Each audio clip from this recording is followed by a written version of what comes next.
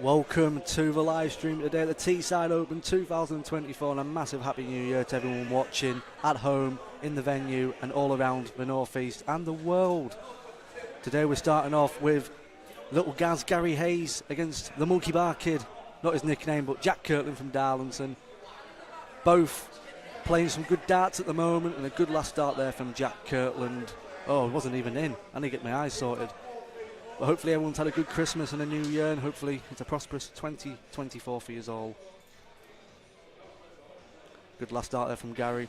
Jack, hopefully can he follow it? Good second dart. Can he third? Unbelievable switch there from that drag into the one. Should be a good dart for Gary. Should follow it, split in the middle, and he just goes a begging with the treble. A little bit about Jack Kirtland's throwing now. He's from Darlington, aged 27. Some might say he's the life and soul of the party, but I didn't even realise gingers have souls. But it's a battle of the gingers. Who's going to be coming out on top? And a good switch again from Gary Hayes. Both are struggling just to find that rhythm, but switching from that single to the treble has been working for both players so far. That's criminal there for Jack. Should be switching, and he has with a great switch. Puts a bit of scoreboard pressure on for Jack Kirtland. Gary's hoping to try and leave a two-darter, and he should do from here. And what a third dart there from little Gaz Gary Hayes. Jack, can he find the pressure? Oh, he's going to switch. He's going to stay there for the 180. And an unbelievable scoreboard pressure there from Jack Kirtland. Gary, 43 left. Should be single 11. Double 16 for the first leg. Can he follow it? And that is tighter than my shoelaces on a Sunday morning, and that was an absolute brilliant 4 darts from Jack Kirtland. 177, puts the pressure on little Gaz and takes it out. First dart, double 11. Breaks the throw with a 16, and look at that, he's finding that treble. The confidence is brimming for Jack Kirtland, now 180 to start the match off. I tell you what, the soul is brimming. Gary, he was the semi-finalist last year, losing out to eventual winner in Robert Grundy. He's hoping he can do one better or maybe 2 better this year. That's unlucky there. All three trebles, but 2 in the wrong bed. An Irish 135. That's a good last dart there from Gary Hayes.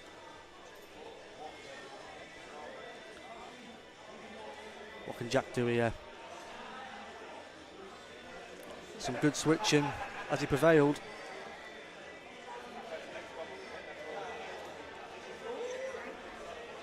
So in a bit of trouble at the moment with the string with the scoreboard, but I'll try and keep you updated. I'm just going to get up my phone now, and a good last start there from Gary Hayes.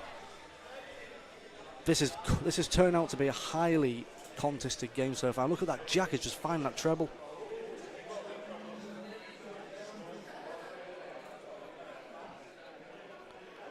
Jack leaving 50 after 12 darts. Gary needs at least 2 trebles here. Could he get a third for a 180?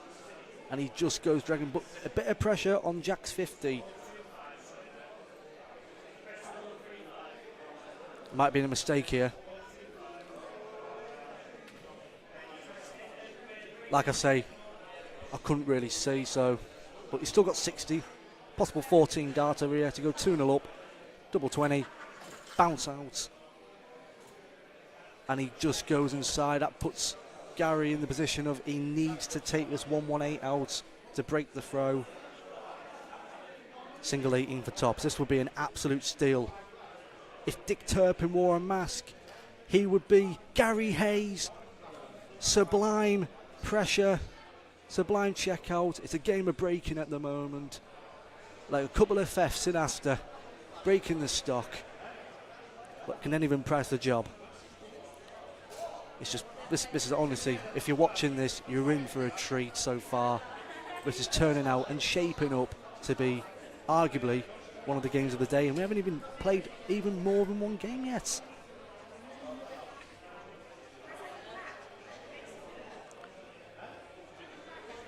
A little bit about Gary Hayes. He was supposed to be doing a sober couple of months, but he's opted to go on the beer today, which, shame on you, Gary Hayes.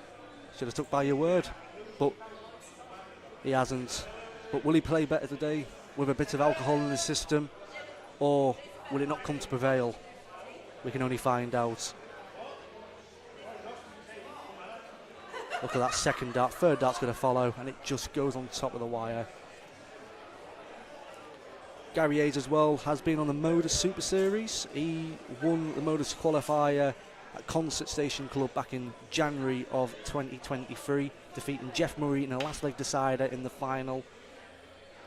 He had a decent week down at Modus, but wasn't able to get to finals night.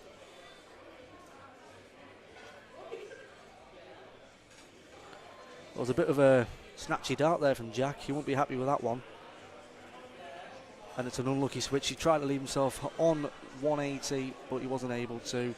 Gary's got 6 darts here from 145. Probably switched down to a 19s. And what a dart to leave 48 after 15 darts. This is some unbelievable scoring from both players here. Jack needs the pressure. He needs to find that treble desperately. And he goes a-begging, but still leaves himself on an achievable finish. But will Gary take out his 48 to hold the first time in the match? And he does. 17 dart holder throw for little Gaz, Gary Hayes. Now it's a question, will Jack be able to follow the hold of Gary Hayes there, or will Gary be able to break for the second time in the match? But Jack starts off strong there with a nice ton. What can Gary answer with?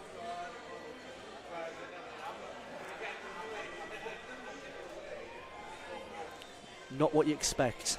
But there's Jack. I think when he's found that treble, when he finds a treble, Jack, you'll find his next 2 or 3 visits will just be heavy hitting scoring. It's 97. I don't have to do the maths.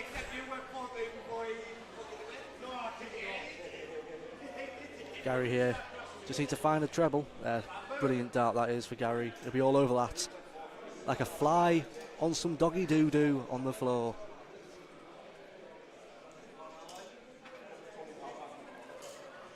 That's tight there from Jack Kirtland. A little bit about Jack as well. He's a former Yorkshire Youth and County Durham Youth player, and also County Durham Senior player. His walk-on is On the Road by Post Malone. Will he be on the road to nowhere, or will he be on the road to winning and going into round 2? So far, it's looking in the balance, and he won't be happy with that visit there. Gary should be looking at 19s here. Brilliant ball management. Still stay down there. Single. Oh, that's what you call an absolute hamper there. Opened it up. He got that cheese and crackers. He got the chutney. He got a little bottle of champers as well with that. But Jack can't find that treble, so Gary possibly takes it out. If he possibly treble here, because Jack's on a 136. And he's missed that big treble there. Probably go to 18s here, leave 36. And he doesn't. Leaves himself 72 though. Quite handy. But what can Jack answer with? Treble 20's the play. And that is absolutely Bill Shankly. Right in the bottom onion bag. And he can't find a treble, so Gary's coming back to the board. Possibly a dart at double minimum if he sticks to the 16s. And he finds that treble. That's a Brucey bonus. Double 12. Oh, in the words of TK, no one misses double 6. But Gary Hayes does. That is absolute wayward. Pure driftwood. Travis. Jack 92. He might go bull here. He hasn't. He's played the safe option. And he tried to go treble 12 for double 18, but doesn't come to prevail. But just leaves it handy. Gary with an awkward double 3 to go 3-1 up. To break the throw. He's going to get a dart at double 1. And he goes inside, gives Jack an opportunity. As I said with Gary Hayes, he took that 118 out. If Dick Turpin wore a mask, he would be. He would be.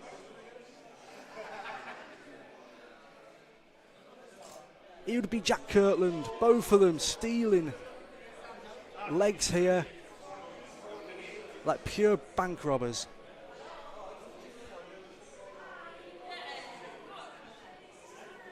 Gary, look at that peach of a first dart. Can he find a third? He can't, but he won't be grumbling with 100 there.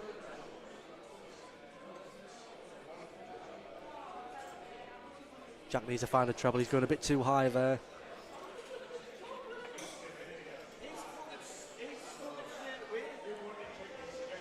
Look at the concentration from little Gaz. Look at that. It's just fluent, his arm movement. It's just a straight action, follow through. Keeps that elbow in a stagnant position. Same with Jack Kirtland's throw. He's quite leant over. But you can see that elbow's slightly dropping when it comes to the second dart in some of the visits. If he keeps the elbow a bit steadier, he should be okay. But Gary here, look at that, leaves himself 206 after 9 darts when Jack is adrift in the 400s. Whereas the Jack Kirtland in the first 3 legs, he's went missing but finds it up, finds that treble. He's trying to shut me up every time I give him a bit of jip. But look at this, Gary's not phased. Treble 18 should be. Oh no, he tries to go big, tries to show off, but leaves 66 after 12 darts. Jack, all he can do is hit and hope for this leg and start afresh in the 6th. If Gary takes out this 66, he's got plenty of time. But he could get 2. He could just do it in 12. He split. Oh, he's trying to do a Luke Littler. He didn't. Oh, my apologies. I thought it was in 65. Oh, jeez Louise. Oh my God, I'm getting too excited. But Jack, some bad ball management there. He should have stayed in the 20s. A bit high with a leverage 155. Gary here, double 8. Doesn't matter if he misses. He's coming back. And he just goes on the inside. Jack here needs to find that pressure. Arguably stay there to leave 120 at a minimum. The treble will leave 82. And he's only going to leave 120 to Shanghai. But Gary, double 4 to be 1 leg away to the second round. Oh, that's tight. Oh, that's tight. Go on, split it in, stick it in. And that is some sloppy finishing from Gary Hayes. The doubles haven't been kind to him in the past couple of legs, but Jack doesn't get a shot, so Gary's coming back to the board and ideally be thinking he needs to take this out, otherwise Jack will pounce like a cheetah on a gazelle. Double 2. Oh, madhouse. Is he crazy enough? And he goes inside. He's just messing around when it comes to the doubles here on the outer ring. And as I said, for the 3rd time, if Dick Turpin wore a mask, it would be double 7. So let me clarify, if Dick Turpin wore a mask, he would be not Jack Kirtland. It has to go now for Gary. 8 darts at double and finishes in the 9th. Arthur Bocker, number 9. Knock on the door, let it in. Board 4 coming up, Mandy Stevens, Tony Wood, Anthony Kirstermark. Jack here, Tony Wood, board 4. He needs to hold. Well, it could be a 3rd break for Gary to win the match. And Jack with a 23 there gives Gary all the confidence in the world. That's a good last dart there from Gary Hayes. The things I like about Gary Hayes, he hasn't got a care in the world. He just goes to the ball and look at that there from Jack Kirtland. Great little switch, 2 trebles, gives you the single, puts in a good position. But Gary, look at that reply. What a reply! Good little 140. The thing about Gary Hayes, he only played 3 events in the Vault Series 5, all 3 at the Port Track, won all 3. Overall average 74.86 with a first line of 84.66 in Series 5. He will be playing tomorrow at the Middlebeck. Colin Smith, who has been applying some good darts as of recent. So it'll be an interesting match. Part 2, can we have Ryan Garner, Barry Davies? Can he find trouble? Jack doesn't. So Gary's going to have 6 darts at 167. He might only need 3. Now he will need the 6 now. But as it stands in the Battle of the Gingers, Gary's got all the soul, and Jack is more of a ace hole, in the words of Red Dwarf.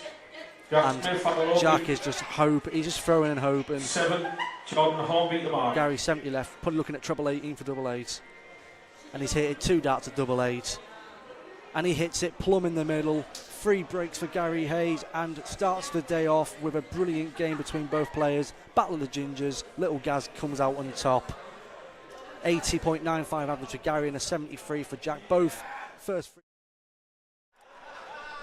3 or 4 legs were brilliant. Doubles deserted both of them in lack of scoring. But we'll be back in a couple of minutes with our next game. Much love, peace out. Board 6, Johnny Barnes, Carl Henry. Board 6, Johnny Barnes, Carl Henry.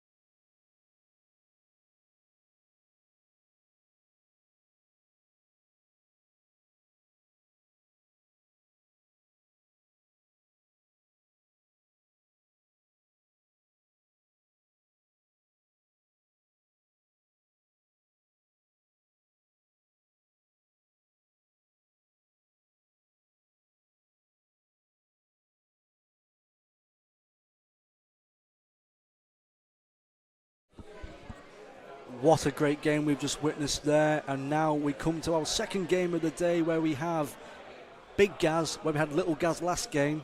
And now we've got cardboard box, Charles Winspear, the spear from Whitby.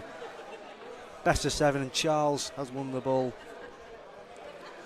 This should be a corker like the previous game there.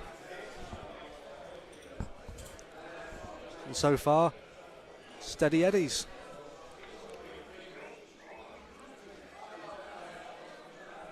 Gary Stevens that's throwing now, aged 60, and I can't believe that. He looks 45. I don't mean stone, I mean by age.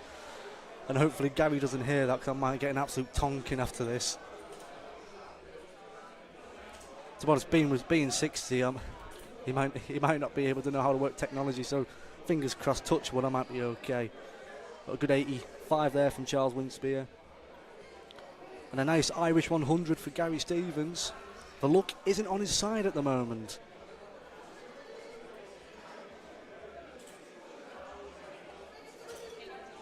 Tight third dart there, but good little tongue for Charles Winspear. Starting off quite stagnant in this game, but Gary is just dragging behind.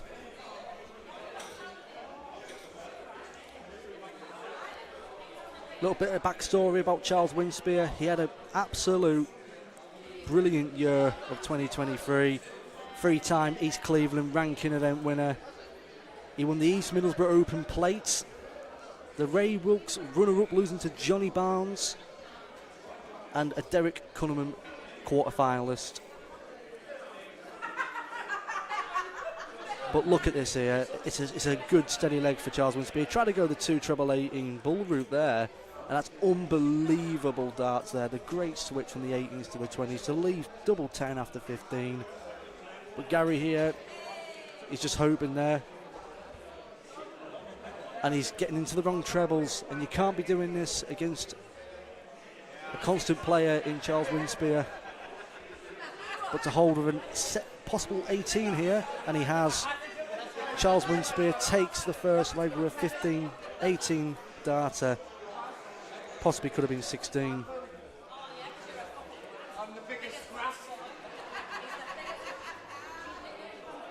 To be honest with you, it's early days, but Gary Stevens will be thinking, what's happening here? Hopefully he can pick up the pace and find a bit of rhythm and consistency when the match carries on. Bearing in mind, it's a best of 7, so he's still got a possible 6 legs to play, so he could be okay.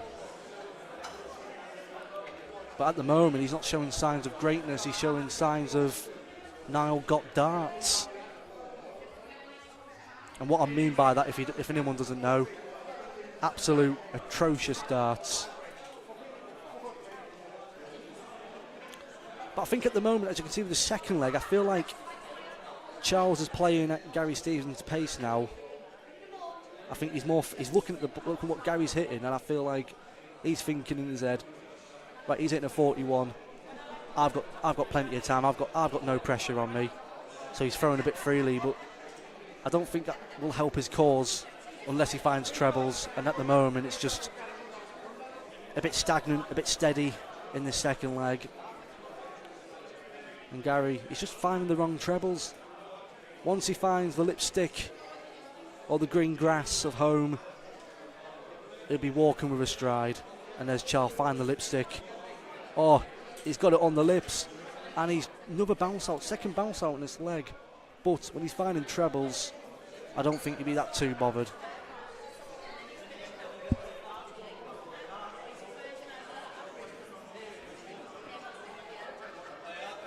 So looking there for Gary. Gary has an immense amount of experience, so you would think that gives him the edge in this match, but it's all about ability and it's all about what happens on the day, and both players are capable of winning this event or winning this match. And Charles is showing signs of being the front runner in this game with some great scoring and steady darts. And Gary only finding the treble once with an 81 in the first leg doesn't look too steady, but could be a 164 here, and that's unlucky there. Could have been, but he tried to go for that treble to leave 32, but he won't grumble for a 2-darter. He needs to find that treble. That would be bad ball management, and it is from Gary Stevens. he should have been starting there on the 20s. 2 singles and left at 25 to leave 170. Charles here.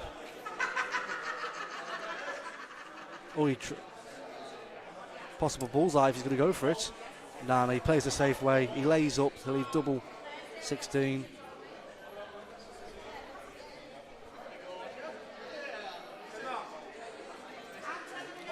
And Gary just cannot find anything at this moment in time.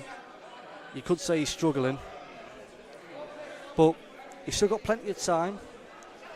Charles in pole position to take the second leg, and he's going close to the double eight. He's trying to do exhibition. And that last dart was very tight on the wire, but Gary, he's got a likely shot to pop the cork off the champagne. And he's nowhere near the 25 or the bullseye. And Gary, he's just hoping and hitting at the moment, and nothing's coming to prevail. Charles, double 16. And finds its second dart. A less convincing 26 darter in the second leg there. Breaks the throw. But Charles here hopefully forgets about that second leg and replicates what he did in the first. Should be switching here. And he does, but doesn't find that treble.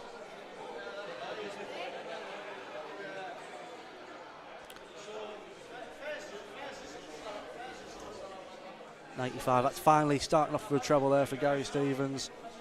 So if you look at Charles Winspear, it reminds me of a cartoon character. If anyone knows this, I'll be very shocked because, but wait a second, 180? And he doesn't. I'll carry back on. Now, if anyone knows cartoons, there was a 90s comedy called King of the Hill. If Charles Winspear had a low taper fade, it'd remind me of Hank Hill. And I'm not trying to gaslight him with that. He generally looks like Hank Hill. And what a great switch from that single 5 to the 2 treble 20s. This is some liquid stuff from the spear. Throwing those darts like javelins in the Amazon rainforest to try and get your lunch. Should be starting on 19s here though. If you can find that treble, makes up for it. It's a weird switch, but leaving 1-2-5, quite handy. But can Gary try and find that lipstick? He needs to follow that second dart. He does not. He goes a bit too low, drags it. Charles here, 6 darts at 1-2-5. Starts to the 25, treble 20 for tops. Can't find it. Will probably rest on that. And leaves him a 2 darter when Gary needs to find the pressure. So some relaxation now for Charles Winspear, but if Gary can find another one, he does. Look at that, finds it at the right time, puts that scoreboard pressure on the spear, but can he accurately pin it? Oh, he's going double-double. Double 5. And he goes on the wire. The pressure has got to the spear, and Gary has a chance of breaking with a possible 16. He'll settle for a 17. Follow it, and he doesn't. He had his chance, it went a begging, and Charles is coming back to the board with double 5 to go 3-0 up and 1 step closer to round 2. Board 4, can we have Lewis He's Durant, getting further away. Stephen Elliott. He's in a different postcode. He's in a different Lewis county. Durant, Stephen Elliott, Mandy Gary's Stevens, coming back to the board now with an unlikely chance. Double 5, and he absolutely puts that into the paw track. Single 5 left, single 1, double 2, and he hits it. 3-0 up. The first leg was so nice, but hasn't been repeated twice. And Gary is looking a bit complexed. But look at that second dart. If he find the third, and he does. I think Gary has woken up. If you poke the bear, he will roar.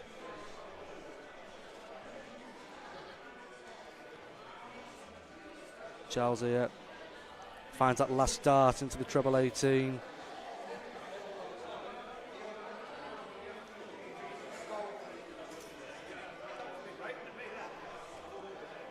It's tight there from Gary Stevens.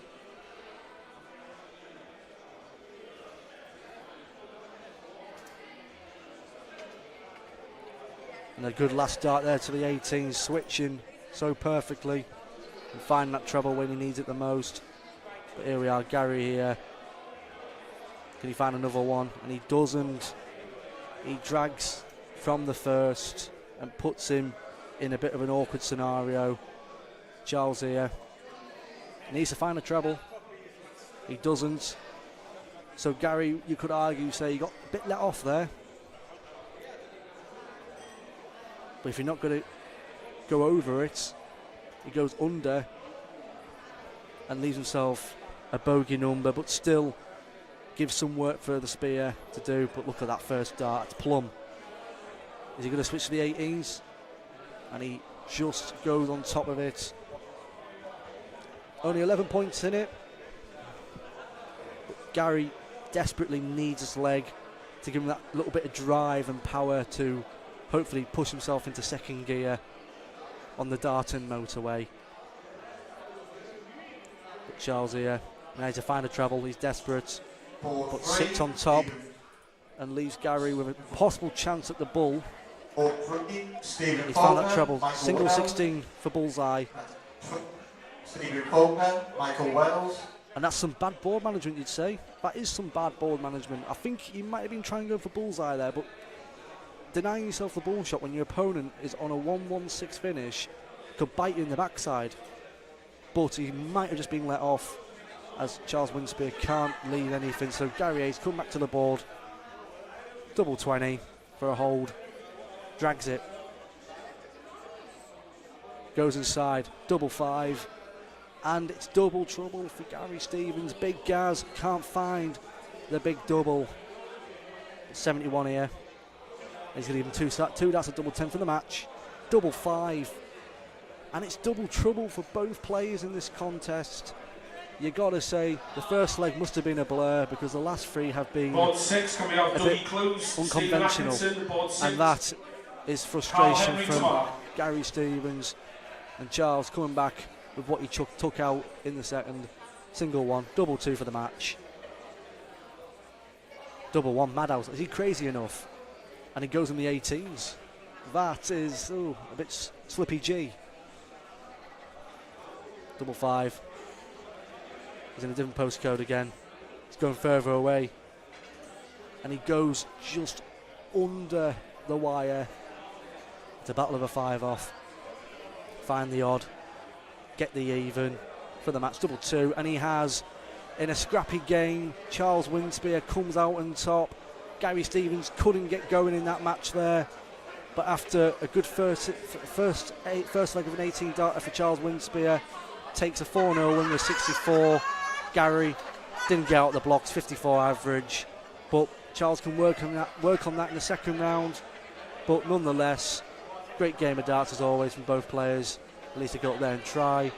But we'll be back in a couple of minutes where we bring your next game onto the stream. Peace out.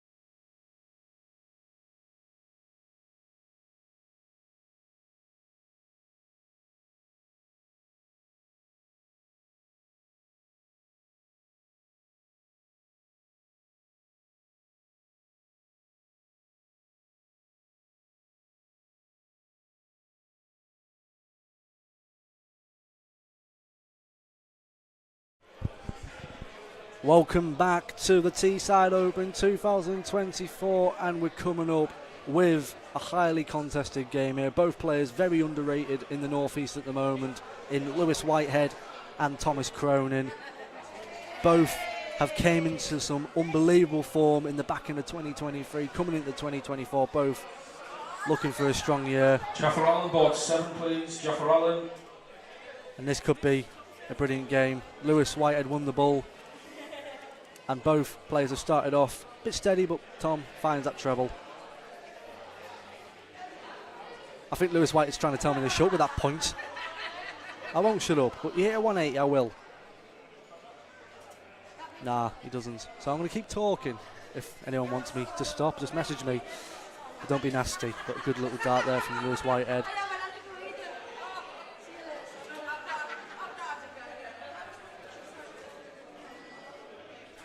It's a good last dart from Tom Cronin. The thing is with Lewis Whitehead, you can look at his throw, it's very methodical. Just the rhythm, the drawback, the elbow, keeping just in that same position. That drawback, brilliant, fluent. It's arguably one of the best throws I've ever seen. And I'm not being biased, although he did give me a tenner prior to the day just to talk good about him, so thanks for the tenner. And a brilliant visit from Tom Cronin. Both players coming out the blocks, firing some extraordinary blows. Like two prime heavyweight boxers at the MGM Grand. But we're not at that casino, we're at the Grosvenor Casino today. And that's tight there from Lewis Whitehead.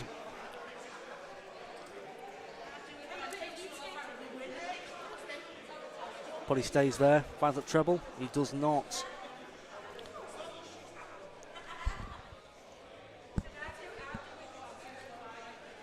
Lewis here, can he find the treble? Just put that bit of pressure on Tom's 138. And it's a good last start there from Lewis Whitehead, lead 108. But Thomas, the Crow, will he fly into the darting nest? And he doesn't, but leaves himself handy with 80 remaining. But Lewis got 108, he's got plenty of options, 20 or 18s to start. He goes on 18s, he's trying to go for the Shanghai, treble 18, and he doesn't. He's to find that treble now, and what an unbelievable board management from Lewis Whitehead. The arithmetic is on point. It could be 25 bull here. And that, you could arguably say that was the wrong choice, but we'll find out in a second if Lewis Whitehead takes his double 18 out. It's close. Can he find it in the middle? It's double 9. Awkward switch. And he does find it. Last start hero, Lewis Whitehead from Hartlepool, goes 1-0 up in this best of 7 match. But what can Tom answer with in this second leg? Can he hold? And with that first visit there of 95, it's looking into a comfortable position. A little bit more about Lewis Whitehead. He made his debut for Cleveland County this year. And currently, as it stands, he is unbeaten in both the A and the B. And hopefully he can try and continue that form this year. But look at this, Tom Cronin. And that almost did a Gary Anderson, but he'll take the 120. Could have been a lot worse there. Could have been a lot worse. Lewis White has just done a little lap there around the preceding area. But the thing is, like, with how he throws so methodically and so precise, the weight of his dart, a 26-gram dart with a thick barrel and a massive scallop on the end, it's remarkable how he just keeps so straight and finds just that grouping. It's miraculous. Like, I'm no scientist, but I'd love to find an answer for it. But Lewis here on the back foot in this second leg. Tom Cronin playing some double decent stuff. And a good last start there from Lewis Whitehead. Lewis also is playing in the money match on the 17th of February at the Middlebeck. And I tell you what, this lad has some followers. 70 people as it stands he's bringing to that match to play against Sean Woollyback Matthews. I tell you what, Hartlepool is massive everywhere they go. Well, unless you're a Darlington fan, it's a little place, Hartlepool. But hopefully people are watching and enjoying this game. I'll tell you this right now, it's looking to shape up to be a nice game. And Tom Cronin here should have went down the 19s, who'd have fought first, but finds that last dart, leaves himself a comfortable 97 after 15 darts, hands it over to Lewis White and sees what he can reply with. 204, he has to be going 20s here. It's good thinking. His ball management, Lewis White, I'm actually very surprised with his ball management. But I think what it comes to adopting with, when you throw so methodically and so slow, I think it just comes hand in hand with your ball management, your counting. Because you take your time with your throw, you've got that couple of split seconds to think, you know what, am I going to go the safe way or am I go unconventional? And it's good ball management, but he just couldn't find that treble there. But he needs that pressure. 25s could be. He looks up to the treble 20 to possibly leave 60. But only leaves himself a stagnant ton. But Tom Cronin, 65. Should be looking at 25 here. 47 left. Knowing Tom Cronin, he probably goes for the 15 here. Single 15, possibly single 7 for double 20, and he hits a 15, double 16 for 21, and he goes inside on the wire.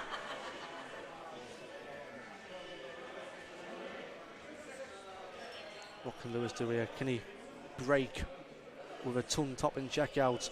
He's going to have 2 darts at double 20. And what an absolute ton topper.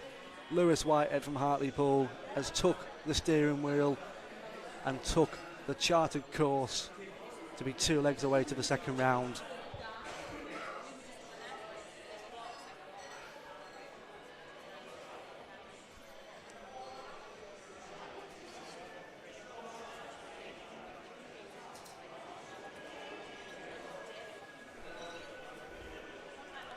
There's a good start to the third leg for Lewis Whitehead, but Tom Cronin's following. Is he going to switch there? It looks a bit wobbly, but he doesn't. Puts that ball back in the court of Lewis Whitehead.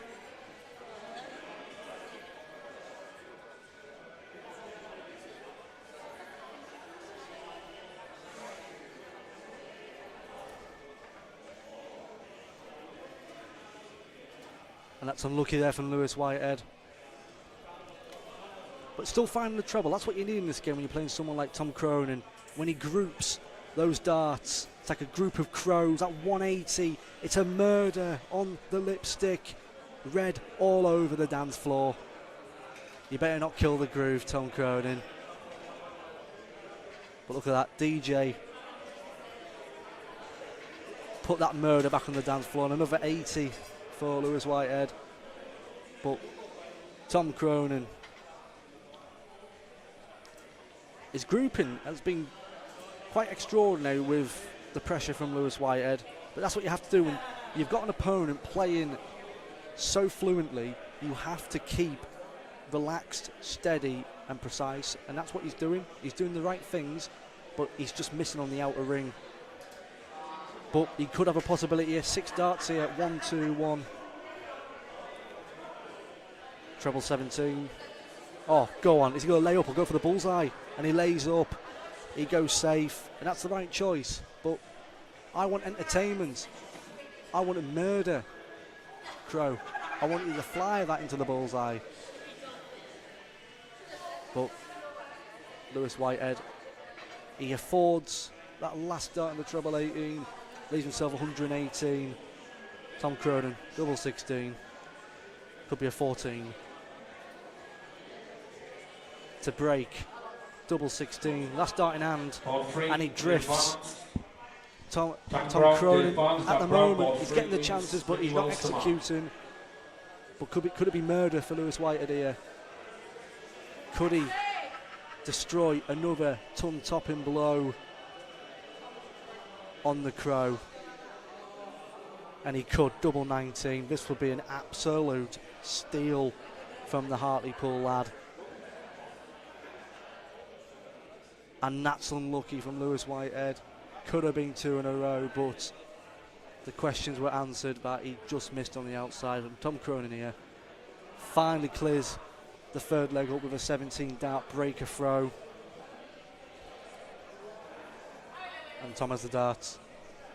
Lewis Whitehead has a few fans. You've got the Billingham Bellanders, who are currently top of the Thursday night Super League. That consists of You Can't Hamper the Stamper, Sam Dixon, Carla Boyce, Fran Elwick, Carl Oddsworth, Potsy Anne-Marie Potts and Mandy Stevens. And it's a steady 60 from Lewis.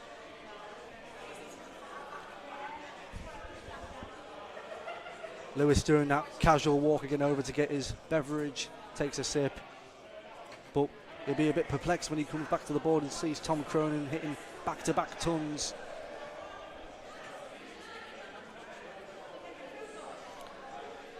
And if anyone has been an avid viewer of the live stream since we came to the TDC in 2023, you will remember Tom Cronin's run at the Pete McManaman Memorial back in September, where he took Tony Wood to a last leg decider being 4-1 down, but losing out there 5-4. And with Tom, look at this, it's just murder when he finds that lipstick. The grouping is just insatiable. And it's putting Lewis on the back burner. See the concentration there. He's hungry, he's adamant for that treble 20, he found it last dart, but Tom Cronin, 6 more darts for 161. He's just going to play the set up. What he would do for a treble, but leaves himself to Shanghai.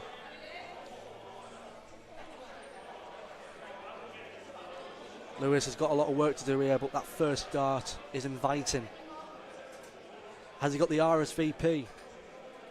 Will he be able to put himself for a checkout? He does not. So gives Tom Cronin 6 darts at 120.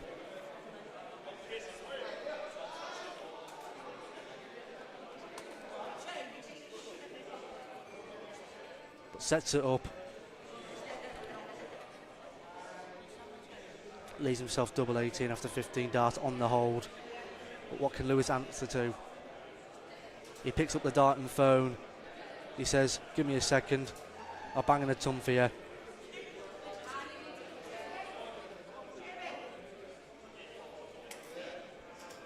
And look at that from Tom Cronin. Holds with a 17. 2-all. Best of five now. Let's see what these next legs have in store, because so far this is an absolute enticing game. If you're not watching this game, I don't know what you're doing with your Saturday afternoon. I'm telling you, you're not doing something good if you're not watching Tom Cronin against Lewis Whitehead at the Grosvenor Casino, the Teesside Darts Open. On what next? Coming out, Paul Allen, James Walton Sr. Lewis Whitehead, he's woken Paul up. James Walton Sr. You poke the bear, he will roar. Douglas close to mark. Like I was highlighting at the start of the match, both players have had a surgence of form in the past couple of months. Lewis Whitehead, I tell you what, he's started playing more darts ever since he joined county. He plays for the Hartlepool Lions. Was it the Bears? I get them mixed up, those daft NFL names. But he plays in a team with extreme calibre of Robert Grundy, recent tour card holder. Congratulations to Robert. And Gareth Hayes, who are both playing some good darts. I mean, you've got the youth talent in Callum Beddoe in there. So playing with those type of players will give you that drive, that panache to play well, with that confidence. And this is a brilliant leg from Lewis Whitehead. Leaves himself 62 after 12 darts. Jordan Matthews talking to Liam Judd there in the background about his glory days back in the PDC in 2015 on the development tour. He's saying, you know, I beat Luke Humphreys. I beat the world number 1. I told you, absolutely hammered him. But back to this game. Oh, bit of a slip there. 42 left. But leaves himself double 16, where Tom needs pressure. That's what he needs. 59 minimum. He has to stay there. He has to stay there. 19s now, has to stay at 19. That's the one. Good ball management. Puts a tiny bit of pressure on Lewis Whitehead, but on the throw, can he just adjust? It's perfect, that for him, on that side. And he passes the Dutchie. 3-2 to Lewis Whitehead. One leg away to get to the second round. But whoever comes out of this game the winner, both players should keep their heads high because they're both playing extraordinary darts at this moment in time. An unbelievable last dart there from Tom Cronin. The Crow, he wants to fly into the second round, but at the moment the gusts of the Pooley is halting his progress, because when you're finding trebles like this, it's just an absolute murder. A group of Crows, it's just tons galore in this game. Trebles are flying all over.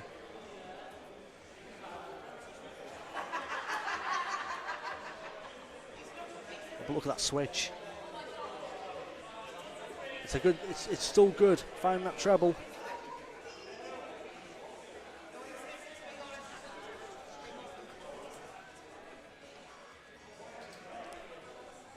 And another ton there from Tom Cronin. Could be on for the perfect 15 leg.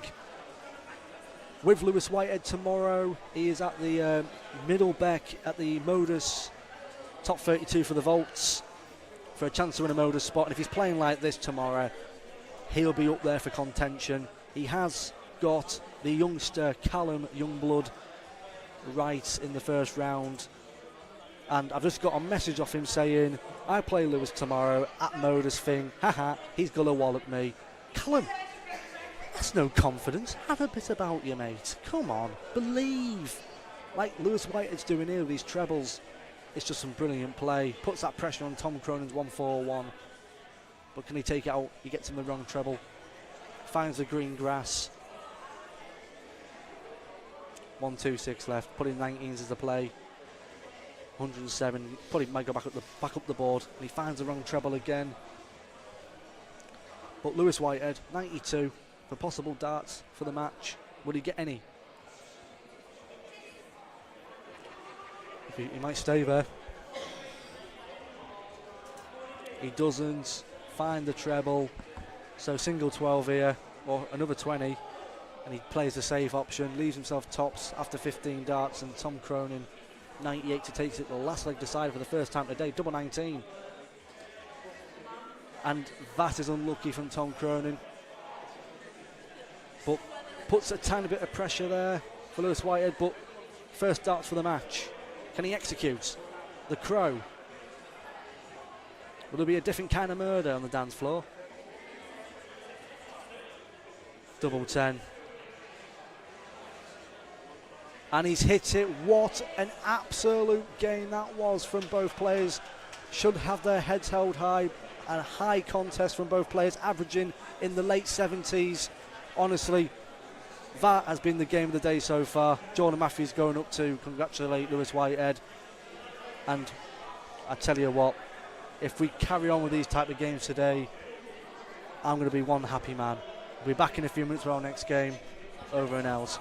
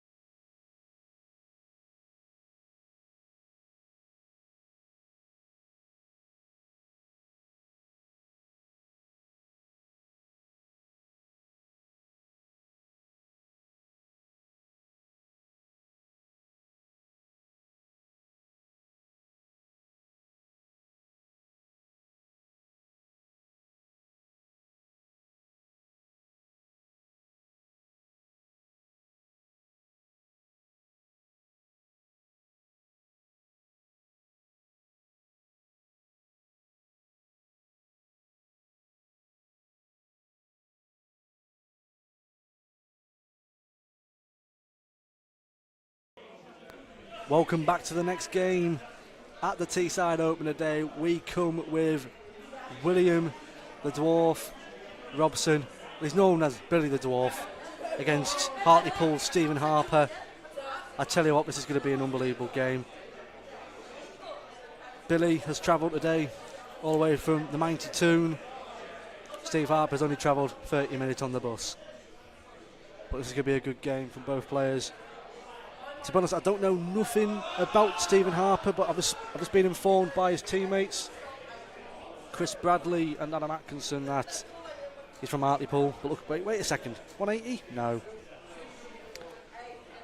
So I've just been informed there. He is a hod carrier. If you don't know what a hod carrier is, it's basically bricklaying, basically brick hod, carrying a shit ton of bricks. You can tell he's a strong lad. Look at this. It's a good start from Billy Robson. And I tell you what, I am quaking. I am quaking in my boots, because tomorrow I've got him in the ADC Vault Top 32. And I tell you this, if he keeps his form up in this first leg, I'm in for an absolute tonking.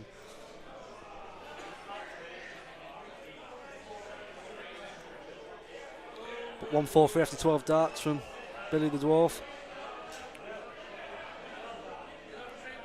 And he can't find that treble, but leaves himself handy. Steve Harper, as you can see on the back of his shirt, the Vic Arms, that's a team and a pub in Hartlepool where he plays alongside Chris Bradley and Adam Atkinson, to name a few players.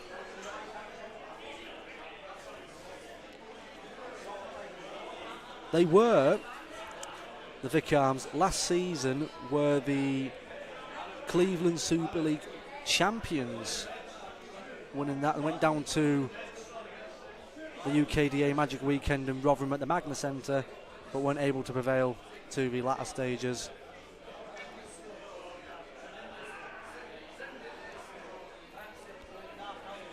Steve Harper looking a bit shaky at the moment.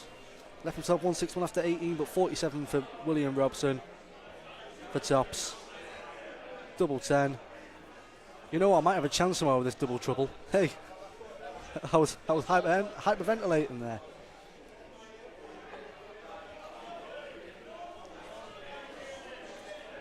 Steve Harper can't find those big trebles that you need. Double 10, double 5, and he finds it second dart. 23 dart holder throw for the first leg of this best of 7 contest. Bit of a shaky start, but Steve Harper looks relaxed now. Look at that. He just needed to find his feet, dip his toes in the water, and a 1-2-7 will help his cause.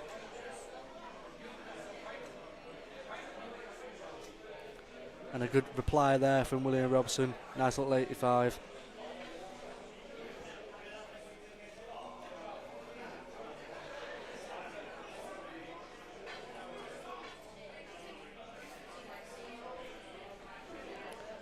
Nice little switch there for the first start from Steve Harper.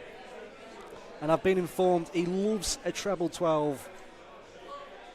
But that's a wrong red bit to find in this game. If you want to win your matches, find those treble 20s and you may come to fruition.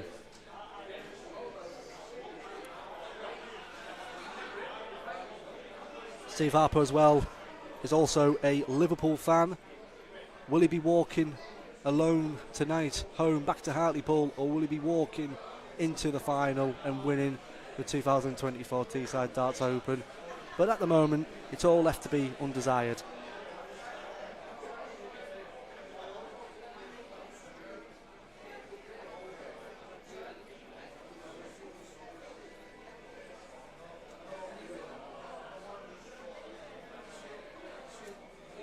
Tight there from William Robson.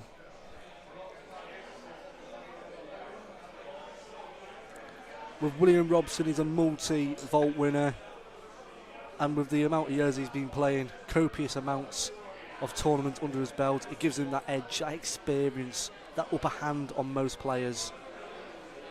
But so far, both starting steady enough. Look, it's 1-3-4, 74 left. And that is, I don't know what he was going for. I'm supposed to be the commentator, and I didn't know what that dart was for. Was it for treble 20 or treble 18? We just don't know. But he'll be coming back to the board with 56. But can William Robson put the scoreboard pressure on? Treble 18 to leave yourself double 16. Steps back, takes a breath, and just goes underneath the wire. So Steve Harper could have possible 2 darts here, double 20.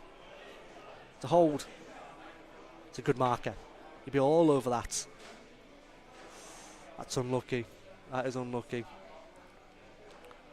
68 for William Robson, 53 left. Little whistle there. Tops. And drags it. Steve Harper. He's coming back. Double 20. And he holds. It's a holding game. They're holding hand in hand. But will it all be a blur for one of these players? Or will one of them be in a state of oasis? And a good visit there from William Robson.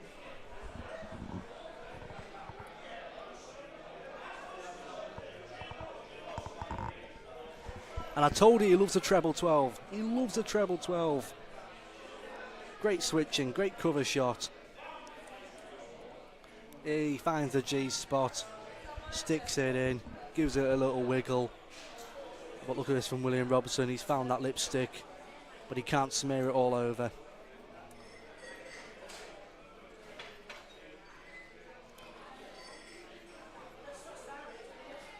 It's both players at the moment throwing quite steadily. William Robson looking at around about a 74 average, as Steve Harper looking around about low 60s. But still, it's early in the match. It's only leg 3. Possible 7 legs to be played. Steve Harper, he just needs to rest on top of that. If he attacks it, he could find it. And he was going up and up and up. He was just climbing up that 20 ladder, hoping for something. And he didn't score 60. Who's put that in? And, oh, William Robson leaves himself 170. Let's see what happens. 250. See Harper, and he's found that treble. And he doesn't. Now what can William Robson do here? Can he get his fishing rod out? Can he reel it in? Another treble 20. And he just goes on top. He caught a boot. He didn't catch a big fish. He only caught a boot. And some second-hand DVDs. Tell you what, go down to Stockton Market, you might flog him for a £5 for free. 71 now for William Robson to go 2-1 up. 67. 17 for Bull. Oh, steps back. And plays the set up, rightly so.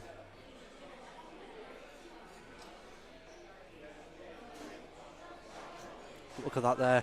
Bit of pressure. And he's trying to go for that switch to the treble 12s, but it's not really helping. Should be doing it first darts. And he finds it. Another hold for William Robson. Great visit of a 19 darter.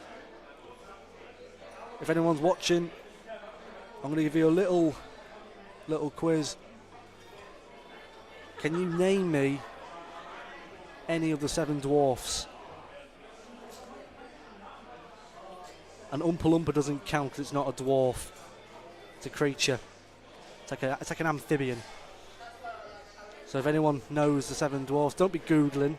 Don't be cheating. I'll find out. Send me a message on Facebook or tag me.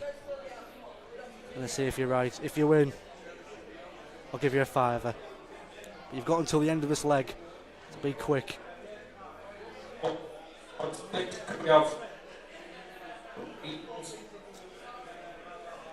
Next, Ryan Johnson, Colin Peacock, Paula and Mark. Board 7, Dave Paulson, Jimmy Owens. Look at this visit from Billy. Board 7, Dave almost, Paulson, Jimmy Owens. almost a 180.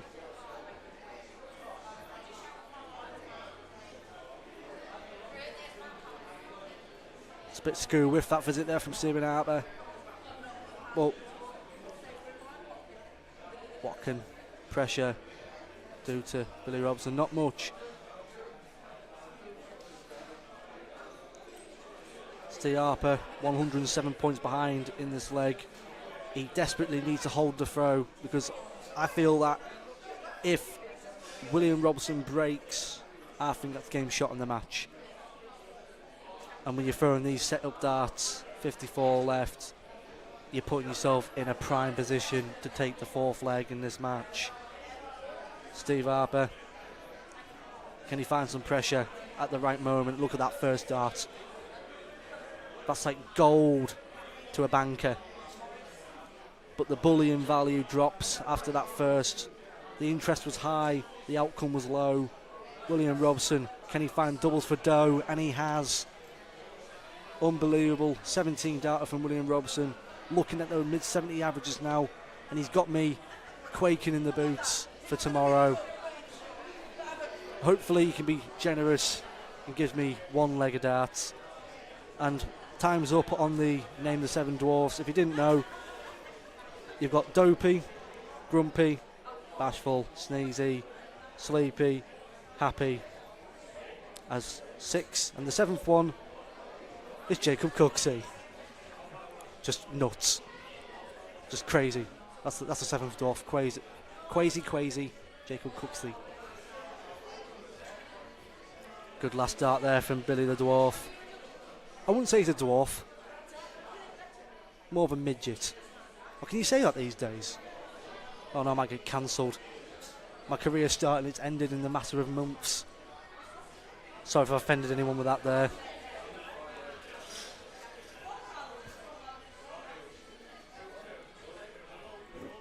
It's only a steady visit from William Robson. Stephen Harper finds that treble, finds the red bit. Can't find the third.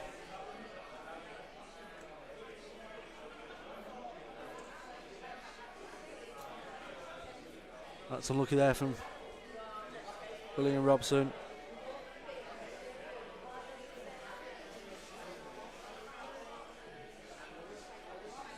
That was close to the top there, that first dart, but good little switch to the last dart, but doesn't leave himself on a finish. But he won't be worried because Billy isn't on a finish as well. To be 25 there, and that's some bad ball management, you'd think. Should have been going 25 last dart to leave the big fish.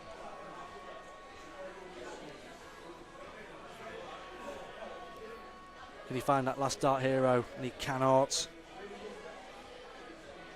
But he will be coming back to the board with a stab at 114. But what sort of pressure can William Robson put on? And that last dart into the treble is immaculate. 114 for Stephen Harper to rescue his chances to break. He can't find that switch. That's unlucky. To be honest, with Stephen Harper, he reminds me of an ex-professional darts player in Jonathan Worsley, just the appearance and the throw. But double 8 for Billy the Dwarf. And he finds it. Game shot on the match. 2-1 of the Dwarfs. Maybe going back to Snow White and the Evil Queen on the table in jubilation to getting into the second round. 73 average there and a 63 for Stephen Harper. It was a decent game, but just some loose darts from both players. But on prevail, William Robson came out on top. We'll be back in a couple of minutes. We'll bring our next game. Over and out.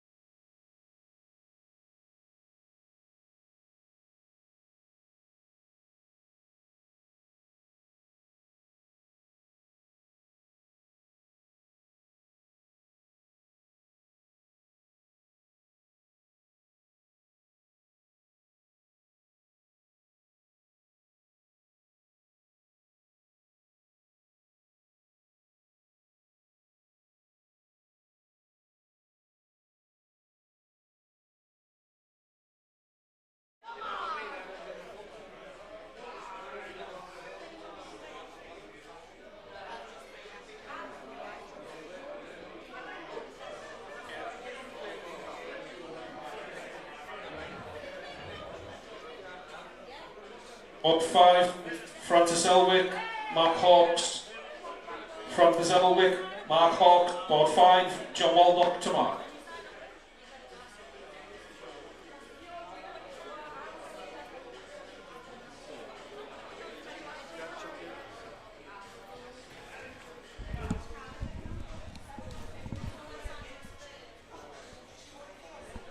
Welcome back to the next game at the Teesside Open. We have a veteran in Colin Foxton taking on Moz, Andrew Maloney, both Borough lads, but who's going to be the better one in this contest? It's a best of 7 still, but we'll find out in the next 10-15 minutes of who will come out on top. And at the moment they're keeping a bit steady-ish.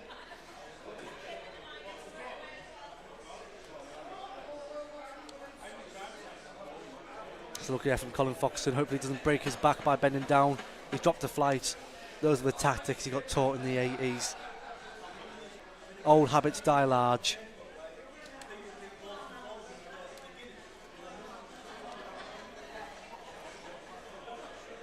Colin Foxton was one of the founders of the Teesside Darts circuit back in the 2010s.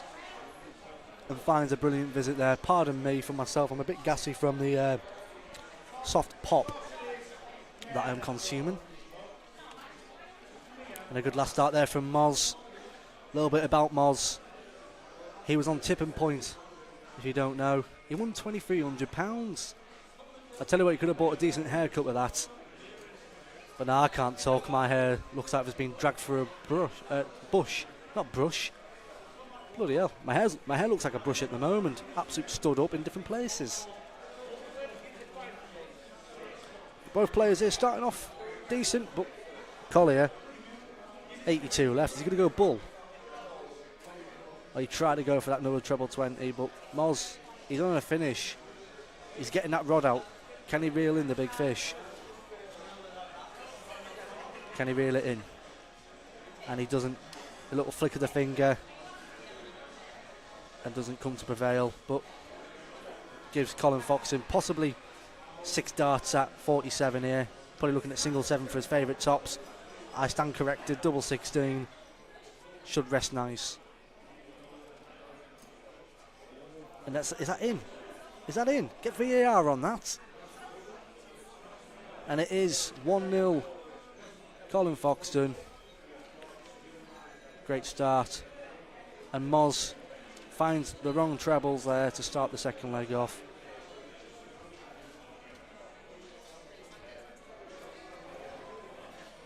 What can Colin do? Doesn't really punish as much, but when you beat a score of 26, it's better than going below the score.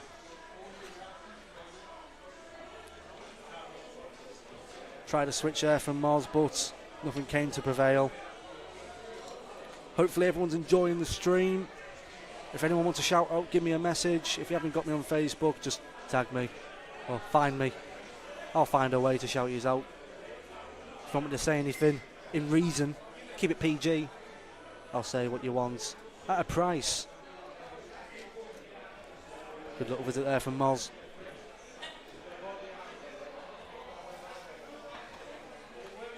Colin Foxton from Middlesbrough is one of the inspirations, as you would say, to get Glenn Durrant back into the game back in the late 2000s into the 2010s. Both of them started the Teesside Darts circuit as a highlight in the first leg. Colin as well as a DJ, a well-experienced DJ, does a lot around the northeast, and look at that, he can also play darts as well. He's a highly experienced player, as I highlighted, 230 caps for Cleveland County in both B and A. He's a multiple vault quarter-finalist as well.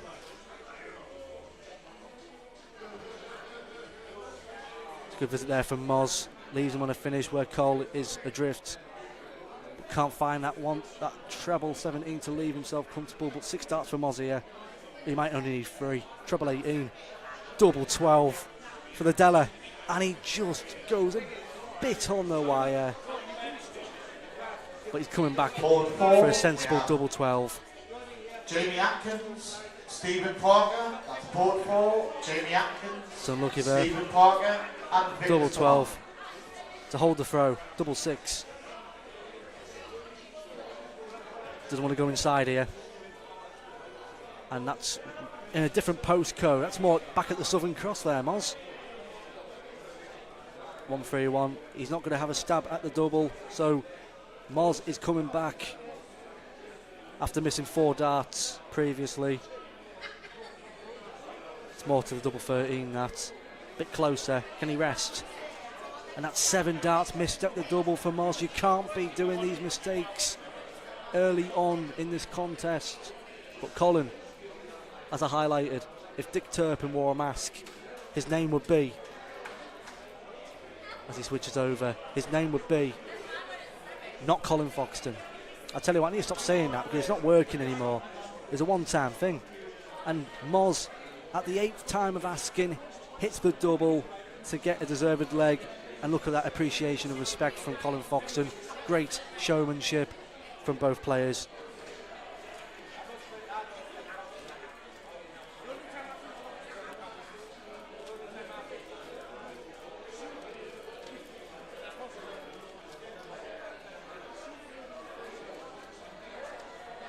A little bit more about Colin Foxton. He was at the he qualified for the TDC finals night back in December at the casino, where he played someone called Niall Gott, and he was defeated 5-2. Now, I don't know who Niall Gott is, but I heard he's an okay darts player, a decent caller, and a slightly okay commentator. But I don't know who he is. Look at this from Colin Foxton. I think he might have heard me. Good little dart there from Colin Foxton. A nice little 180. See, not bad. And I think that's gotten to Moz there, because he looks a bit rattled after Colin finds the lipstick. Oh no, he doesn't want the dreaded 26, but look at that last dart into the lipstick. Possible big fish on the hook, line and sinker if he hits it. But he's going to have possibly 9 darts at the 170 and goes so far away with that first dart. But he's got plenty of time. He can afford that mistake unless Moz can find some trebles.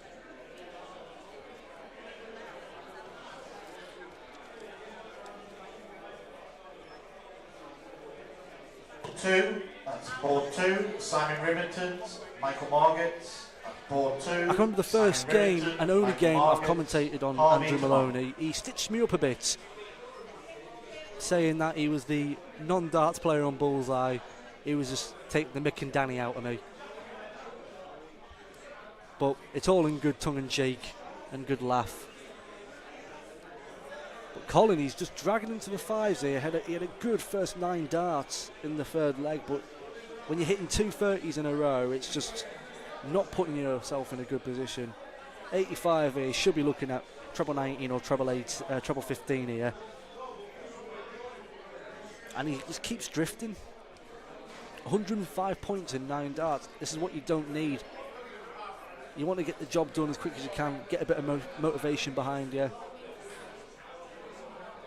But Moz leaves himself 152. Will he get a shot at it? Single 18 for tops. He takes a step back. It's tops. And he goes quite high with that dart. With Moz, he's a multiple vault semi-finalist, and he also is a manager at the Southern Cross in Middlesbrough. Especially mainly Martin. That's in, yes, Colin, it's in.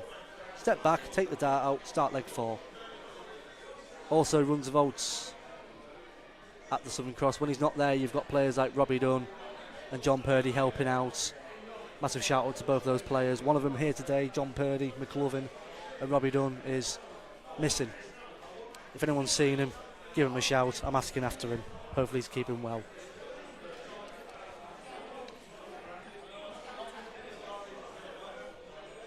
That's a good switch there from Moz. Shows that second gear he's got in his game. And Colin, he keeps drifting into that 5 very high. And he's getting quite frustrated. I think if he does that, he just needs to take a step back, take a deep breath, and compose himself. Because I think at the moment he's frustrating himself, which is giving Moz a bit of confidence. But Cole be thinking, I'll come at the board, he'll be thinking, 30, I'm all over that. Like jam on toast. Finds that red. That's what you need. It's a ton. It could have been a lot worse.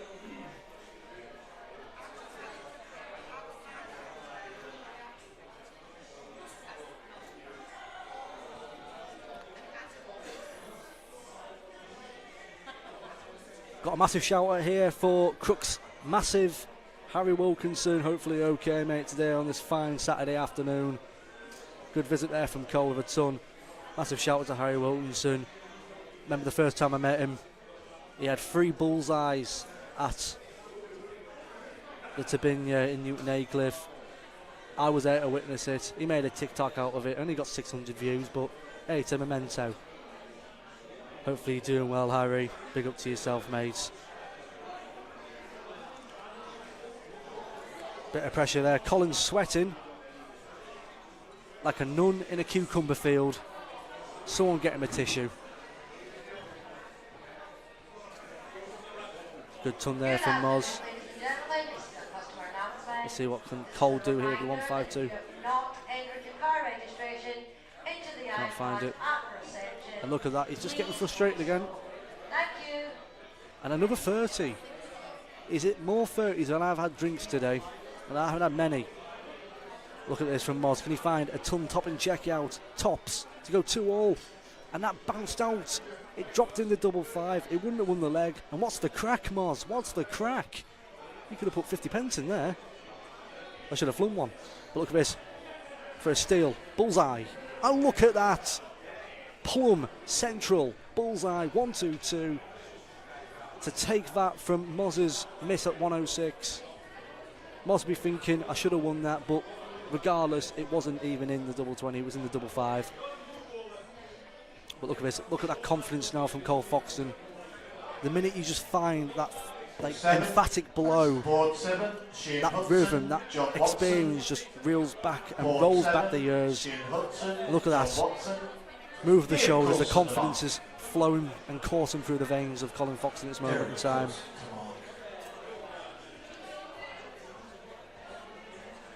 So lucky there from Colin Foxton.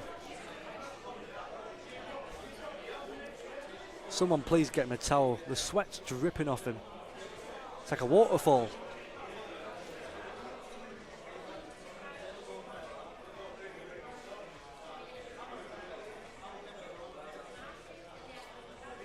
But it is quite hot up there. I was up there for a couple of minutes before, you know, looking at the tablets and speaking to a few people, and it is quite hot up on the stage. And where I'm sat in the commentary box, I can feel quite a humid heat. So I can resonate with Colin Foxton. I can resonate, and with some of the players today, if they're feeling the sweats. It's not out of nerves, just out of heat. But trebles in this visit will just win you it. And Colin Foxton's looking poised.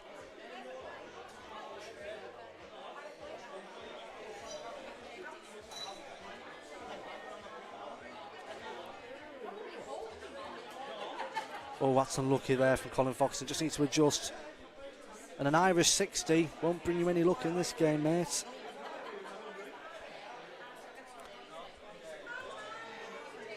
Good switch there from Moz. And finds the wrong treble, but still puts himself in a similar position. There's not much in this game so far. There's only 4 points, but good switch from Colin. Good thinking, board management. 170 left. And that is what you don't want with that dart. That is just slack, in the words. But look at this from Moz. 141 left. He could only go down 19s here. And he went 17s. Nice little 116 to leave you 90 when Colin's not on a finish. But what pressure can he apply? A nice last dart into the ton. Moz here looking at 20s for a guarantee shot bull, and he gets one better, treble, double 15. Attack it, he has to, and he goes a bit adrift, and that, you may think that was his chance, as Colin Fox is up on the hockey, 71 left, 65. He'll probably be going 15 bull here. It'd be silly to go for the 25 and take the gamble. But we are in the casino, he's gambled. He hasn't won the jackpot, he only got a little minor prize.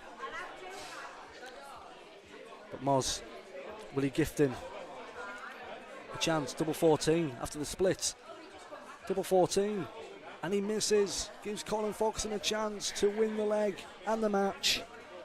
Tops for Foxy. And he finds it. A brilliant contest between both Borough players, and Colin Foxton coming out on top there in a 4-1 win. 64 average, 59 for Moz. Highlights there. That big emphatic checkout of 122 when Moz missed double 20 for the 106. Both players possibly would be happy with that performance. But Colin Foxton goes to the second round. And in other words, we'll be back in a couple of minutes. We'll bring you the next game. Over and out.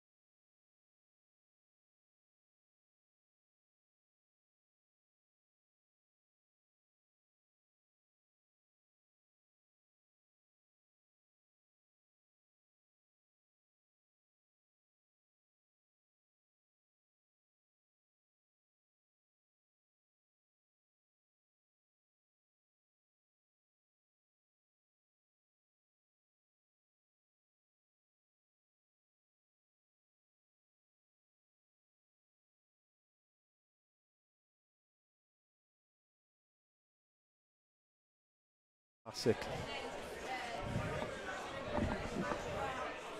We've got Mark Buzz and Sean Matthews. Two absolute cracking players. And they should be a very good game. Looks like Sean going first.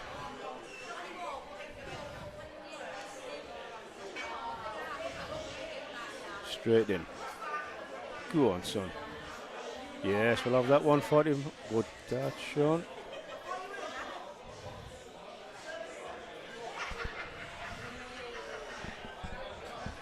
Yeah, good reply back. It's good 40. 100. I'm having this all up. I'm not getting kicked off here.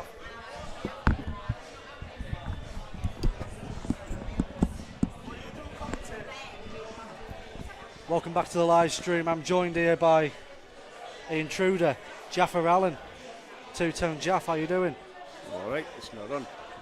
Aye. Can you hear me? You can't hear me. Can you hear me? Well, one or the other. Which one did you pick? Can you hear me? Oh. Is this right one? Yeah, they're both working. They're both working. Right, we're juggling here.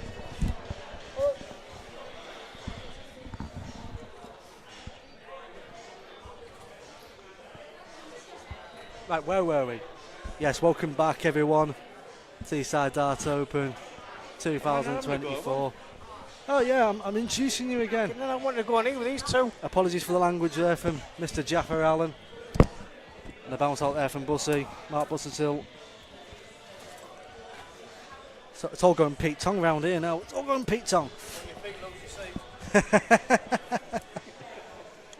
was only keeping it warm for you. I appreciate that, Jaff.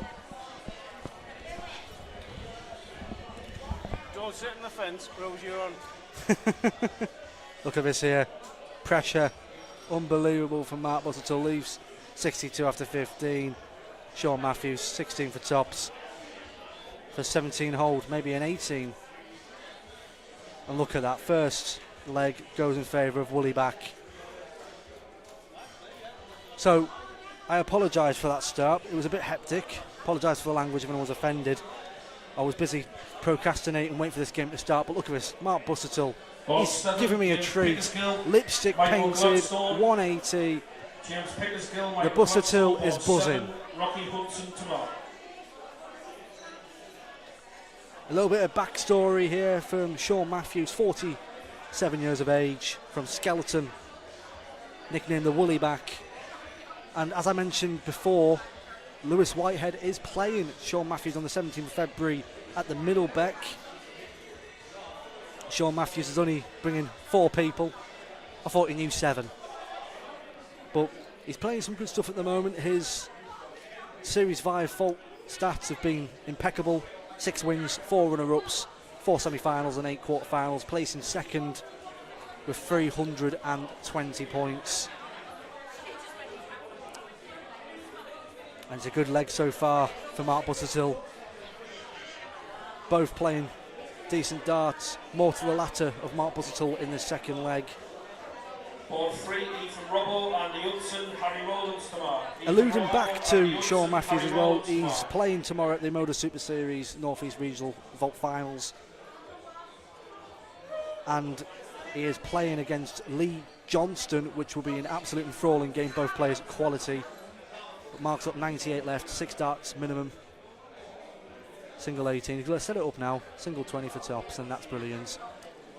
Sean, can he apply that scoreboard pressure? First dart's immaculate. Second dart's just over. Third dart drifted. So Mark Butcherill, 6 darts minimum tops, and he only needs the 1. He's buzzing. He's flying to the hive. And look at that respect from both players there. And our intruder of Jaff Allen. What's he playing at? Came over to try and take my commentating job. Now he tries to come over to try and put Mark Butcherill off. What's he playing at? But this game has got its crowd. Quite a few people starting to master around the stage. to watch this game. Look at this, Mark Bussettle rolling back for years with a second 180. Nod of appreciation there from Lewis Durrant. The blackcurrant sat down. This, I'm telling you, scoring wise, is ridiculous. But you can't find it. Look at that. Good marker. It's a good marker though. And he takes a ton with Sean here. He's finding those trebles, but outscoring from Mark Bussettle. But look at that, finds a 180 of his own. This game has got interesting. And it's only in the third. Look, this is just ridiculous. There's too much red. There's going to be a crime scene in a minute. You've got PC Neil Makepeace coming over. 86 after 9 for Mark Bussettle. What can Sean do? Finds that treble. It's effortless. Possible 11 dart for Mark Bussettle here to break the throw. 82. Might be looking at bull or treble 14. It's a bullseye. Oh, double 16. This is magic. Oh, it's magic. You know. Mark Bussettle doubles for dough. Ridiculous 12 dart break there. Ridiculous. Look at that. He's just finding that treble 20 so effortlessly. It's ridiculous. I can't believe my eyes. I'm lost for words. I'm speechless. And that's a rarity for me, losing words. And a good little ton there from Woolley back. With Mark Bussettle. He's a Cleveland County senior veteran. And look at that, back-to-back 140s. This is just PDC stuff from the Middlesbrough lad. Board 4, Adam Atkinson, Matt Shahal. Adam Atkinson, Matt Shahal, board 4, Jamie Atkinson. Mark Bussettle was at the 2023 WDF Motor Open where he lost to Jelle Claesson 4-1 in the last 32.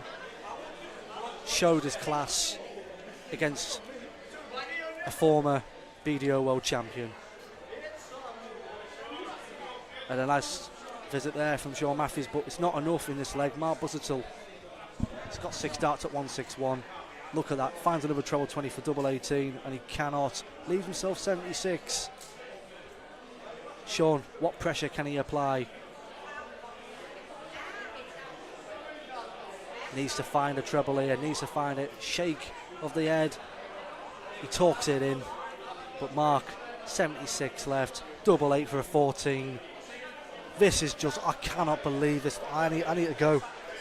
I need to walk off because I'm getting flustered. I cannot believe these darts. 12-14, breaks and holds. Can he break to cap off an absolute enticing match? I'm just lost for words. I don't know. I don't know what to say.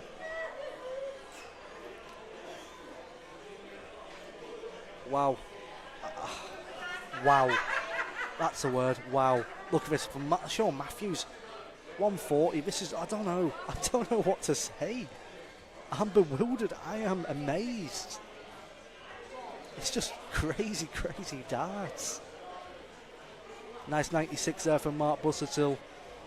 Aged 57 from Middlesbrough. He's currently using the target bolides. 95% tungsten, 5% Mark Bussettle in this game. Giving it 100% when finding the trebles and on the outer ring. But in this leg, looks like they went missing. And Sean is looking favourite to hold for this leg. He might switch to the 18s here, and he has left it handy with 120 left. Back to Mark Bussettle. He's a multiple event winner around the northeast of England, especially events in the East Cleveland area.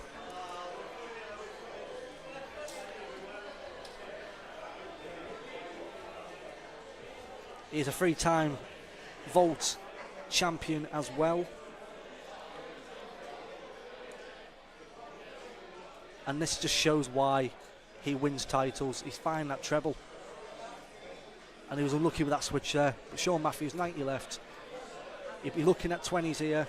Oh, he's gambled at the casino. He's gambled double 12. And that's just unlucky from Sean Matthews. That was his chance. Now can Mark Bussettle punish it? 128.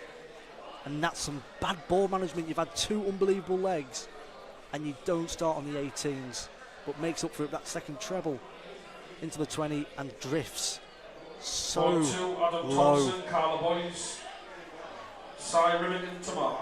Adam Thompson, Carla Should be Boys. 24 board there. I 2, think leads. Sean's trying to correct the marker. Should be 24.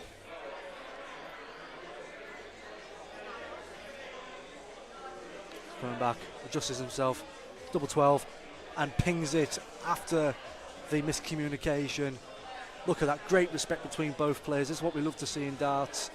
The North East darting family is at large.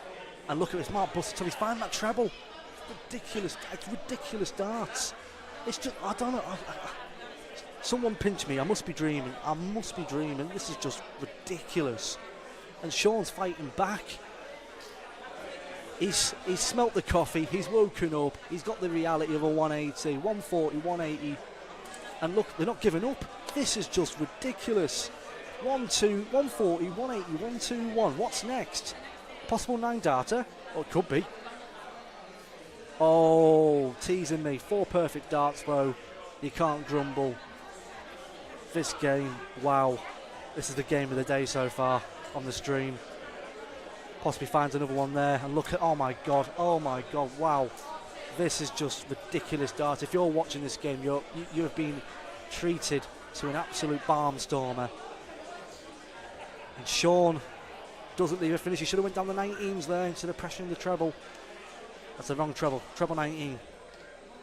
It's unlucky, 78 left. Should be looking at 18s here, just to put himself in a comfortable position, and sets it up where Sean Matthews needs to find the pressure. Quick start, look at that. Another one of them will do, yeah. Board 6, Paul Easton, line panel. Paul 81 Easton, left. Line panel, board 6, please. Should be looking James at Franklin to 19s mark. here. Oh, I made a mistake. I thought it was a single. Sorry. Tops left. Mark Butcherill, will he deny Sean of that opportunity? Tops, and what a game of darts. I'm applauding. Everyone else is applauding. That was the game of the day. Look at that stats. 97 average for Mark Butcherill. PDC standard at Stockton, Grosvenor Casino. An 84 for Sean Matthews. Both having 2 180s each. A valiant effort from Sean Matthews, but Mark Butcherill keeps that form up today. He's one to beat. Unbelievable. I need to go outside for a breather. I need to wipe my eyes. Be back in 3 minutes or more.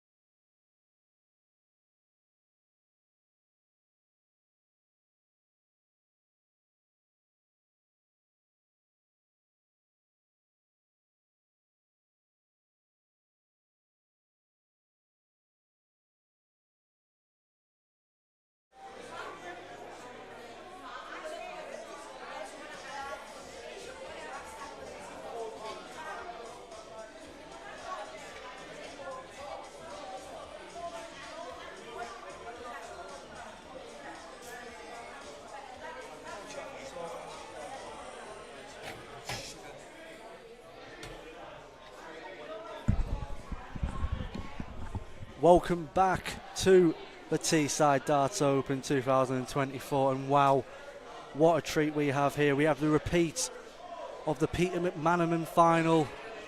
Tony Wood, pincher against Super Bear, Jordan Matthews. Pardon me, I just had to run, so I'm a bit winded. Might have got a stitch. But this game's going to be an absolute corker, I'm telling you. After that first game between them at the Peter McManaman, both having 90 averages, 93 respectively for Jordan Matthews and a 91 for Tony Wood. Could history repeat itself with Jordan, or will Tony get revenge? And when you're finding trebles like Tony Wood, it's going to be a tough slog for Super Bear. But he's finding that treble as well. Look at this, could be a 180 to pressure at 151, and just goes under, gives Tony 6 darts at 151.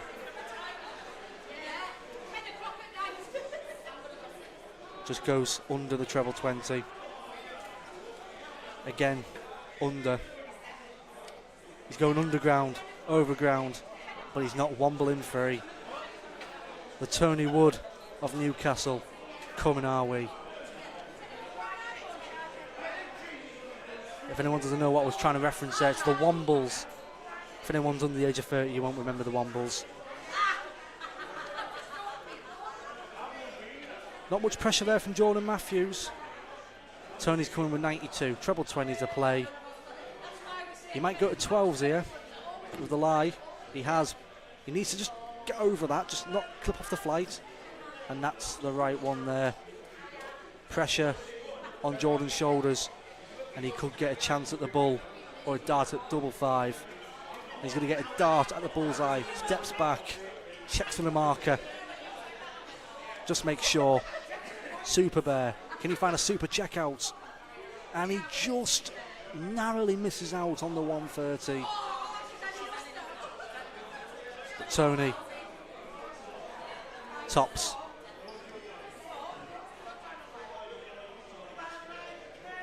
Finds its second dart. Starts the first with a 17 dart holder throw. It's a good start for this contest. A very good start indeed. And Jordan's carrying on that fashion in the second leg. Look at that 140 to start us off. Brilliant stuff there from Super Bear.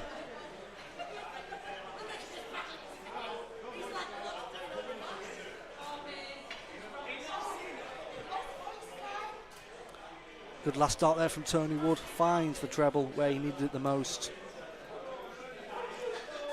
And look at that from Jordan, he's finding that treble.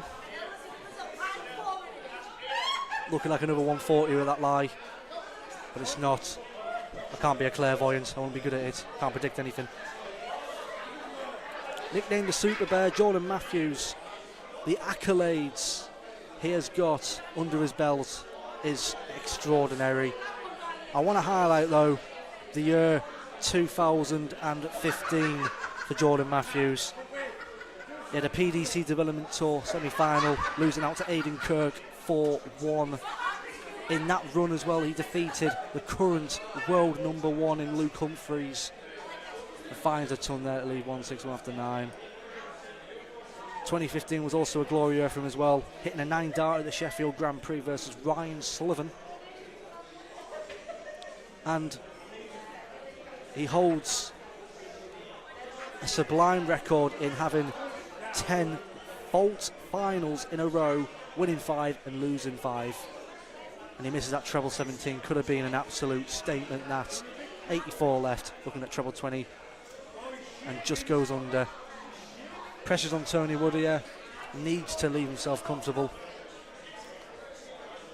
but it's in his stride.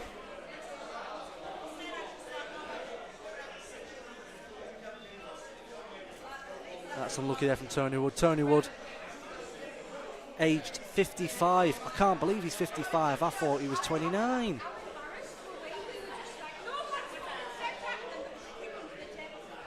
Jordan, brilliant reply. 15 dart holder throw. But with Tony Wood, He's a 4-time Modus appearance maker. He is the current belt holder for the ADC Northeast, and he will be playing. Wait a second. Is that a bounce out? No, he switched.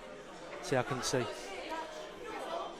But he will be playing Jeff Murray on the 17th of February at Middlebeck. He was supposed to be playing Robert Grundy, but he was able to secure his PDC tour card by winning event 2 in stage 2 against Dom Taylor in the final, averaging 105 and averaging also 104 in the semi-final against Danny Lorby, who also won his tour card, same with Dom Taylor.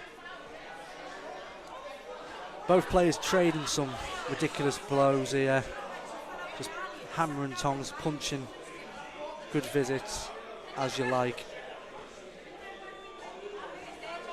Also with Tony Wood, he's known for his boisterous and outrageous floral shirts and colourful shirts. He was the first player to hit a 9-darter as well in the ADC at the Sky Lounge against Tim Emblin. And look at this from Tony Wood. Brilliant dart as always. Finds 2 trebles there. There's only a ton.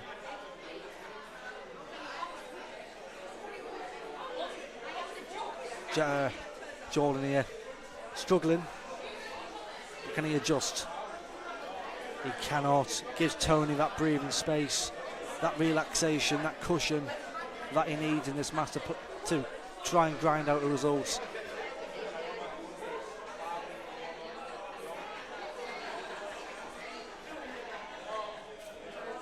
It's a good 95 to leave 110. It's great to see both these players doing so well in recent years in the Northeast. Both title winners for days. If I reeled off what they've won in the past 5 years between them, I'd be here till about 8:30 at night. Both sponsored, respectively, Q-Sol for Jordan Matthews and Data Dart for Tony Wood. And he's got 6 darts to 110 here. Treble 18. Doesn't hit it, so 72. Probably treble 16 for double 12 here. But he may just go the 12 route, because he prefers double 20 over double 16. And I was wrong. Leaves himself 36.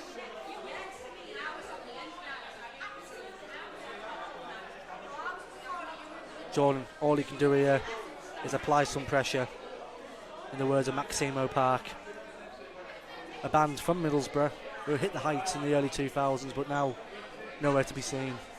But double 18 for a 16 dart hold, and he drifts into the 1. That is not like Tony Wood, that is unordinary.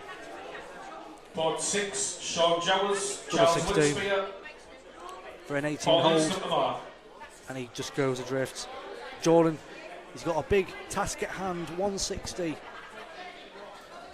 and he just can't find that first treble. Finds the second though. Can he put that pressure on? And he does. Gives Tony the question, will you take out this double 16? Tony's having a think. Tony's answer, he's saying, no problem, I'll hit it first dart, and a good little motivation to himself there. 2-1, he's up for this fight. But how can Jordan retaliate?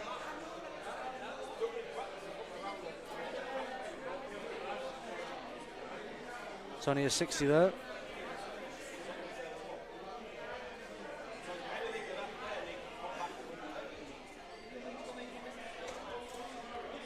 Look at that. Great adjustment from Tony Wood. Pinching around the lipstick.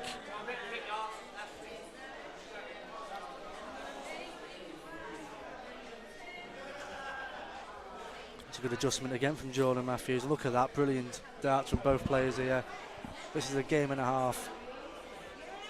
Hopefully everyone's enjoying the stream, watching at home or wherever you are on this Saturday afternoon. Board 5, Lee Fawcett, And also thank you everyone for sending me the great messages. It really means a lot to be appreciated for doing a great job. Oh, hopefully I am doing a great job, but I don't want to gaslight myself.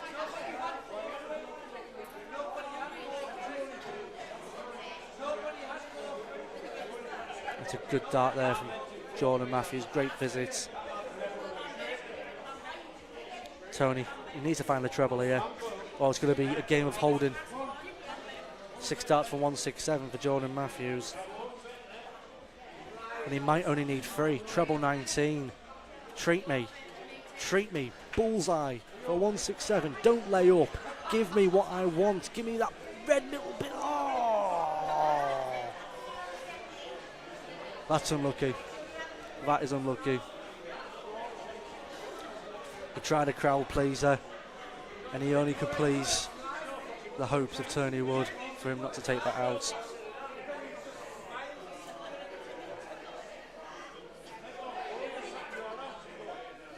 That's a good last dart there from Tony. Puts a tiny bit of pressure on Jordan's 37. But for a 14 dart, a double 16. Paul Leeson, mark board 6, please. And he misses it. Pincher. He's got a task at hand. 156. Will he take it out? Dom James, board 5. Will he take it out? And he gets into the wrong bed. Treble 5. 75. He's not happy with that because he was wanting that the first dart, not the second.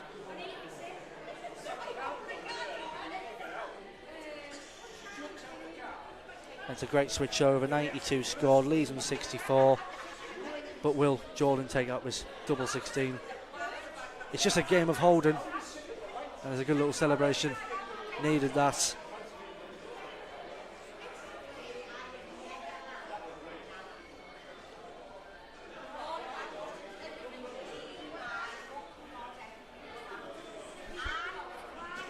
So unlucky there from Tony Wood.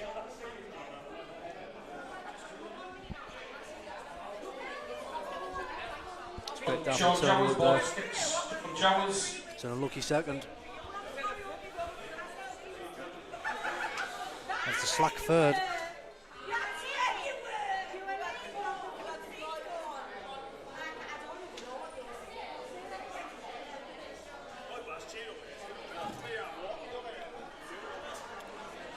Tony Wood just cannot find those treble 20s. Just getting a bit too steady here, but Jordan will be all over that. Like eczema on someone with an allergy. Straight on that red. Finds a 180. Gives it. The crowd goes wild momentarily.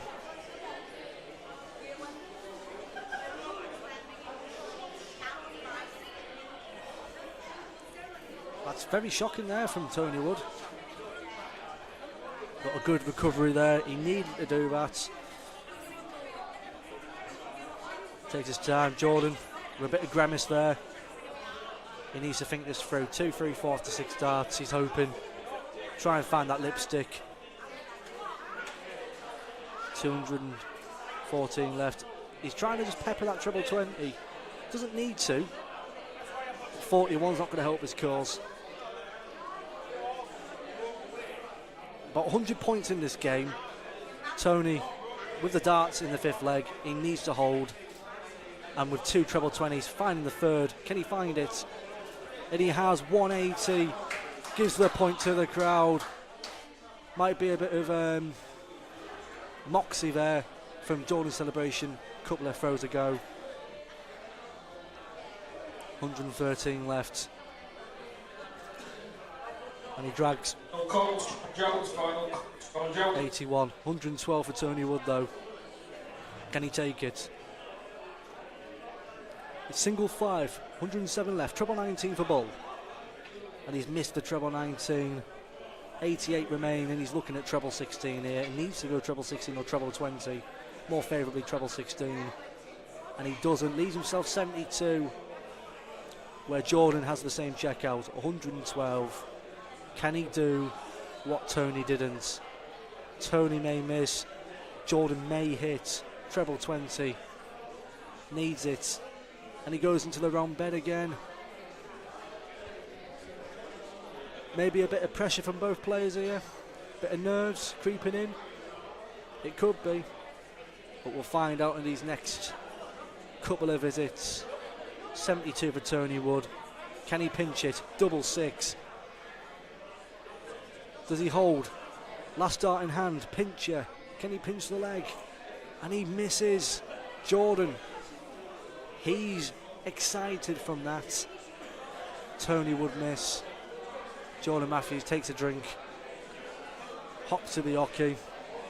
70 in hand.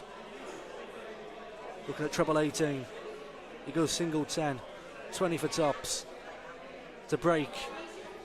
It's tops. Can he see it? He'll have to swerve around it. Put a bit of topspin on it.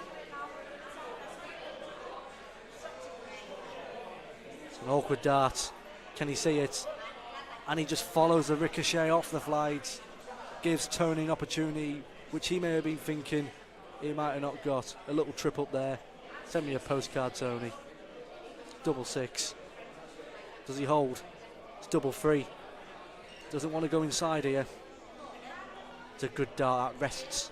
Attack it. Double 3. And he just hits the wire. Tony is angered. He's outraged with that. And Jordan, he'll be all over that. Surely he's not going to get another chance after this. He has to execute, to break, to go one leg away to the next round. Double 10, he hits it. First dart gives a celebration. This game is getting highly contested. It's getting heated. Someone put the thermostat down. It's getting too hot in the casino. And Jordan throws for leg 6 for possibly the match. Hoping for a good start. It's only a 60.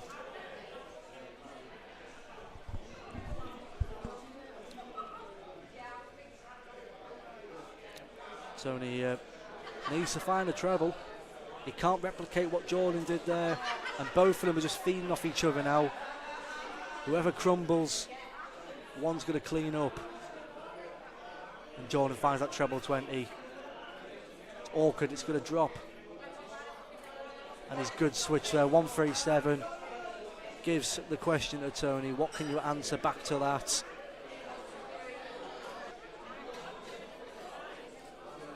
It's a single 5, but the drift into the treble 20 will help him. And an 85 gives him a bit of a chance. Board 4, Maloney Malstead, Peter Sheeran. Needs to keep there and drags that last dart. Shouldn't have been doing that. Schoolboy error there from Jordan Matthews. And Jordan and Tony. Board 4, Tony Malstead, Peter Sheeran. Single 5 again. You cannot be doing that. And that's unlucky from Tony Wood. Gives Jordan Matthews an 89-point lead with the darts now adding on 2 emphatic blows. Should be going 19s here. It's good thinking from Jordan Matthews. Sets up the 164 after 12 darts. Tony with 312, minimum 140, and he cannot find it. Needs a treble instead. Needs a treble.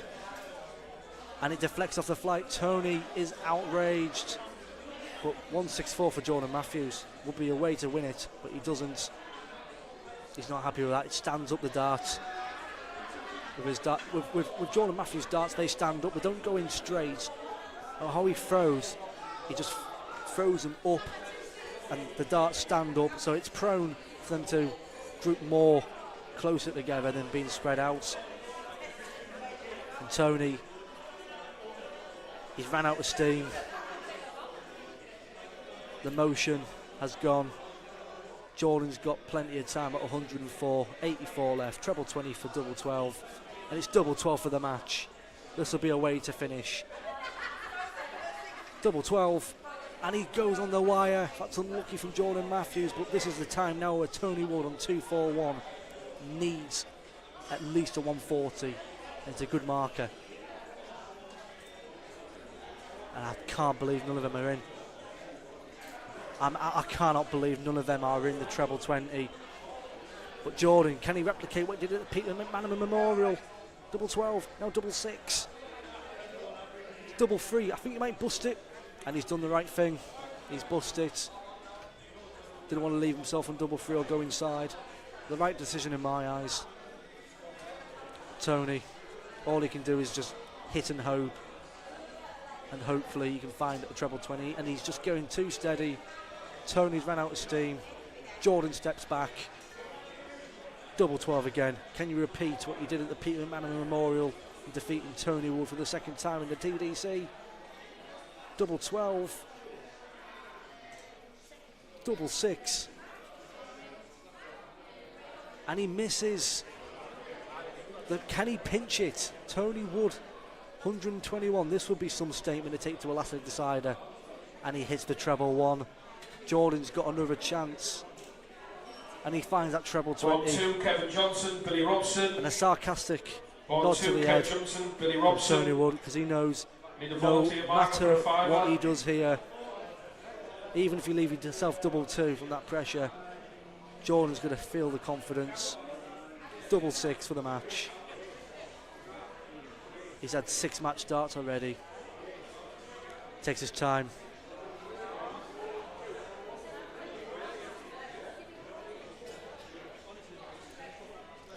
He's taking his time. I think there's a malfunction with the tablet, but Jordan's throwing double 6. And he pins it. Jordan Matthews defeats the pincher Tony Wood in a highly contested game. Jordan averaging 82, and Tony, after leg 5, couldn't find the rhythm, losing 4-2 with 74-97. What a game at the Stockton Grosvenor Casino. 24 Teesside Darts Open. We'll be back with plenty more games in a couple of minutes.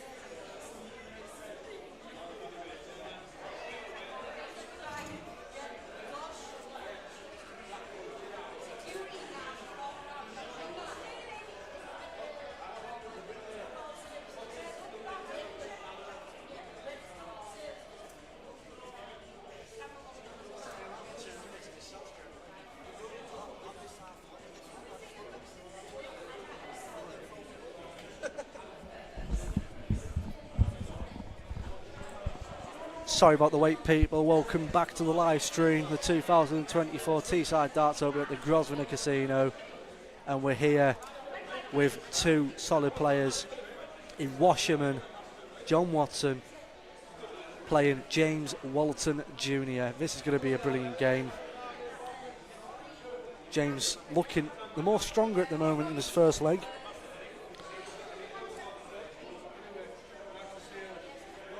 It's going to be a great game, this, in my opinion. When both players get going, the trebles will be flying in like aeroplanes at Heathrow.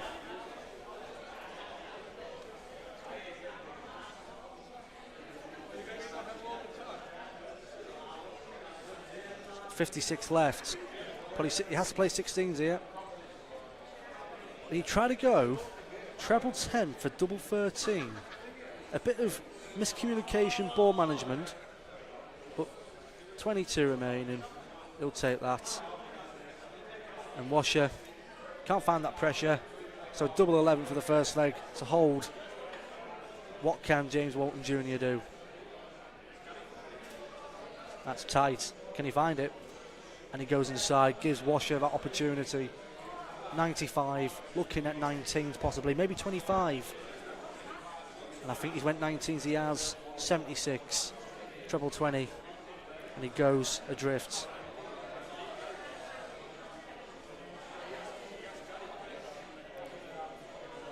Double 4, double 2, double trouble for James Walton Jr. And you can't be doing this against the experienced John Watson. 49, he's eyeing up his options. 17 for double 16. This will be a steal. And he doesn't execute his chance. James has to go double 2. And he goes in the wrong bed. He's sleeping rough tonight. It's double 8 for John Watson. Like I said, if Dick Turpin wore a mask, it would be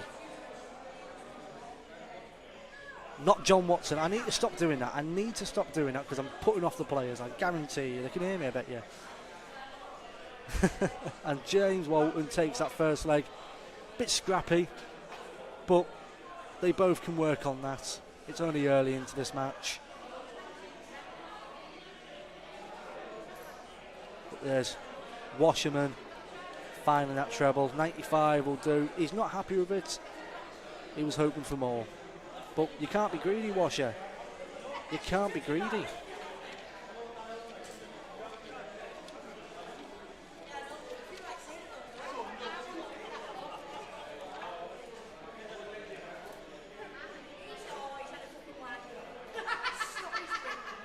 Good last start there from John Watson. A little bit about John.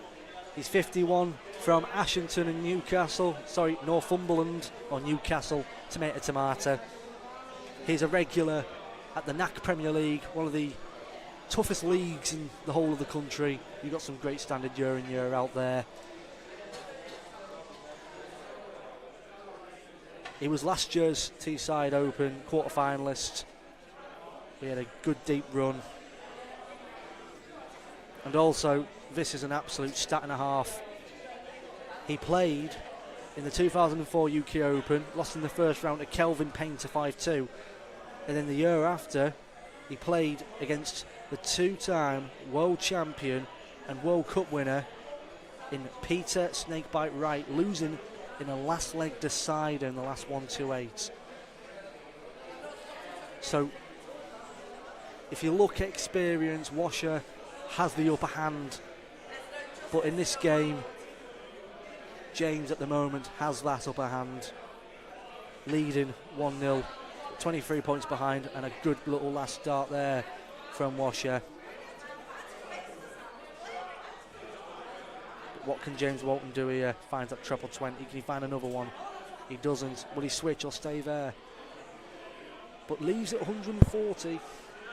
Slight pressure, but 108 for Washer. Looking at treble 20. Well, he's went for the Shanghai. And he's dragged that so far. It looked like he was going back to Tyneside. 5-0 make peace, 17. Neil Makepeace being back, board 5. Look at this. Treble 20 again. Dom James to man. And he drags it like Washer did.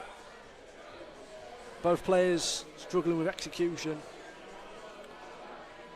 But which one will come out on top in this leg? Well, no, clearly. So unlucky there from John Watson. Nearly got me words mixed up. Board 3, Adam Warner will something need. there. Adam Warner will need board 3. Oh, it's exhibition stuff. Double 5. And he goes inside. Double trouble for both players here in this game.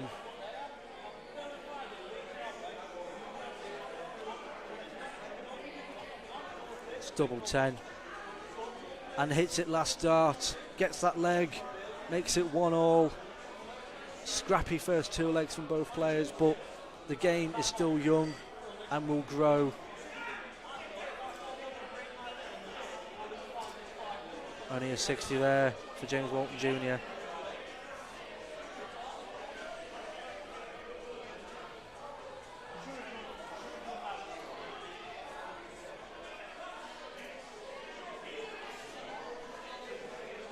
That's a good last start there from Washer.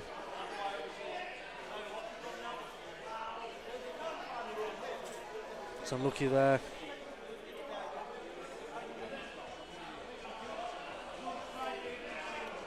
What can Washer do? Can he punish that? Not so much. He's getting frustrated with himself, and I don't think he should be doing that because, in my opinion, it'll give the confidence to James Walton Jr. Look at that there, personified. I know it's not more, but still prolific enough.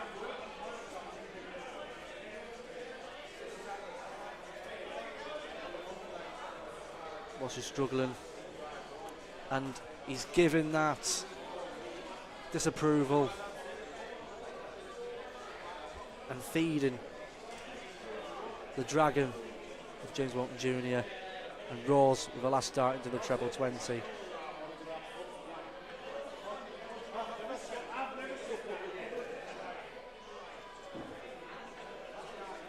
And again, Washer just getting a bit out and over there.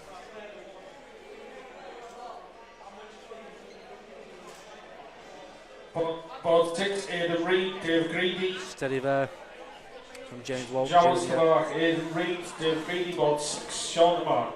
Washer finding that treble and recovers there from 2 bad visits prior. Gives a bit more leverage into this third leg.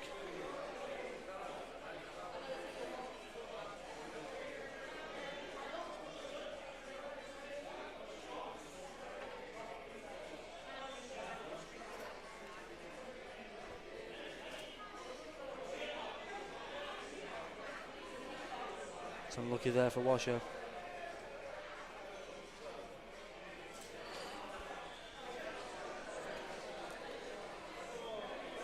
So unlucky there from James Walton. Can't execute.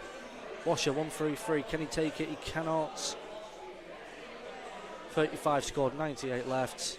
And cannot find that pressure. Treble 20 to leave. Double 19. James Walton Jr. 86, looking at 18s. He tried to go bull. Oh, that's brash. Double 18. It's unlucky. He played a gamble and didn't pay off.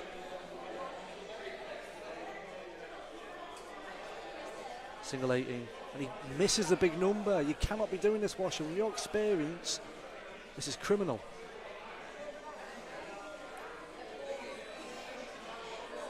And hits it first start. James Walton capitalises on the mistake of John Watson missing the big number and goes 2-1 up. A little bit about James Walton Jr. He's from Middlesbrough. He finished last season the Teesside Dart Circuit rankings 39th, having some good runs in the Teesside Dart Circuit events. He had 3 last 32s at South Bank Open, the Middlebeck Open, and the Peter McManaman Memorial Trophy. James Walton as well is an avid player in the vaults, and if we're looking at Series 5, he had several quarterfinals, 1 semi-final, and had a runner-up in the vault in Series 3 at the Middlebeck on the 1st of August, losing out to Carl Coleman 3-0 in the final. But in this leg, it's slightly better stuff from Washer, but James Walton applies that pressure, leaves it nothing in between. But look at this from Washer, and he keeps dragging with that second dart. If it's not the second dart, it's the first, but recovers sublimely with that last dart into the treble 19. Steve Falconer and mark board 3, please. Steve Falconer. So yeah, from James Walton.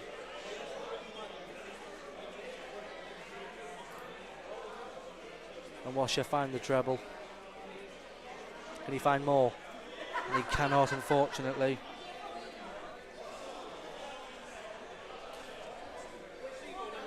But leaves it handy. But James, can he find the pressure? And he doesn't. He can't keep straight enough. Look at that. That's a bonus. Double 16 and takes it. Washer's thinking, where's that been? Where has that been?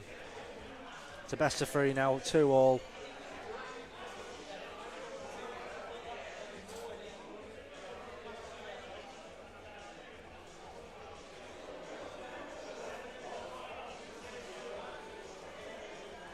Looking at the stats so far, both throwing low 60s averages. Washer with more prolific scoring, but James Walton has been better on the outer ring and with last dart clutches.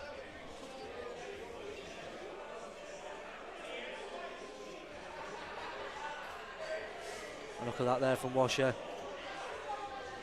You may think now it's his experience creeping into this last stages of the match. And he showed last year getting to the quarterfinals.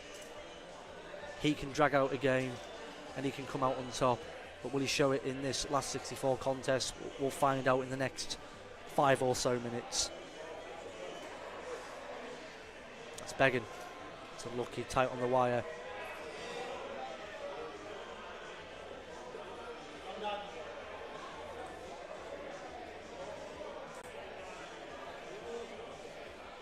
Can he find it?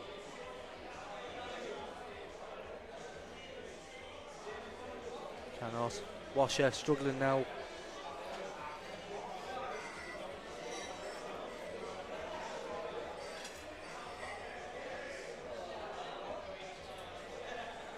It's a good switch there.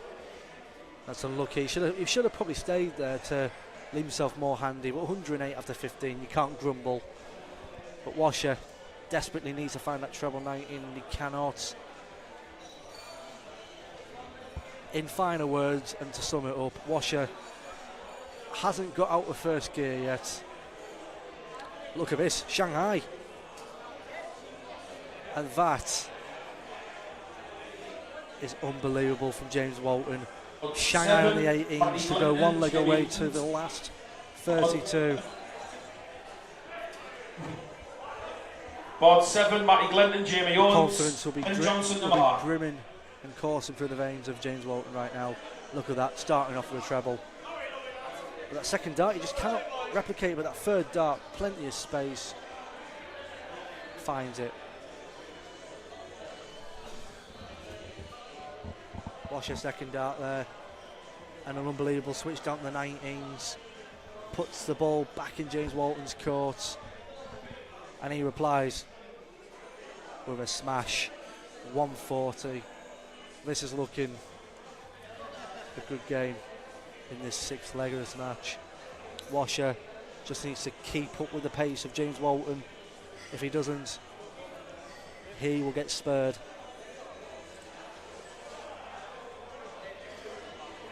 And he's finding the wrong side. He doesn't want an Irish ton. He needs to find that treble 20 and he does last dart. That is vital. That is nerves. But Washer, that's unlucky there. 6 darts here from James Walton. But he's not going to get it done in 3. Sets it up. Another one of them will do you. And that's the wrong side, wrong treble again. But leaves you 65. And after 86 attempts a couple of legs ago, you'll probably go the 25 route here. But what can Washer leave? Only a 120 if he gets a shot. But James Walton eyeing up 65. It's too accurate with the bullseye. 15, single 7, single 3. Take your pick. Single 7. He's took his potion, double 4, and he drags that so far. That dart was like an Eston, that. Different postcodes. But Washer, 120 check out. Can he get the Shanghai like James Walton did in the fifth leg? He has. Washer, Shanghai. And it's all the best in the last leg here. A hard slog for both players, but whoever comes out on top is highly deserved. And good start there from James Walton. Up in the averages, 69.4 for James Walton, 65.9 for John Watson. Washer cannot find a reply that you do need in this last leg decider. If James can just keep straight, keeps the group in tight, he'll be poised to win this last leg decider. But Washer's not far away. He's on his coattails, and he can't find that switch. And that's music to James Walton Jr.'s ears. Washer not finding that treble, but what James needs to do is find it. Has he? It's tight, and it's just only a 45. Takes the pressure off John Watson here. He needs to find a treble, you'd think now. He doesn't. It's too steady.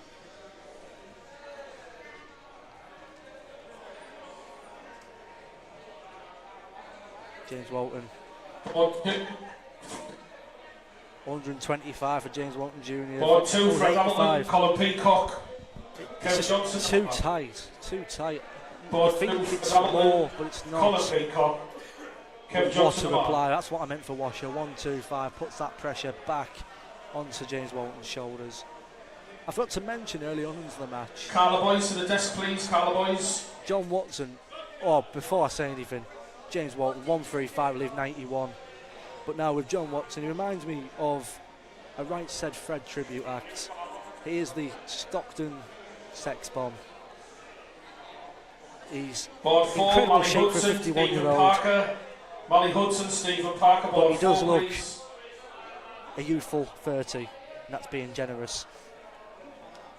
85, and he cannot find that treble 15. 83, treble 17 will do you, and it has. Puts that pressure on the 167. If John Watson takes this 167 out, I will get my top off and dance on the stage, and it won't happen. Thank God for that. No one wants to see that. But that's unlucky there from Washer. But James Walton Jr. double 16 for the match for a 19 darter. Could be a 20 instead. Oh, it's a blocker. And I tell you, I thought that was in. That is nippy. Washer's being let off. Can he capitalise? Still on, 96. Treble 20, double 18. Needs to go, and he doesn't find it. Gives James Walton one more crack at the whip. Washer puts the pressure on that last dart in the treble. But double 8 for the match. And 4 match darts. Takes it. Washer won't be happy with that, but James Walton Jr. progresses to the last 32. 69 average for James Walton, John Watson with a 66. It was scrappy throughout, a hard slog, but James Walton Jr. comes out on top.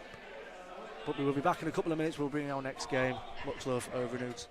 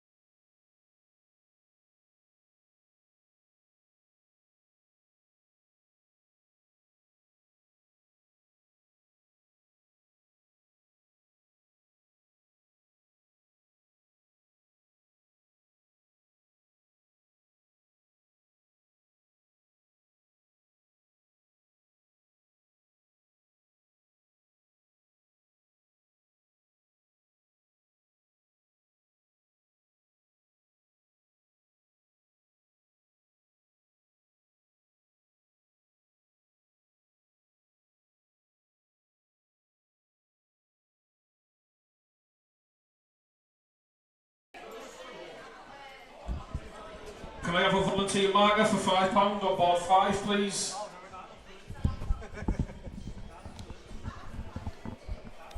Welcome back to the live stream where we have the young starlet in Steam Train, Lewis Coates, taking on Chris Bradley of Hartlepool.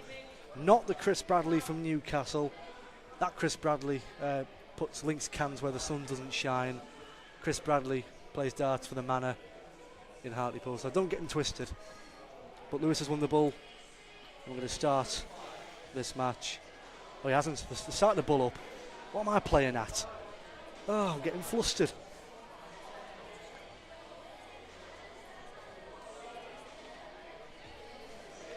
It's another 25. Oh, I might stand up and get a coffee at this rate. Oh, no, I'll sit back down. So Chris Bradley wins the bull. And we start.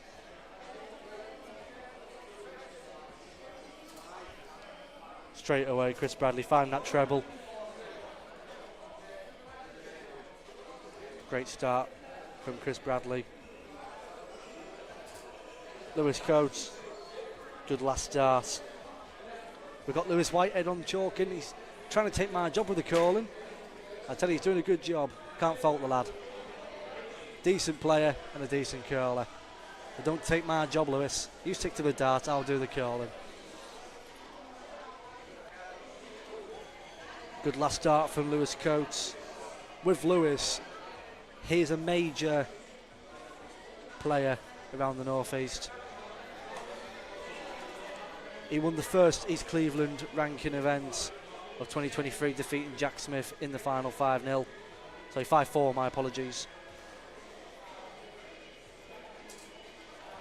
And to be honest with Lewis Coates, with how he throws, he reminds me of Michael van Gerwen, how he leans into it, and the mannerisms in his face. It's just a young Michael van Gerwen. And that last start from Chris Bradley is brilliant. He is spraying those trebles like Chris Bradley from Newcastle, puts those links cans in his back bottom. And another last start hero from Lewis Coates. If you're watching Chris Bradley from Newcastle, stop it with the foul play. Come on, keep it PG. No wonder you haven't got any friends. It's a good last start from Chris Bradley. I need to stop it.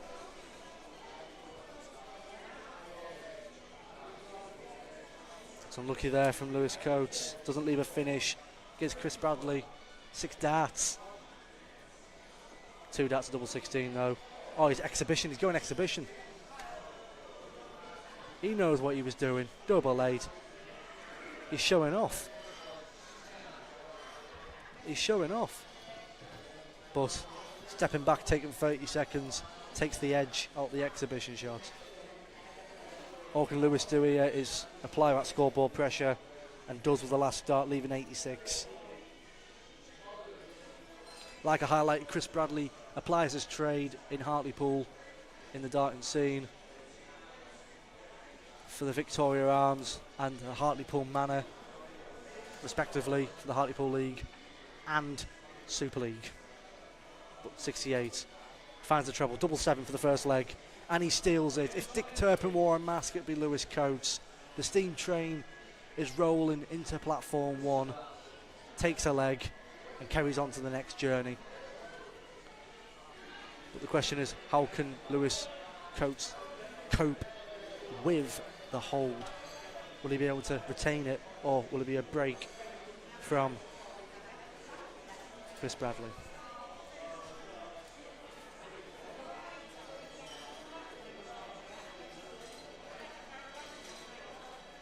It's unlucky there from Lewis Coates.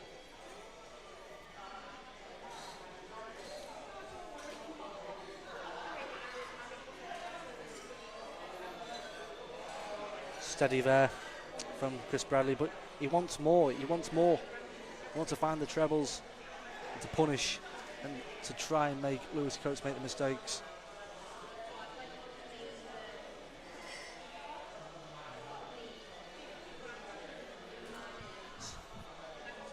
Looks like the first leg was a blur here. Scores are going adrift. Hopefully you can hear me. It's a bit scrappy, this second leg. It's a scrappy second, but they should pick up in the latter stages.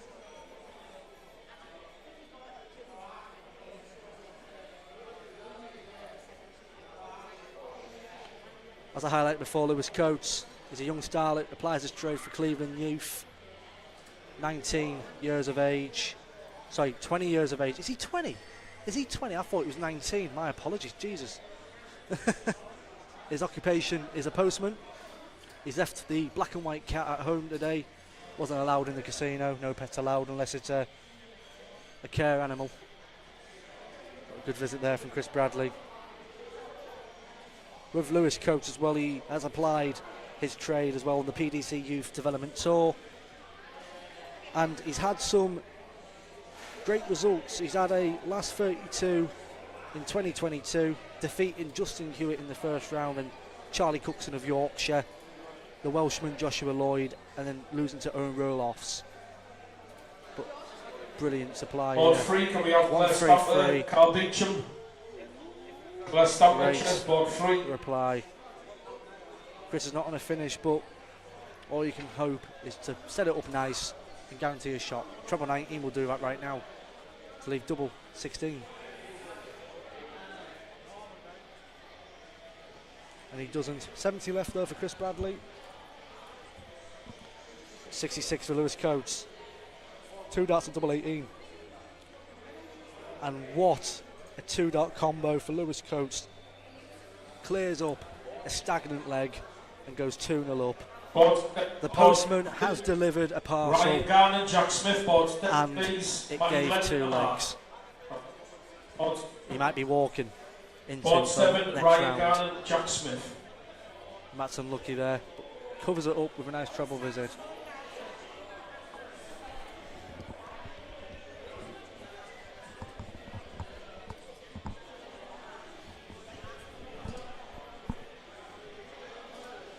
Good second dart there from Lewis Coates. It's a good ton.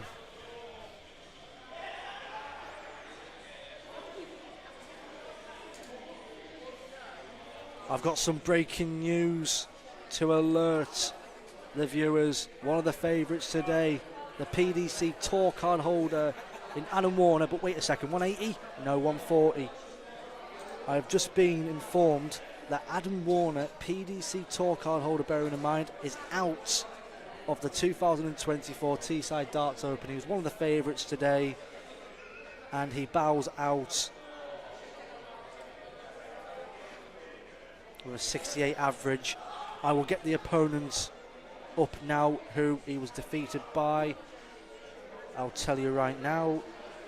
After Chris Bradley hits a 140, unbelievable darts. Shanghai for Lewis Coates, will he take it? He doesn't, he drifts into the 1. Adam Warner loses to Will Neve, 4-2. Good scalp there for Will Neve. But 81 for Chris Bradley, 62, 12 bull, it's the way to go. And it's good pressure, good scoreboard management. Bullseye, and he goes drifting.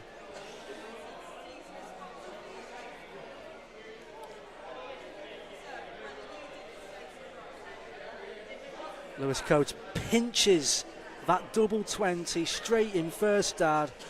He had his pincers out like a crab and just punched it into the double 20. Scuttled to a 3-0 lead, averaging 75 at the moment to Chris Bradley's 69. Chris Bradley though, look at that pressure, look at that. Good 140, sees Lewis's 26. Oh, that's first dart's moist, the second one's dry, the third one's overcooked.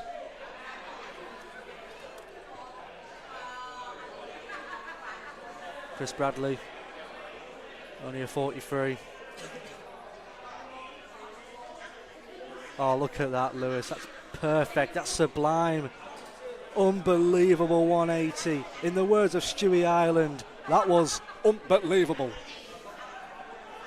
If you don't know who Stewie Ireland is, he's a player from the North East who is okay.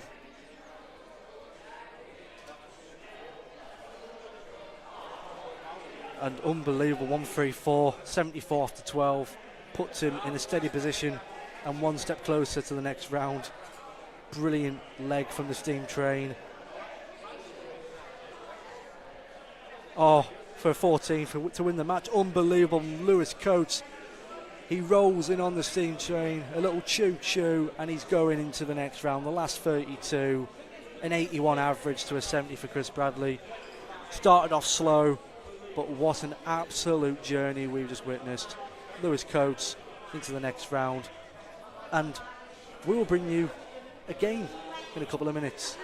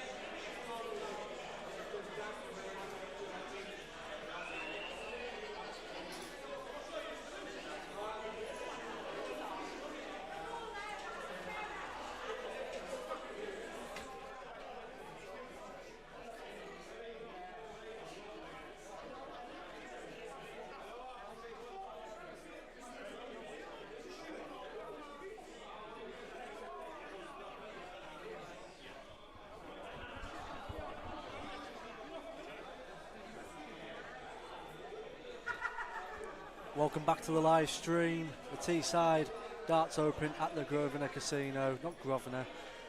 We have another game on the stream. I don't really know much about these two players, but I've got some information. James Walton Sr. against Dan Brown. Not the musician, Dan Brown, the darts player.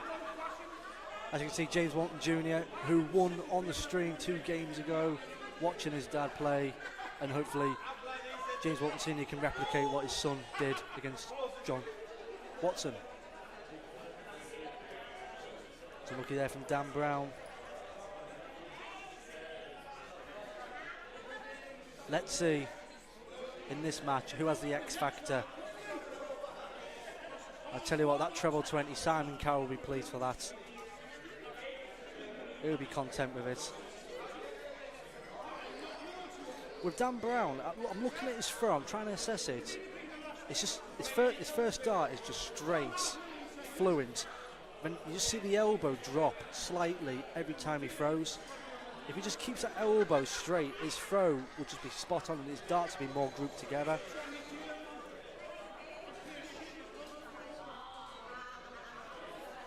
See, look at that first dart, it's perfect.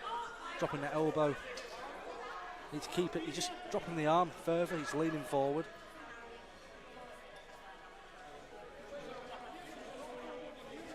Both starting off a bit sluggish here, but that second dart, treble 20, he's finding that red bit.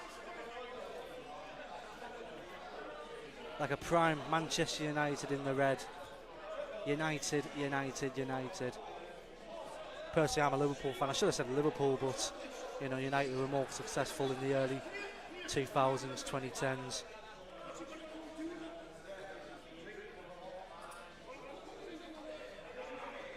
It's only a 41 from James Walton Sr.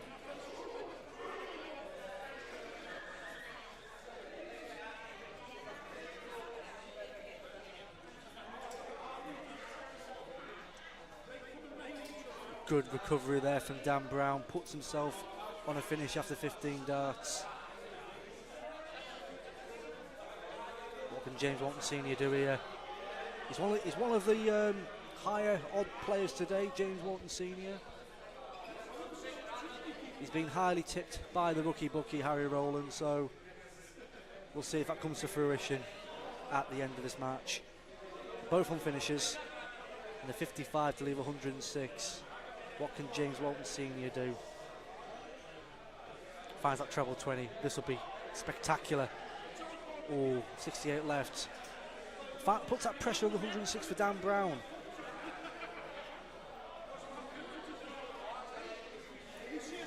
And that's what you don't want in that scenario, going into single one. He's going the Irish 100, isn't he? Irish 81. But he won't be complaining if James Walton Sr. doesn't take this out. Almost double 8, but tops for the first leg for a 24 hold. And he does not. So Dan Brown's coming back to the board. Should be looking at 25 or bull here. And he goes single one, still on.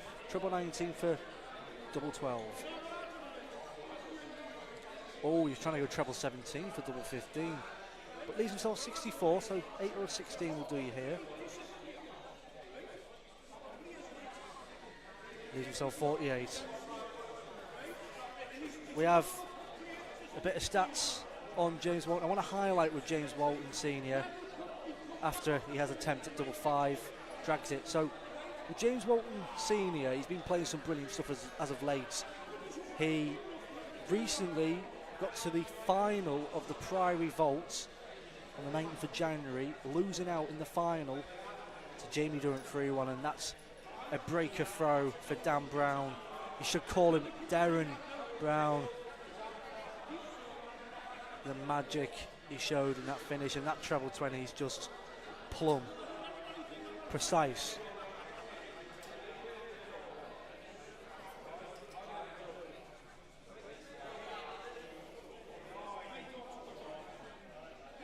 I want to give you as well a little update around the boards whilst we carry on with the second leg.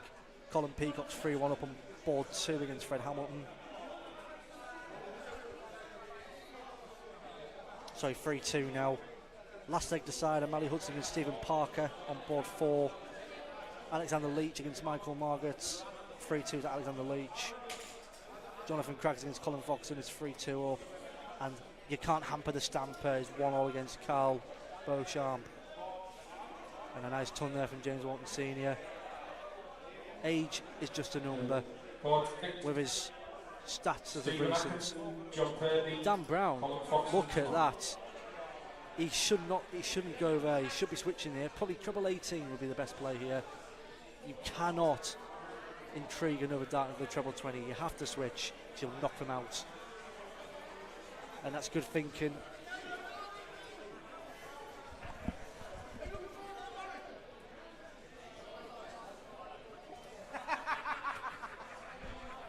Give me a leg. Give me a leg.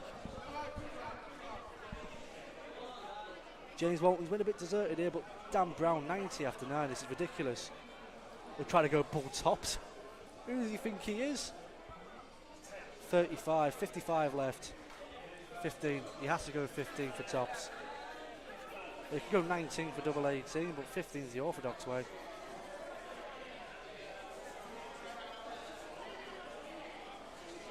I think some miscounting there from Dan Brown has eluded him, but he's got plenty of time.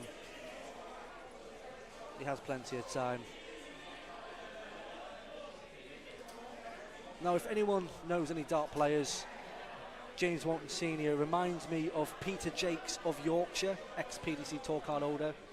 He does look like Peter Jakes in my opinion.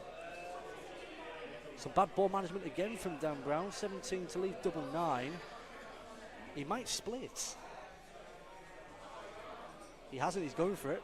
Double 9. Can he ping it? And that is a slip, but better than nothing.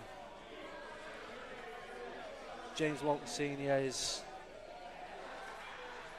finding that treble 20. A bit too late, but puts the pressure on. Double 2. The Dan Brown go 2-0 up. And he hits it. Plum 16 dart holder throw there from Dan Brown.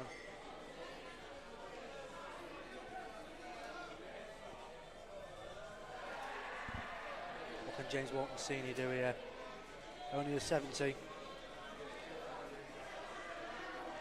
If you're looking at James Walton Sr.'s darts, they're quite elongated with a blue flight, and the blue reminds me of a recent footballer in my recollection called Alejandro Garnacho of Manchester United. He's been lighting up the Premier League this season, one for the future. That's what the blue reminds me of the flights, the Argentinian flag and the representation of Alejandro Board Garnacho. 4, we have Dean Scott, Mark Hawks. Dean Scott, Mark Hawks. Board 4, please. Mally Hudson, the mark. Both players are from Middlesbrough, so it's another battle of the borough. But you're going to see a lot of that these days in this competition today. Our recent battle of the borough was Andrew Maloney against Colin Foxton, where Colin Foxton came out trumps with a 180 and a 122 finish after Andrew Maloney missing tops with 106. But Dan Brown, it looks like the gas has ran out early because the trebles have dried up like water in the Sahara Desert. Could be the heat, or it could just be a lack of nerves after being 2-0 up. James Walton Sr., look at that, calm as you like. And I think that comes with experience and age.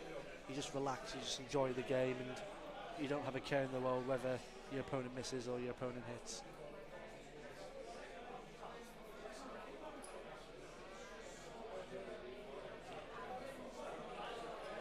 Look at that, straight into the treble 20. He's showing the form like he did last Friday at the Priory.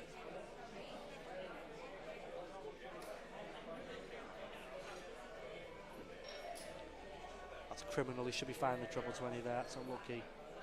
And he switches, he should have stayed there, it was a perfect lie. But James Walton's going to probably have 9 darts minimum at 106, but he might only need 3. It's tops for 106 to hold, and that's a brilliant check out there from James Walton Sr. Both Waltons hitting ton pluses. They must run in the family. Might have the same genes on. Good switch there from Dan Brown, recovering after that slip, and look at that brilliant recovery. It might have been a nervous start the first one, but makes up for it with the second and third. Board 5, Michael Gladstone. It's a good last start from James Walton Sr. Gladstone, board 5, please. Puts it back on James Michael Walton Margaret's tomorrow. for Dan Brown.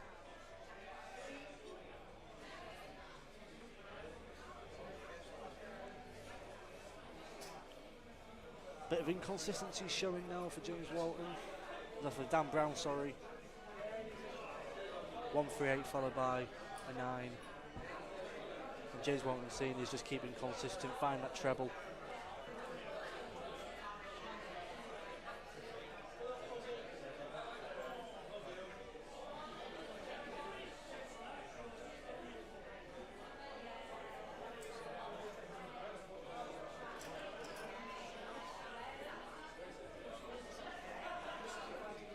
Side the treble A, we're hoping for a treble 20, look at that. Poetry and motion, but that third dart eluded the consistency of the senior gentleman.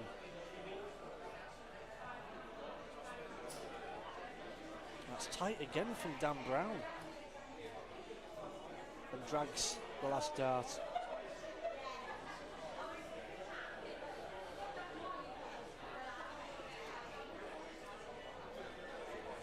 James Walton here, he's just finding the rhythm, he's finding the consistency, and that's what you need to do. And I think the first two legs he was trying to warm up, and the minute he opened the curtains, looked outside and seen, oh no, I'm 2-0 down, I need to find something. He's showing that now. Regardless of the barrage of Dan Brown in the first two legs, James has just put another level on his performance and could have another ton plus here if he gets a treble 20. Maybe some schoolboy error there, but only a 15. As you can see in the background there, when it pans, Jordan Matthew looks like he was nodding off there. Jordan, you're still in the comp, you know, you need to keep your head up. I think you might have just flipped me off. I think you might have just flipped me off.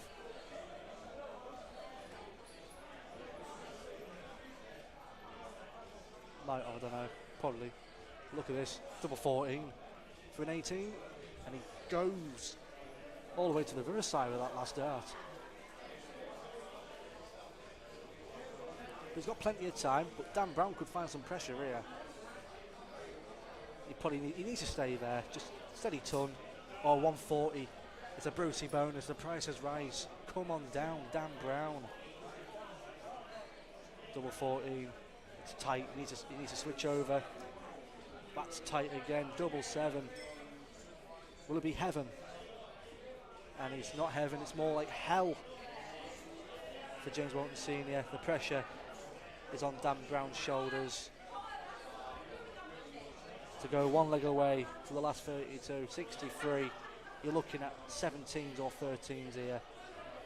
Board 2, Andy Hudson, Single Adam 6, Atkinson. 57, single 17 for tops. Needs Andy it. Hudson, Adam Atkinson, board 2, please. Fred Hamilton tomorrow. Single 17 tops to go one leg away. And he finds it. Good little celebration, it's well deserved. If Dick Turpin wore a mask, like I've highlighted about 7 or 8 other players, it would be Dan Brown, and it would be 8 or 7 other players. James Walton Sr. looks like that there has got to him a bit, but that last dart makes up for the first two. I haven't really seen much of Dan Brown. Like I said, I don't really know much about Dan Brown, but from what I've seen, he looks like a capable player with capabilities of reaching the heights of good finishing and good power scoring, and that's hard cheese for James Walton Sr. there. Dropped out off the treble 20. But no, I'm quite impressed with what I've seen from Dan Brown. Adam Matthews, Adam Jordan Hughes, board 7. That's Adam Thompson, Jordan Matthews, board 7.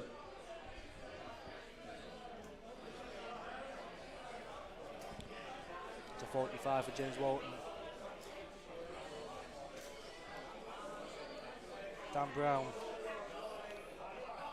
he just can't find it. But from what we've seen in these 4.5 legs so far, the minute he finds that treble 20, James Walton needs to buck up his ideas, because it's been showing. Look at the averages so far: a 62 for Dan Brown and a 67 for James Walton. Similar scoring patterns for both players, but Dan Brown has been more successful on the outer ring. As they say, trebles for show, doubles for dough, and Dan Brown has conveyed that in abundance. And that's a good last start there from Dan Brown. The Borough lad is bound to the last 32 as it stands, but will James Walton have something to say about that? That's unlucky there from the senior gentleman. Andy Hudson, board 2, please. Can he find that last dart? He can't, but it's an even game at this moment in time. There's only 4 points separating both players, but James has the advantage. It's unlucky there. It's a game of last dart here and there. It's a game of trying to finish first. That's like every game of darts. It's all about trying to find the right things at the right time, but if you don't, you're going to come out a cropper.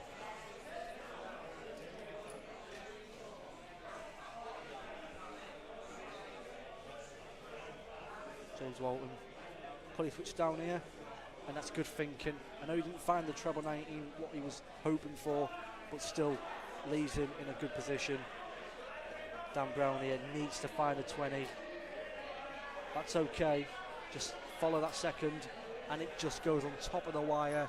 Gives James Walton Sr 6 darts at 148. He might only need 3. Treat me. Oh, he misses, but sets it up to leave 48 after 24. I tell you what, I think I need to lay off the lemonade. I'm getting gassy as oot. Gassy as oot. Look at that, 91 left. Should be looking down treble 17, but if you want to apply that pressure, I wouldn't fault you for going for treble 20, Dan. But that's good thinking. Leaves himself 74 if he gets a chance. But can James Walton execute to reduce the arrears?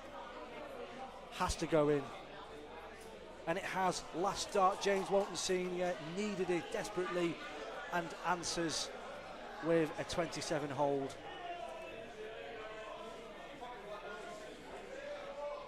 But can Dan hold?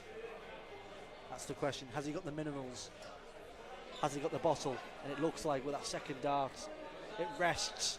It's perfect. Dan Brown starts off with a ton and puts it all on James Walton Sr.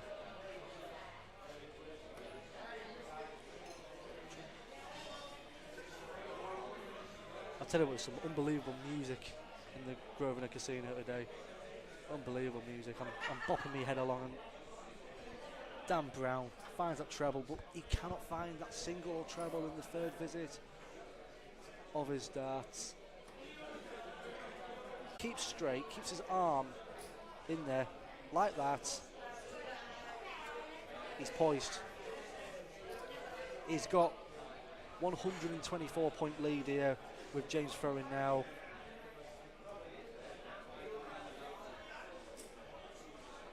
And he's 74 behind with Dan with a massive advantage. Can we have Gary Hayes, Carl Beauchamp? Can he Ball find 3, it? Gary Hayes, Carl Beauchamp. Unlucky. A steady 6 Claire 2 Stamper to though. mark. Just heard there, Claire Stamper's just been beat by Carl Beauchamp. As I say, you can't hamper the Stamper, but in this case, Carl Beauchamp did so.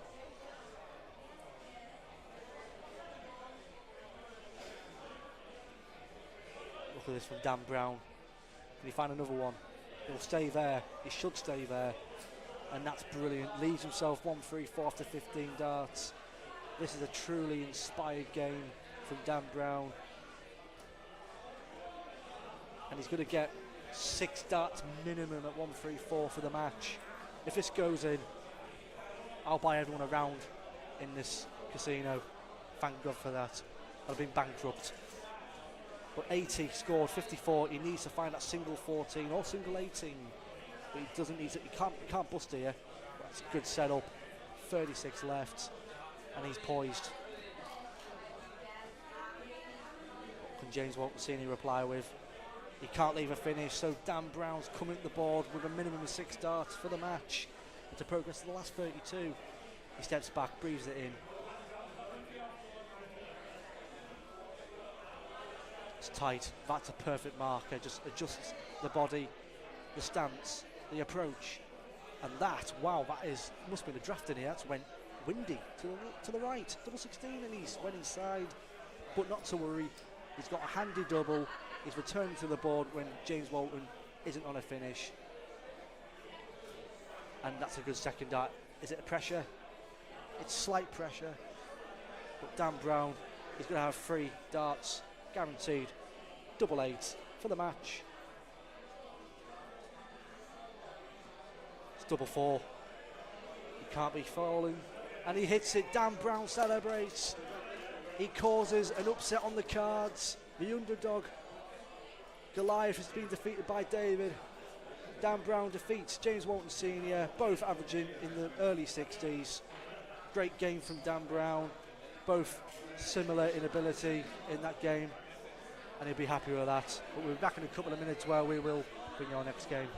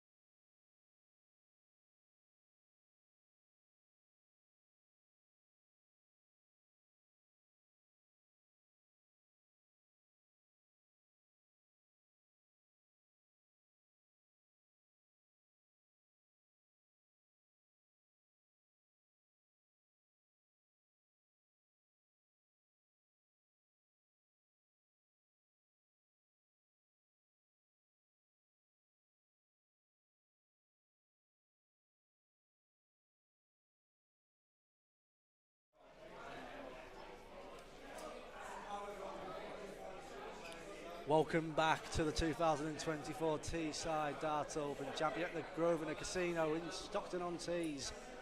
I'm Now Gott, and I'm bringing you now a brilliant game in Lloyd Pinnell against Jack Smith. You've got Lloyd Pinnell who's throwing now. Board 4, Charlie Winspear. Massive amount of Lady experience from the guy Charlie from Winspear, Lady Lincoln Fawcett, board 4, please. Mark against Hawks Jack to Mark. Smith, who darts is not his first sport. He's a very good golfer and he plays from the paw track. So the contrast is different, but the ability is similar. And as it stands, Jack Smith has started off so strong. 100, 140. Lloyd Pinnell not to get out the blocks as quick yet, but it's not too bad. But look at this one, Jack Smith. And 1-4, this is unbelievable leg. A little bit to let you know about Lloyd Pinnell, 38 years of age, from Lincoln. He's a Lincolnshire County A player and also an England international player. He's got the capability, he's got the standard, but look at this from Jack Smith. Bullseye, will he test it? He tried. That's just cheeky.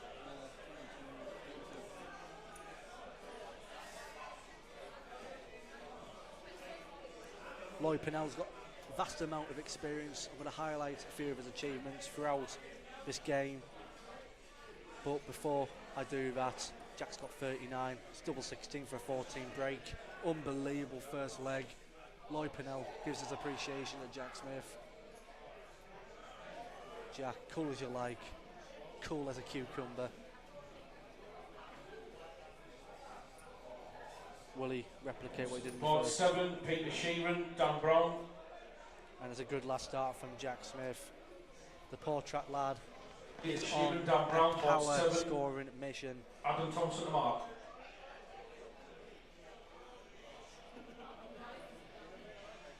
Lloyd's struggling here. He's been playing well all day. He's one of the favourites, being at 3-1, and Jack being at 16-1. But look at this from Jack Smith. Treble a visit. PDC standard stuff from the lad from the northeast.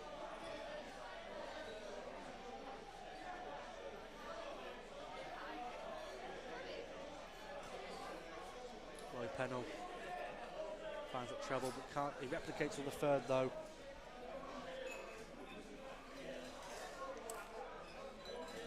I want to highlight one of Lloyd Pinnell's achievements here. 2021, apologies. PDC Challenge Tour, 7 quarter-finalists. He had a great run, averaging 91 in the last 128, beating Derek Lumley of Yorkshire. In the last 64, defeating Nick Fulwell of the Midlands with 94, then beating Stuart White of England in the last 32. The Northern Irishman, Gavin Carl, in the last 16, and losing to the Muffin Man, Steve Hine, in the quarter-finals. Jacob Cooksey, if you're watching this, the Hines is a strong name for you, isn't it? But this game so far, it's eyeing up a brilliant game, and that's unlucky for Lloyd Pinnell.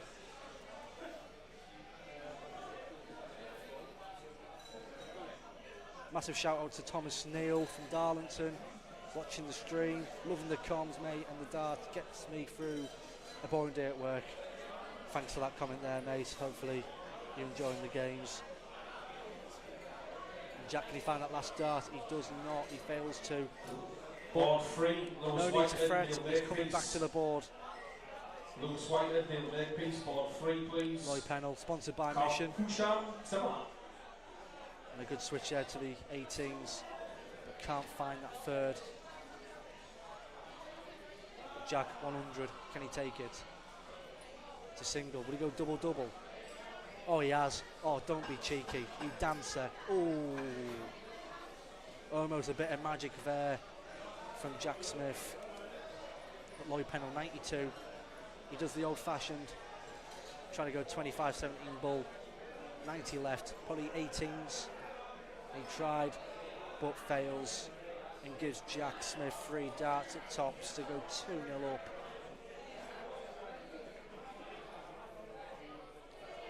It's under. Double 10. And he hits it. Jack Smith 2-0 up against the England international Lloyd Pennell. Hang on to your seats, people.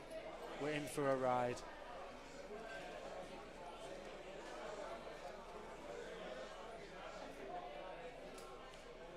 Lloyd Pennell at the moment, he's struggling to find the treble, I think, which gives Jack Smith an abundance of confidence. And that's a brilliant start from Jack Smith. I want to highlight as well with Jack Smith, the Vault Series 5. He had not one, not two, but 3 Vault wins across the Series 5. 1 runner-up, 3 semi-finals and a quarter-final. And he's got the capabilities to win more. And he's just showing it. Treble visits, man, treble visits. It's just ridiculous standard. And I did highlight, he plays on the Port track, the Super League on a Sunday, but this could be the first 180 of the match. But he opts to go down onto the 19s and sets it up. He plays in the same team as me, Port track on Sunday. Billy Top Robson will leave. of the Cleveland Ball Super League, 6, Billy Robson will where leave. I think Those we'll stood at the mark. be going to Bolton in July. And with these type of darts, Jack Smith could take us all the way. It's good pressure there from Lloyd Pennell, leaving 110 after 12 darts. But Jack, what can he reply with? It's a good switch. He'd love to have another one there. He'd love to have that one there. That's unlucky though.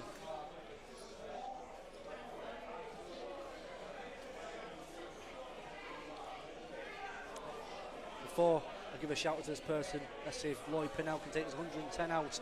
Oh, it's double 18. And he tries to reach for the stars of that one, but he only got to the ceiling. Jack Smith, can he put that in, or single 6 or 10? 10 or a 6, Jack, for a steal. He gets the pitching wedge out on the par 3 and he just hits the green. Doesn't get that hole in one.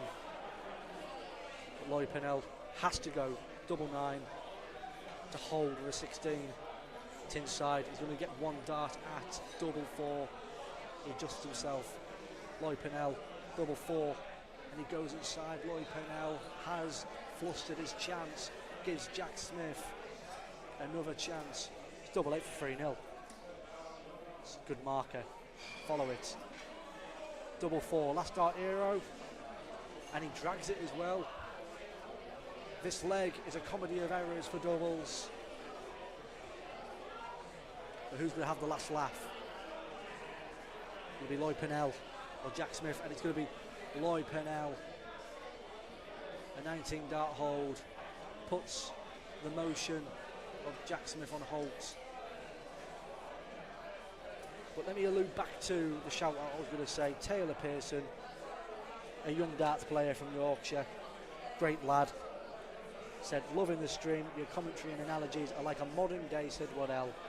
Well, I am in Stockton, so you could say I'm the Stockton Sid Waddell, but I would never polish the shoes of Sid Waddell. Billy Robson will leave. An iconic, Billy Robson will leave. Commentator in the PDC, and honestly, to be referred to him is a huge compliment. And in memory of Sid Waddell, rest in peace, as he has been perished for many years now. It's a good last start there from the Lincolnshire county player. Jack Smith, what can he do? Needs to find a treble here, and he doesn't, he fails to. Yeah.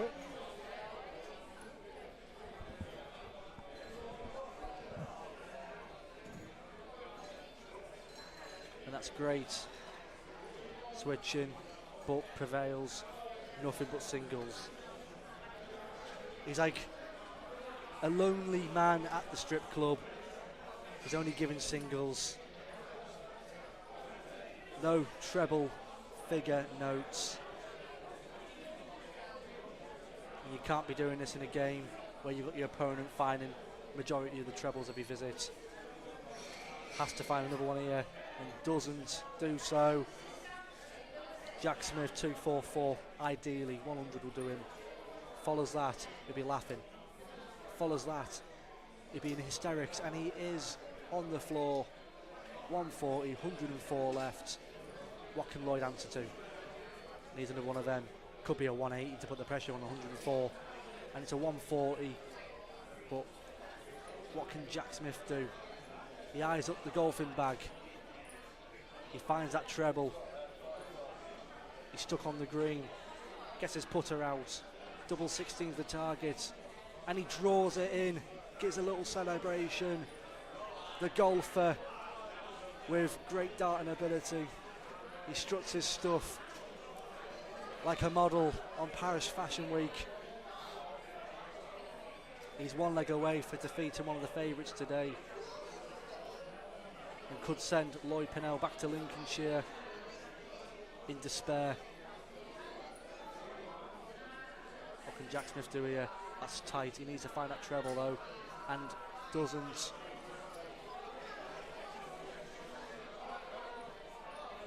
The crowd that's forming into this game is ridiculous. You've got at least 24 people, eyes fixated onto this battle between two alpha males.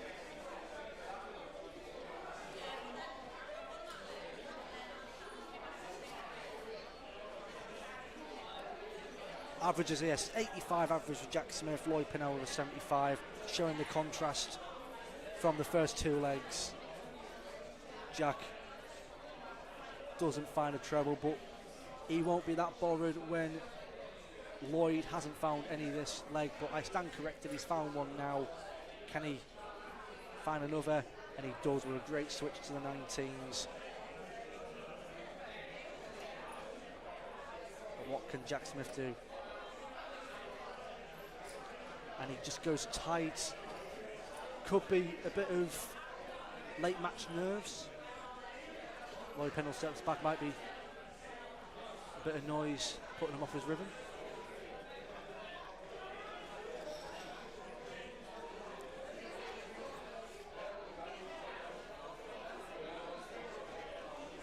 And only a 40-40 prevail. Jack Smith finds a treble, brilliant first. Can he find another one? And he fails to, but 100 puts him in the range, the driving range of Lloyd Pinnell. But is Lloyd Pinnell running out a bucket of balls, or will he get his cloth out to shine up his clubs? And with a 99, he'll take that. He'll have to go 18s here, leave 164, and it's great ball management, leaves him on a finish. If Lloyd Pinnell fails to take the 140 out, and he has failed to do so, but what's he going to leave? Has to go high, and he does. Puts the pressure on Jack Smith. This would be a statement. This would be one way to cap off this enthralling fixture, but fails to do so. So Lloyd is going to have 3 darts at tops, where Jack sits on 104. Will he get a chance at it, or will Lloyd close the gap by 1? It's double 10. It's double 5. And he hits it last dart hero. In the words of Ryan Garner, no one misses double 5. And Lloyd does a little walk to his beverage, takes a sip, composes himself. But what can Jack do here? He needs to hold to win the match. Or will it go to a last leg? There's only one way to find out in the next 2 minutes or so. Keith Grady versus Jimmy Owens. But when you find that first dart, it's mustard. Jimmy Owens, board 2. And he finds the ketchup as well. 140 for Lloyd Pinnell. Jack, great switch. Can he find another one? That's brilliant darts from Jack Smith.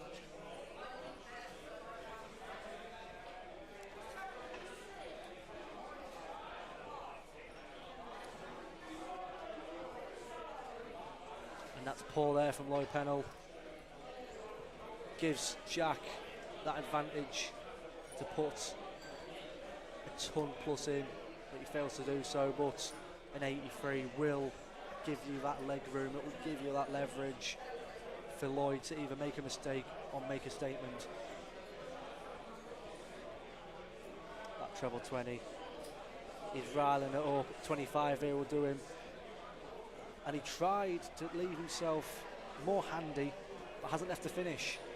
But look at that, Jack Smith sprays the treble but leaves himself on 154, gives him an eye and a hope, but he's going to guarantee himself 3 darts at the 154. But it's what pressure Lloyd Pinnell pursues on Jack Smith here, and it might just be 58. It's 57, 119 remaining. Jack Smith 154 for the match, and he misses the treble. Needs a treble here just to put that pressure on, and he does last dart. 54 left after 15. Lloyd Pinnell needs 19s, needs to take the 119 off our last leg decider. Has to. It's a single, treble 20, and he drags it. It's going to give Jack Smith a possible 2 darts at a double, but which double will it be? Double 20 or double 18? Single 14, 2 at tops for the match. For the match, double 10. He's hit it. Jack Smith has caused an upset, defeating the England international Lloyd Pinnell. Jack Smith is belated with that. What a game between both the players. 76 average for Lloyd Pinnell and 82 for Jack Smith. An absolute classic of a game today we've seen at the Stockton-on-Tees, and that means both fell favourites, Lloyd Pinnell and Adam Warner, are out. The field is wide open. I tell you what, keep looking on the stream, keep an eye out, because the draw is going to blow out the water. We'll be back in a couple of minutes.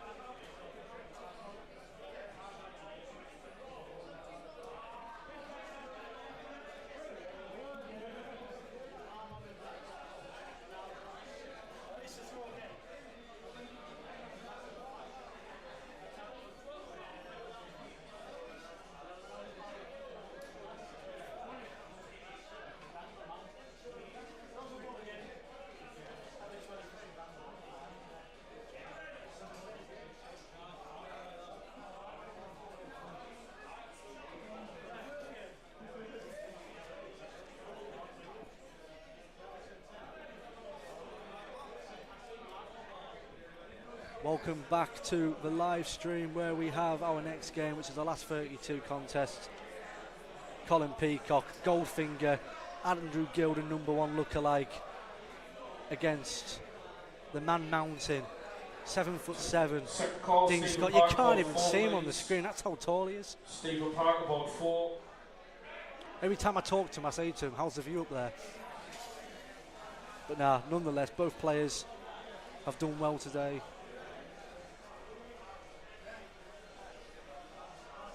Both players have done well today. And it's personified reaching to the last 32.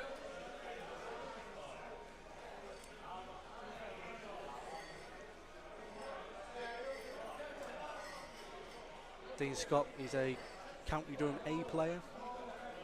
Also applies his trade on a Wednesday night for the Builders Arms in Darlington for Durham Super League, where they won the Durham Super League last season in the 2022-23. Dean Scott also is a Modus Vault qualifier finalist, losing out to Tony Wood in Series 2. Dean Scott has been applying some great stuff at the vaults as well over the calendar year.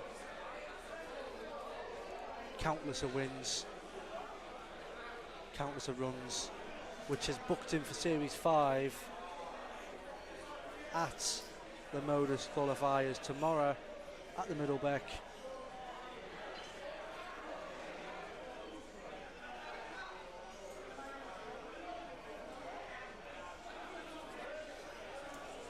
Where, if anyone's wondering, he will be playing against Sean Jowers, which will be a tough game for him. Both players so far starting off a bit slow. Colin is quite a methodical player, takes his time when it comes to applying himself to the board. Colin is a three-time Vault semi-finalist, hailing from Stockton, Dean from Darlington. With Colin Peacock, me and him qualified for the UKDA Magic Weekend back in 2023, where we went down and we lost in the first round of the pairs against the Palfreymans from Merseyside, Joey and Lee. So he's capable to reach the heights of a great player, but it just depends if he can apply it to the right scenarios. Board 6, Alan Snable, Jonathan So lucky, but Krantz. Dean Scott leaves 62 after 18 Alan Snable, darts. Jonathan Krantz, board Colin 6 please, is will in the lead to mark. 200s.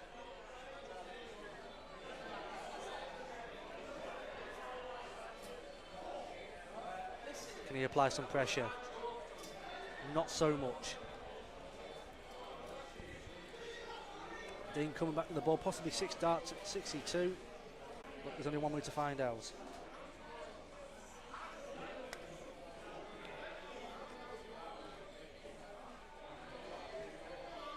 He'll be coming back for 62.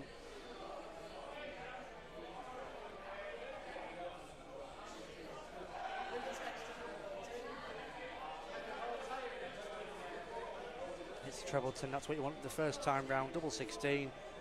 And a scrappy first leg, 23 darter, but he won't complain. He's got the foot in the door. 1-0, Dean Scott. Look at that treble 20 plum. Can't follow the second.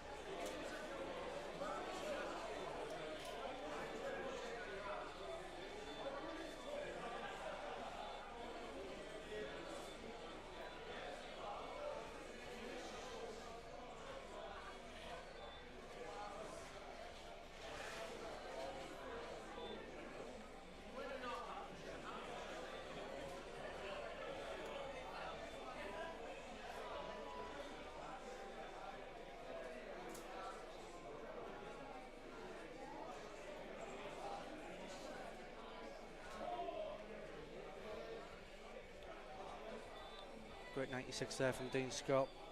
Sorry, I was just busy cashing out one of my bets. Didn't win much.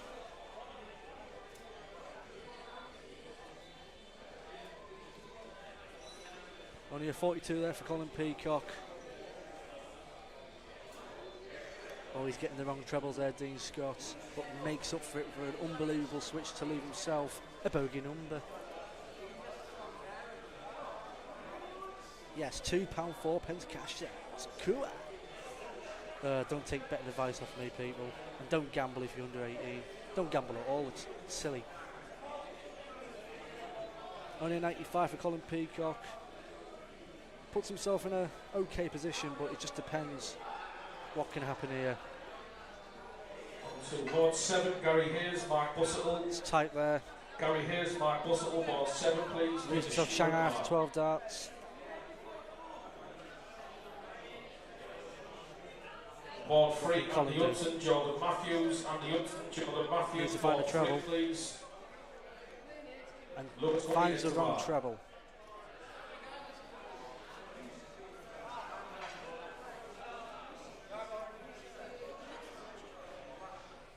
Dean Scott finding the wrong side, needs to be finding the 20s, leaves himself 91 after 15.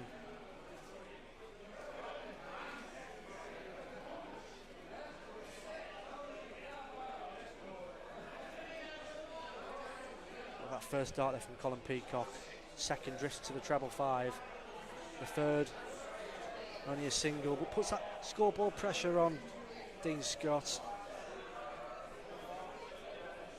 74 left, the man mountain. Only going to play the set up and praise that his opponent, Colin Peacock, doesn't hit it. But we're missing the big number, doesn't guarantee himself 3 darts at a double, but with Colin hitting the single one there, he's going to probably have 2 darts either way.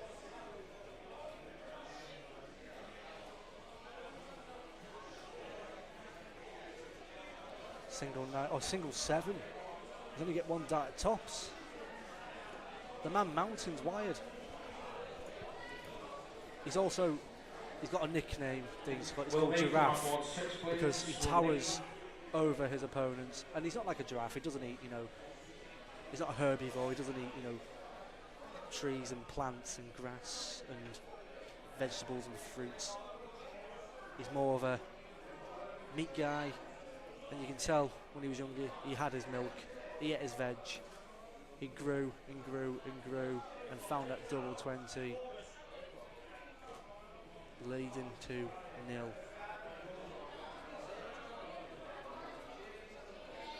Andy Hudson to board 3 please, Andy Hudson.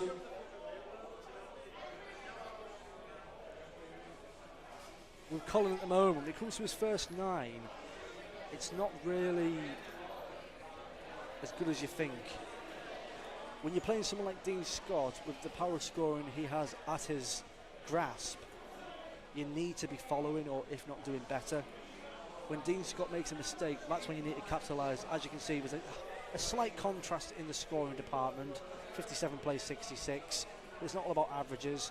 When it comes to scoring, like Colin, he hasn't had a ton plus yet. But he's still finding a few trebles here and there, but he's just not following with the grouping.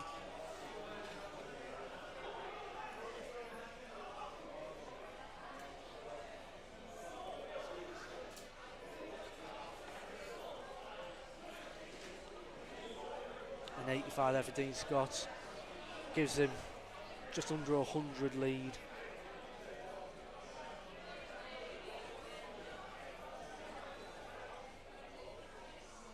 Board 5, can we have Dan Brown, Neil Makepeace? Dan Brown, Neil Makepeace, board 5 please.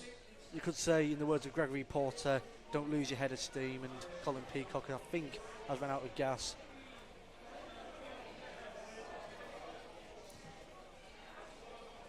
I know I'm saying it, he's 2-0 down, but it's just the signs are highly conveying that board 7 please. it's just not working for him in this match. It's a good last start there from Colin Peacock. Reduces the arrears in the scoring department, but advantage to Dean Scott. It's a great switch. Cannot find that second treble which was needed.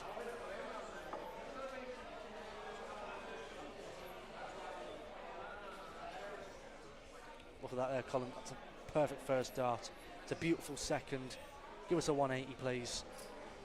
That's a 140, though. It's his first ton plus in this contest.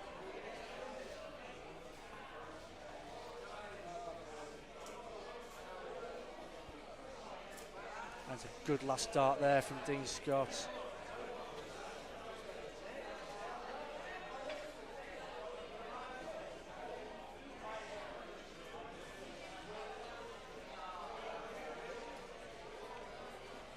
Colin isn't able to take the 137 out, only leaves 106.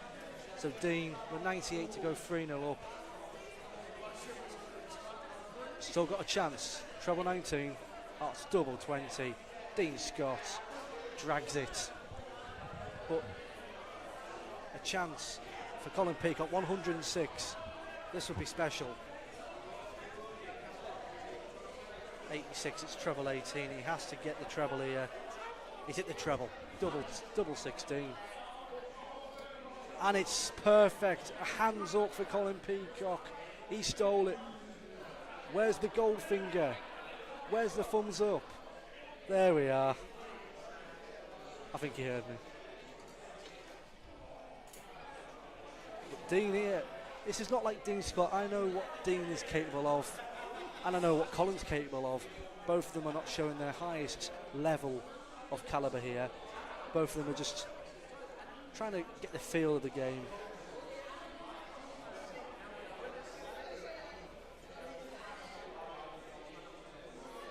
That's a lucky there from Colin Peacock. A good first dart from Dean Scott.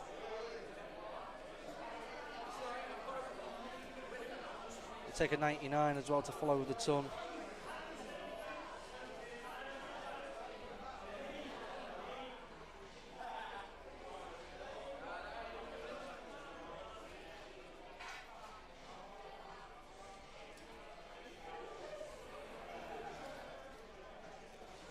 You could say with Dean Scott's nickname, the Giraffe, it gives him that visionary leader perspective when he's elevated, as giraffes are very high mounted. They've got great vision, because I think when it comes to higher ground, it personifies more.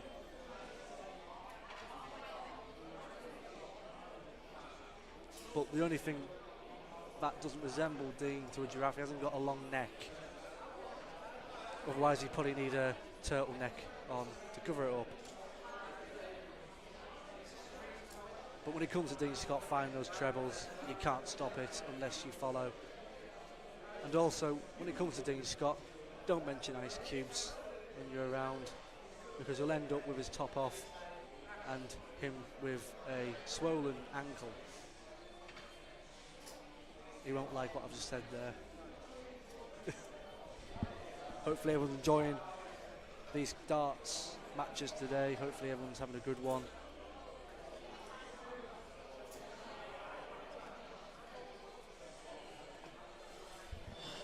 Dean Scott leaves 136, that's 15, but what can Colin Peacock do? Can he put the pressure on?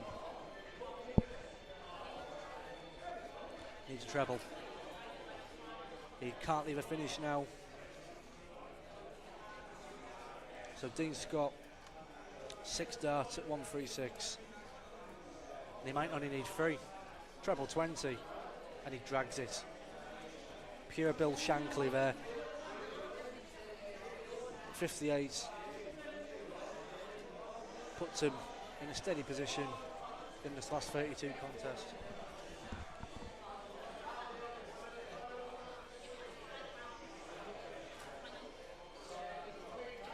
Need to find that treble with Colin desperately. A bounce out's not going to help him, but he's still on a finish if he gets a chance, as Dean's on 58, so single 18 here. Tops to go 3-1 up. Tops for Dean Scott. He hits it. 3-1 to Dean Scott. Apologies if you can hear any of the jargon or language around the commentary booth, as you've got a loud Paul Allen after having 2 pints, getting a bit too loud. He's normally 1.5 pint man, Paul Allen. Paul 1.5 pint Allen.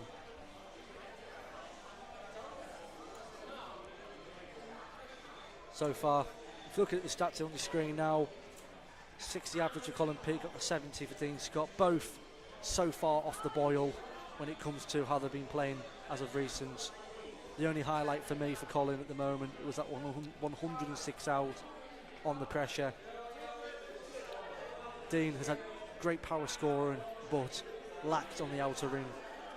But when you're hitting those doubles, you don't matter when it comes to the averages.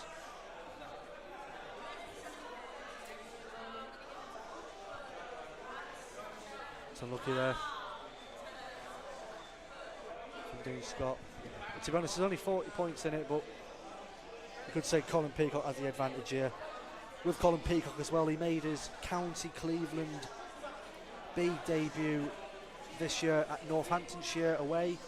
Unfortunately, he wasn't able to win. He lost with an 18 average, 4-0.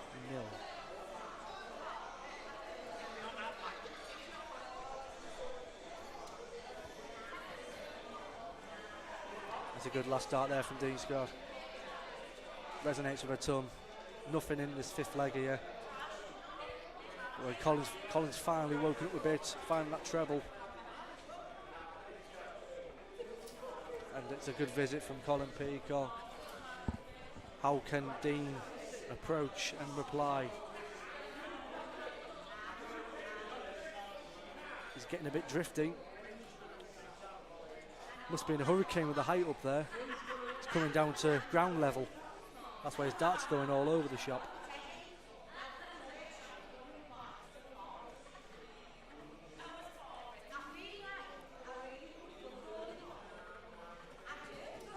It's a good last dart there from Colin Peacock.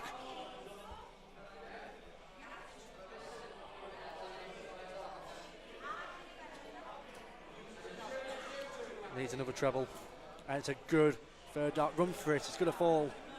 Puts the pressure on Colin Peacock. 138. Can he do the Della? He'll be hoping to dabble with the Della. And he just goes on top of the wire. Needs a treble. He'll have to throw low because it will knock. And he tried to switch, but nothing came to prevail. But 146 for Dean Scott for the match. It's only a single. 1-2, 1 left for Dean Scott.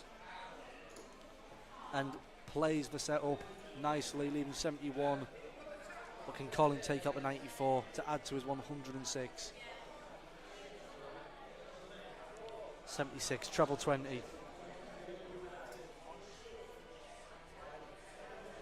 I don't know what he was trying to do there, but maybe trying to go for that double 18 for double 20. Might have been a mistake if Dean Scott gets a shot at tops for the match. His first dart, and he hits it. Dean Scott, the giraffe, defeats Colin Peacock.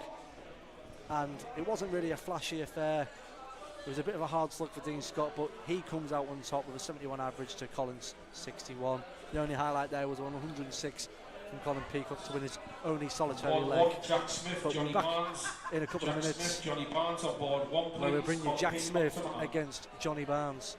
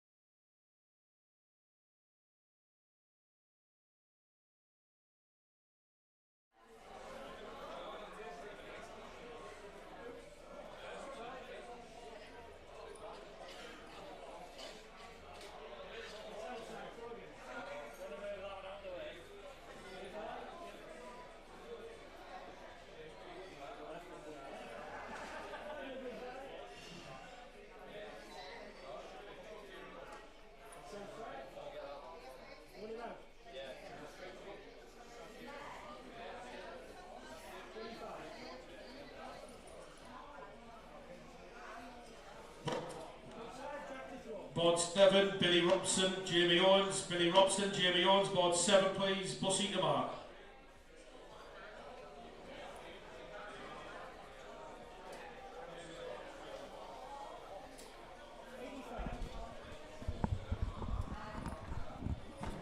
Welcome back to the live stream Board where we're 3, bringing Gary you Hayes, Jordan Matthews. Johnny Barnes against Gary Hayes, Jack Jordan Matthews. Smith. Board 3, please. Andy We Hudson have to another mark. crowd for this one because this is going to be an absolute enticing game.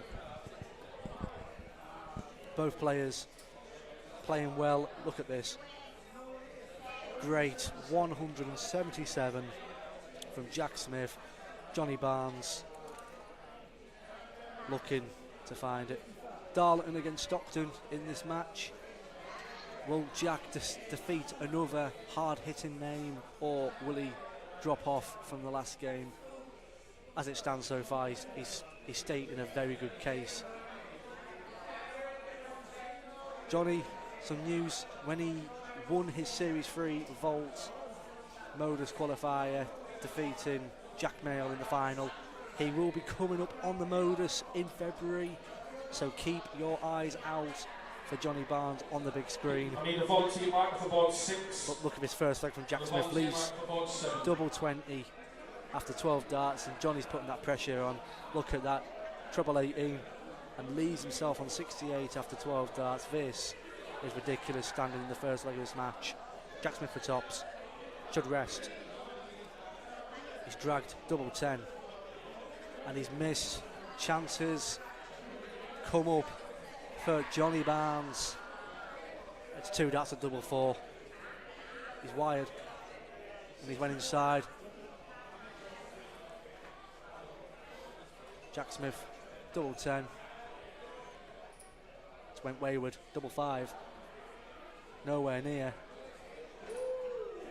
And it's double trouble in this first leg. But can Johnny rectify, take the advantage? Double 2, and he hits it first dart. 16 dart breaker throw for Johnny Barnes of Darlington. As I highlight, is a current Series 3 vault champion, the 2023 Tim Mann Memorial champion, the 2023 Brian Gibson Memorial champion, and also he was at the TDC finals night at the Grosvenor Casino, losing out 5-4 to Robert Grundy, where he had to take out a 12 darter and a 1-4-1 checkout to defeat Johnny Barnes in that contest.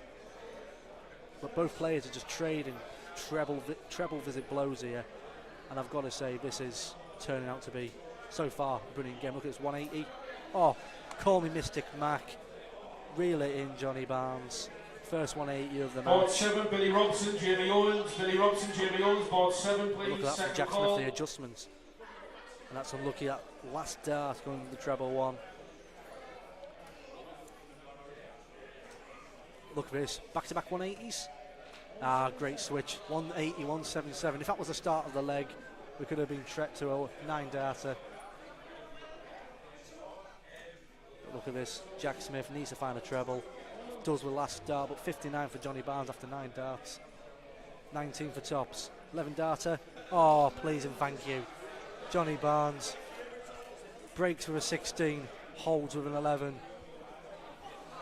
I don't want to be cynical, but if Johnny keeps this up, I've got to say this might be a Teesside dart circuit record. 111.3 average. The highest game I've commentated on was Adam Atkinson against Mickey Constantis at the Peter McManaman Memorial, where Adam Atkinson won 4-0 with 100.2 average. And he's not missing these trebles, Johnny Barnes, is he? This is ridiculous. If you're not watching this game, I don't know what you're doing, because you're doing life wrong. With Johnny Barnes, a massive record for Johnny Barnes.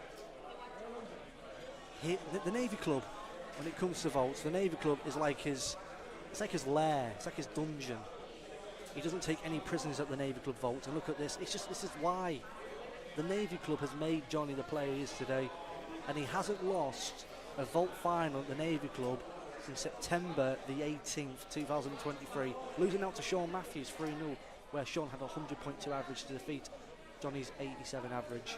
And look at this, it's just absolute ridiculous darts from Johnny Barnes, bombarding the treble, exploding with bombastic style. Jack, can he put the pressure on? Another one of them. give that finger a 12, 180, leaves 36 after 12. Johnny has to take out the 1-2-1, and he could. Single 11. Bullseye for a 12 darter, and he just skips onto it. Jack has to go, double 18 has to go, and it does. What a game we are enticed to here. 16 dart break, 11 dart hold, 11 to a 13. Unbelievable stuff. With Johnny Barnes missing ball for the 1-2-1. I tell you what, there's no sign of both these players letting up here. I'm rubbing my hands. I'm just intrigued. I'm buzzing. And look at that, he's just finding the treble straight away. It's ridiculous. And John, I can't believe, if I hit an 85, I'd be jumping up and down in joy. He gets angry when he hits an 85. It's a treble of visit will keep you in distance, but Jack Smith, this is just, wow. The crowd is forming around this game. It's just ridiculous. And that's the first treblers visit from Johnny Barnes in this match. Wow. Look at that from Jack Smith. Fluent, poetry in motion.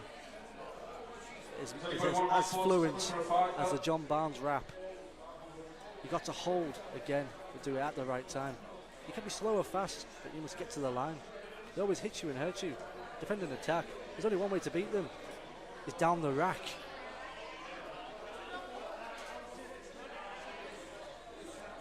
So catch Johnny if you can, because he's the Darlow man.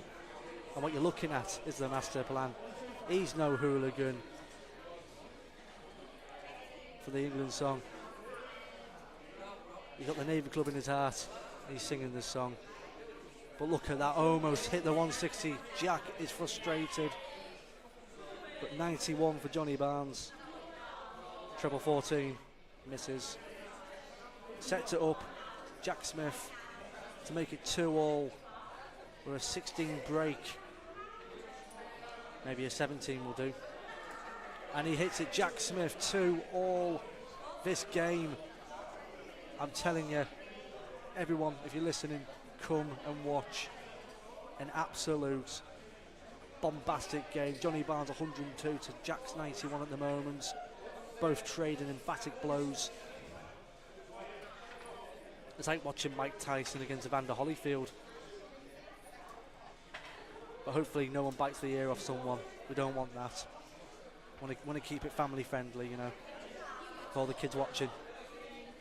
A nice 140 to start the fifth leg for Johnny Barnes.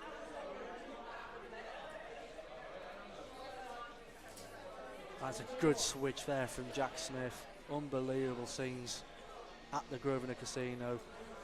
And Johnny's just not letting up these trebles. It's a bad slip there, but he won't mutter at that. With Johnny Barnes, tomorrow he's at the Modus qualifiers. He will be playing Mally Hudson in the first round, and also he'll be playing Jordan Matthews in the money match on the 17th of Feb at the Middlebeck as well.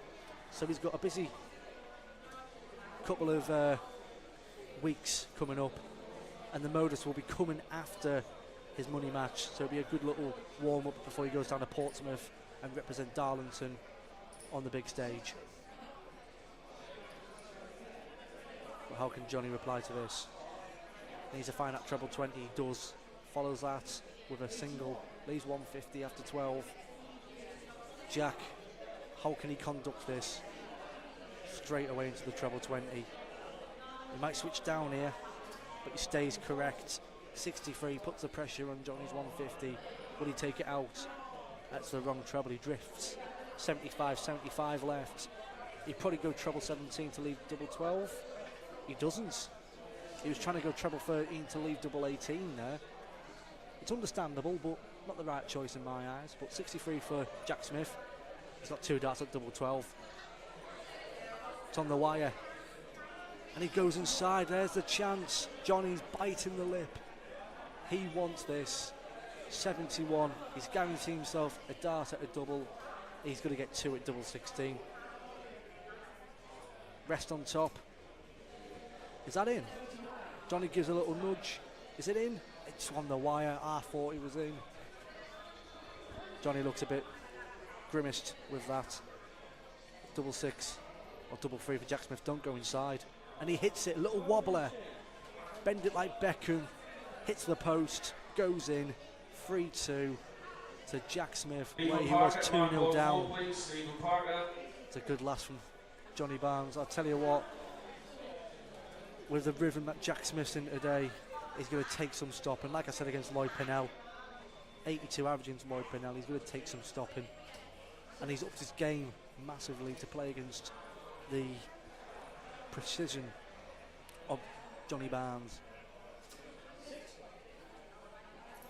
It's tight there from Johnny Barnes, but 83-point lead.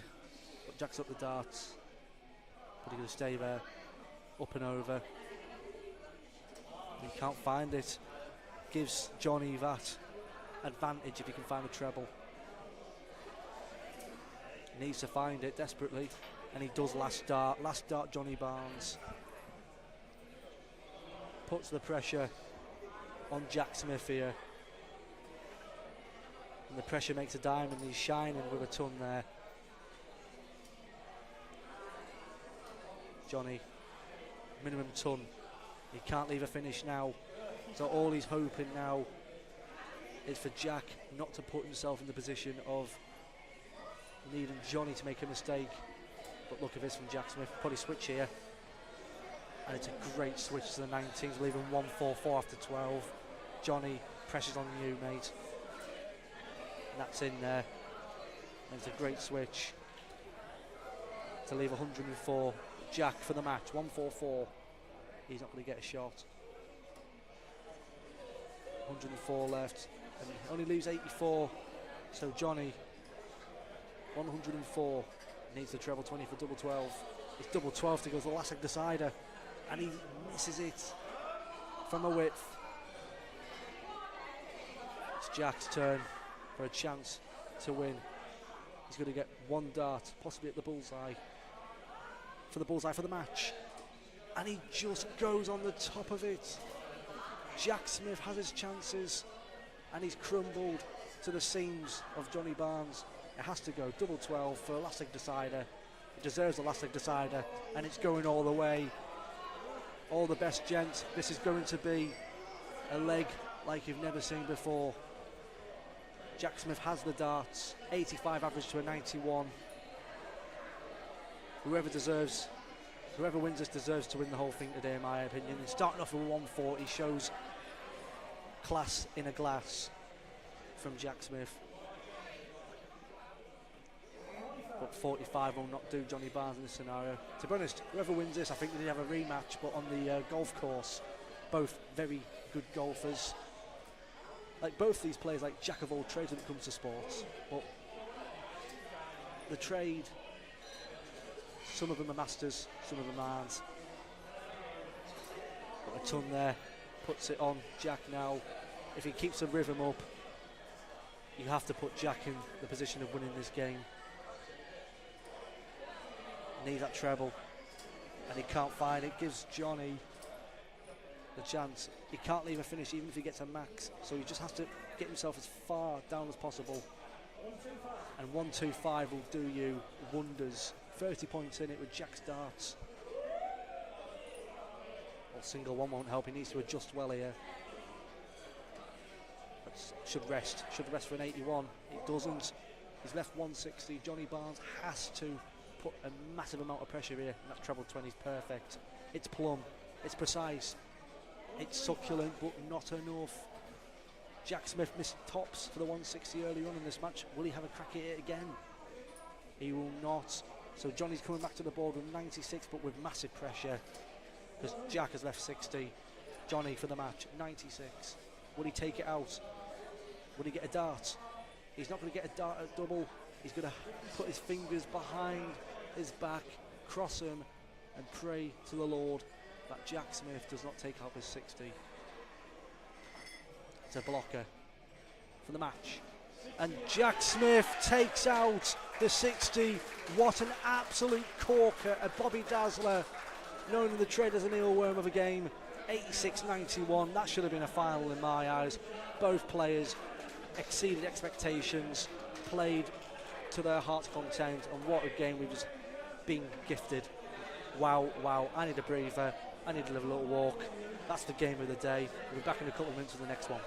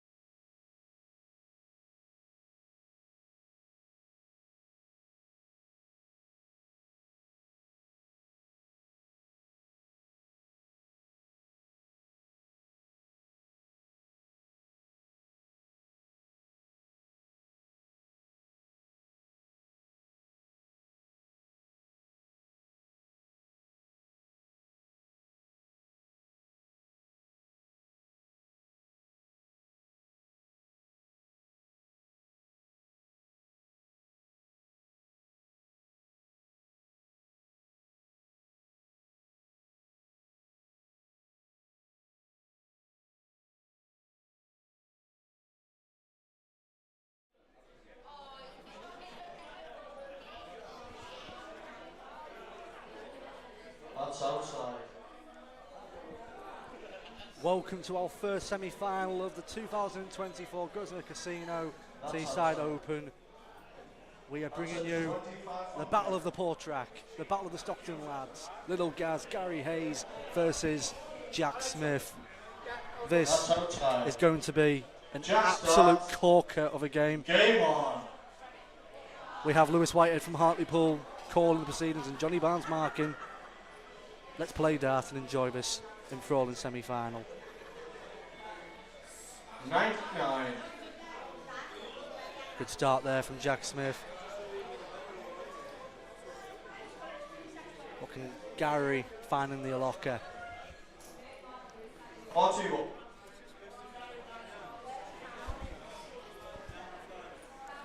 With Jack today, his run has included 2 stream games where he's defeated Lloyd Pennell, one of the favourites, 48. and then defeated Johnny Barnes, another favourite, and he's on now on a charted course, 1 game away for the final and for the big money. Jack Smith, look at that, finding that treble, filling it up. Gas 140. in a car. Unbelievable. How can Gary find this? To be honest, with Gary Hayes today, it's been quite a shock for me. He was supposed to be doing dry January and a dry 6 months, 60. but he decided to opt to the alcohol today, and it's worked. Ever since last week at the Richard Cutler Memorial, he showed an abysmal 69 average. He's upped it today, 41. showed his class, and I think the proof's in the pudding. Alcohol does and alcohol consumption doesn't hinder his performance, and it makes him 60. better.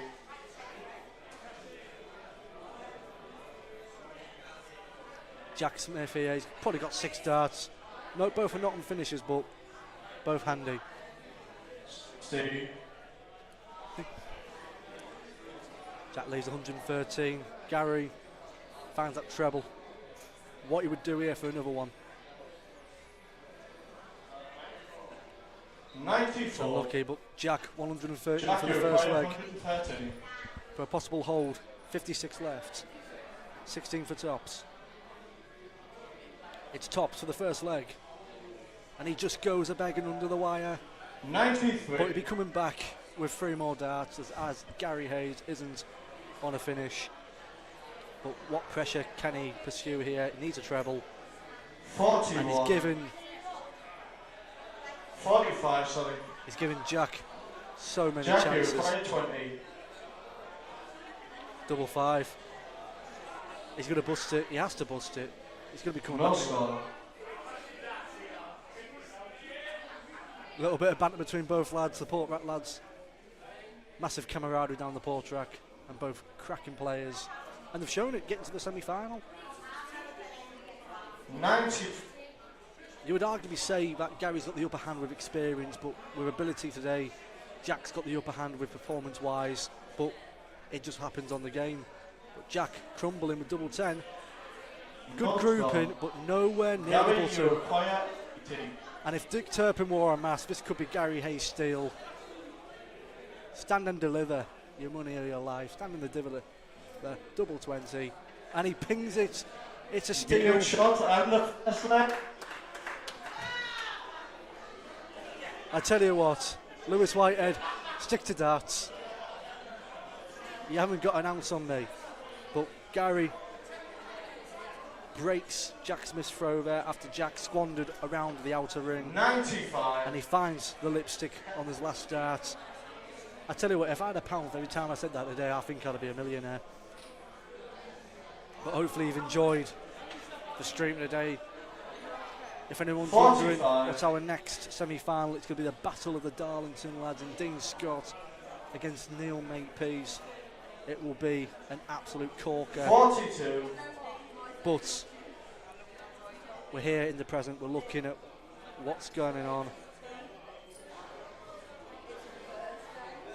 And there's a good last start there from 97. Jack Smith. Both multiple title winners in the vaults. Both have got that experience to get in the finals. And I want to touch upon with Gary Hayes, 30. the ADC Winmau Open Series in 2023. He was able to get to a final in event 7 at Bridlington. Last 128 beat Kieran Wynn 4-0. 85. Last 64 beat Phil Borthwick 4-3. Then beat Richard Allen in the last 32 4-0. Henry Coates 4-3 in the last 16, but a 180 here. Get the 12 going. 177. What a settle from Gary Hayes. In the last 16 win against Henry Coates 4-3. Beats Darren Barton 4-2 in the quarters. Semi-finals beat Stephen Beasley 5-2 and loses 6-4 to Adam Mould from Aylesbury. 35. Gary Gary here, require 157. 157, 6 darts at it. He'll need the 6, possibly. Treble 20 will do. It's only a 41. single.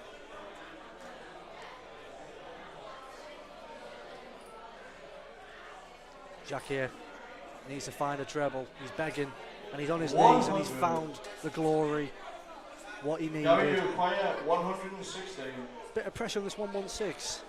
The treble 20. And he's going to stay there, hopefully to leave double 8. And he 41. drifts. That's what you don't want there. Jack require 139. Jack 139. This will be a misery compiler for Gary Hayes, but he'll be coming back to the board 59. with Gary 75. require 75. If he was a cheeky man, he'd go 25 ball, but he's going to go the 17s. And he's at the treble 3, 66 left. Single 16 for the bullseye, and it is the middle bit. And that, I tell you what, 28. that's back in Hardwick, that Jack single require 3. 80. Jesus. That was an absolute drag. Pure RuPaul. Tops to reply with an 80 checkout, and he has. Game shot and the second leg. It's a game Jack. of stealing. It's a game of stealing. Third leg, Jack to 4 first. Game on.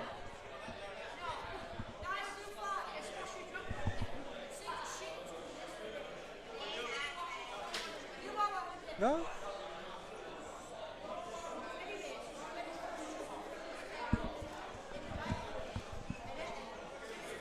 $100. Good little visit there from Jack Smith. It's a game of breaks, it's a game of steel. But who's going to have the balls of steel when it comes to the latter stages? 100. You can't really split both of them at this moment. Both have been applying some ton plus trade blows. Both have been sloppy on the outer ring, but when it comes to clutch finishing, both of them have shown it so far. 66. Averages at the moment, it's left to be desired. Both throwing in the mid-60s. The more capable, early 80s, mid-80s, high 70s. But 45. when it comes to the end of the day, drink takes over. You get a bit too relaxed. And it shows the factor, but should benefit both players here. 45. So lucky from Jack Smith. Nice little crowd forming for both these players that deserve to be playing on the World Championship stage. 80. And it's a Robin Hood. I tell you what, I think that's been the most exciting thing of this game so far, apart from that 177. Very cautious darts here from Jack. 100. He's finding that treble 20. The two are just going into northeast, southwest. Gary here begging for the treble. 57. And he drags it. Jack Smith looking poised to win this leg. 29-point lead with these darts, and with a treble 20 there, you're laughing. And that's unlucky there. 83. Leaves him 107. Gives Gary the chance to try and apply the pressure on Jack's throw. Needs a treble 20 here, and he doesn't. 55. Still leaves a Jack finish. require 107. It depends what Jack does here. It's single 20, treble 17 for double 18. And he's not going to get a shot at the double 18, but set it up. It's only 55 to leave 52. 55. Gary's got 164. Sit off, another one of them. And he's dragged it. That's unlucky from Gary. But what a bit of pressure. Scoreboard pressure from little Gaz. There'll be little nerves from Jack Smith. It's double 8. Ooh, 36. not far off, but Gary, you're so minus close, but no 28. cigar. Gary, double 14. Look at Game that. shot in one. Plum, centre, Gary breaks starts. again. Third leg.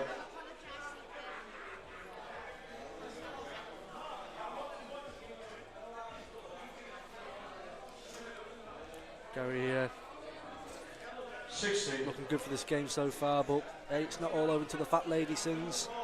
If my ex is watching, sorry, that was a dig. But great reply there from Jack Smith. 100. Nice ton to put Gary in the position of, does he put himself back into cruise control, or does he speed like a Bugatti Veyron 41. in the French Alps?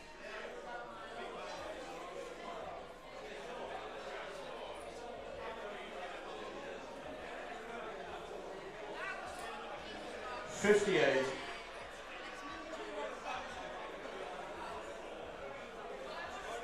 You know what I want to allude to after hit to 140? No. 100. Both these players have helped me a lot in darts, and I play with both of them on a Sunday, and honestly I've got a lot of respect for both these players, but if you told me at the start of the day who would win in 100. a best of 7 match, Gary Hayes or Jack Smith, I couldn't pick a winner. I'd be completely and brutally honest. They're both evenly matched, but they've both got that 41. A-star gear that they can just switch on, but also have that C game, D game, but it doesn't come out as much. 96. And it's showing in this game. The trebles are flying in, but then it just coincides with slack visits.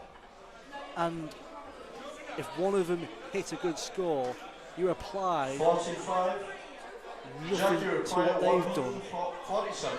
It's not going to work. 147 for Jack. Might go down 19s here. And he doesn't. 60. Leaves 87. 214 for Gary. He's in a position where he needs to find the green grass or the red lipstick, and he finds the last 96. dart, leaves himself 118, Jack, you require puts the 87. pressure on. Jack's 87. Would he get a shot at bull? He might do. Single 20. He's denied it. That might be silly. 75.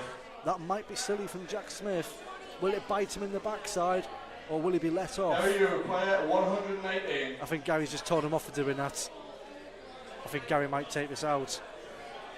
He could do. Single 18. Double 20. That would have been 98. an absolute misery Jack, you compiler. require 12.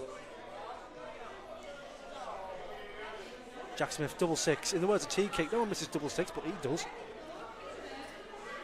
That's wayward. No Bloody score. hell, who do you think he is? Gary, you require 20. Gary Hayes for another steal to go 3-1 up, to hold the throw. Double 10. It's a good marker for Gary. It's an even better marker. That is No score. tighter than a Jack, you pig require spatch. 12. I cannot believe one of those didn't even drop in. And Yeah, Jack shot on the Smith fourth clears up the fourth leg. It's a scrappy game, Jack to throw first. and to be honest, these type of games are the hardest games to win. Long, elongated dragouts, both averaging mid-60s, both scoring 100. emphatic darts, but it's just one player will score good, one player will hit steady, and they'll just reverse each other every time. There's not really been a moment in this game where you've got both players 60. just hammering ton, 140, 140. It's just hit a good score, steady, hit a good score, steady. Jack here 140. finds 2 in the lipstick. But you could argue, if you don't know these two players, they're very good friends, you could say there's too much respect between them. You could say 55. that they're just having a bit of a, a knock-up. But, there's money to be played, there's a title to be won. And Gary, 140. with his head down, won't be happy to hear that from Jack Smith. Gary, as well, I did allude to when he played Jack Kirtland the first game of the day. He did get to the semi-final last year, but lost out to 95. Rob Grundy 4-2. Jack, you require 121. But will history repeat itself, losing in the semi-final for 2 for the consecutive year. It's looking like this way for leg 5, but anything could happen. 24. You can't, pick your winner off the drop of a hat from a good visit. All it takes from Gary here to find that treble. 60. He fails to do so, but if he found a treble there, he would have put a tiny bit of pressure, but not a lot. At 97, he's got 6 darts minimum, 78 left. It's double 12 to go 3-2 up, and he just goes a begging. 83. It's unlucky there. Gary 2-3-1 after 12. Needs to find something to put a bit of pressure on, and he does the last dart. 81. It might be too little too late in this 5th leg. Double 3. Is he going to attack it or bust it? 6. This Gary would be a requires statement. 150. This would be putting your name one step closer into that final. 150 20s, and he's dragged it. That's been summed up for Gary's game so far. Just dragging that first dart just below the wire. 60. Not finding that Jack, good guy just to read off it. But 6 left, he split, double 2. 2s never lose. Game shot in 2. And Jack Smith takes the 5th leg. He's Gary one step starts. away. Gary Hayes needs to act fast to rescue his chances of getting to the final. And he'll have to start by holding the throw. Need to find the dart here, and he's not. 58. He's giving Jack the confidence, he's giving the Jack the leeway to do what he wants. And if Jack just finds a treble here, he's controlling the play. It's like a puppet master at the moment. 59. He's got Gary on the strings, trying to dictate his every move. And Gary's trying to snap the strings off his shoulders and say, no, Jack, you're not controlling me. I'm going to do what you are not doing. Hit those trebles. But at the moment, it's just a puppet on the string for Gary Hayes. Because Jack, he's conducting it. He finds it. He finds the 180. Stabs it right in. Puts an implementation into this semi-final. And Gary, all he can do is hit and hope at this moment. 55. And try and just keep with Jack Smith. But when Jack finds this rhythm, it's just stupendous. 95. Leaving yourself after 9 darts on 167. It's those moments that matter in a game. But if Gary hits a 180, this could be interesting. He needs the treble. And what a reply! 180. Puts the pressure on Jack Smith, 167. The game has now turned its head. This could turn out to be an all. Last leg decider. 40. And Gary Gary, you require 148. should be eyeing up treble 20 here. He might go 18s in favour tops, but we'll find out. He's missed on the upside. That's what I mean with his first dart. So either going below or over. And that's 60. tight for Gary Hayes. Jack, you require 126. 126. The ton bed and breakfast. He's found the treble. He's found the treble. Double 6. He loves double 6. He keeps leaving it for the match. And that would have been a 120. roof raiser. But Gary's Gary coming back with requires 88. 88. He should be guaranteeing himself a shot at the bullseye. 20s is the play. It's 18. To salvage for Elastic Desauda. And he's hit Game it. shot Gary at the Hayes, 6th the leg. experience drags him through and takes his semi-final into Elastic Decider. Last leg, lad.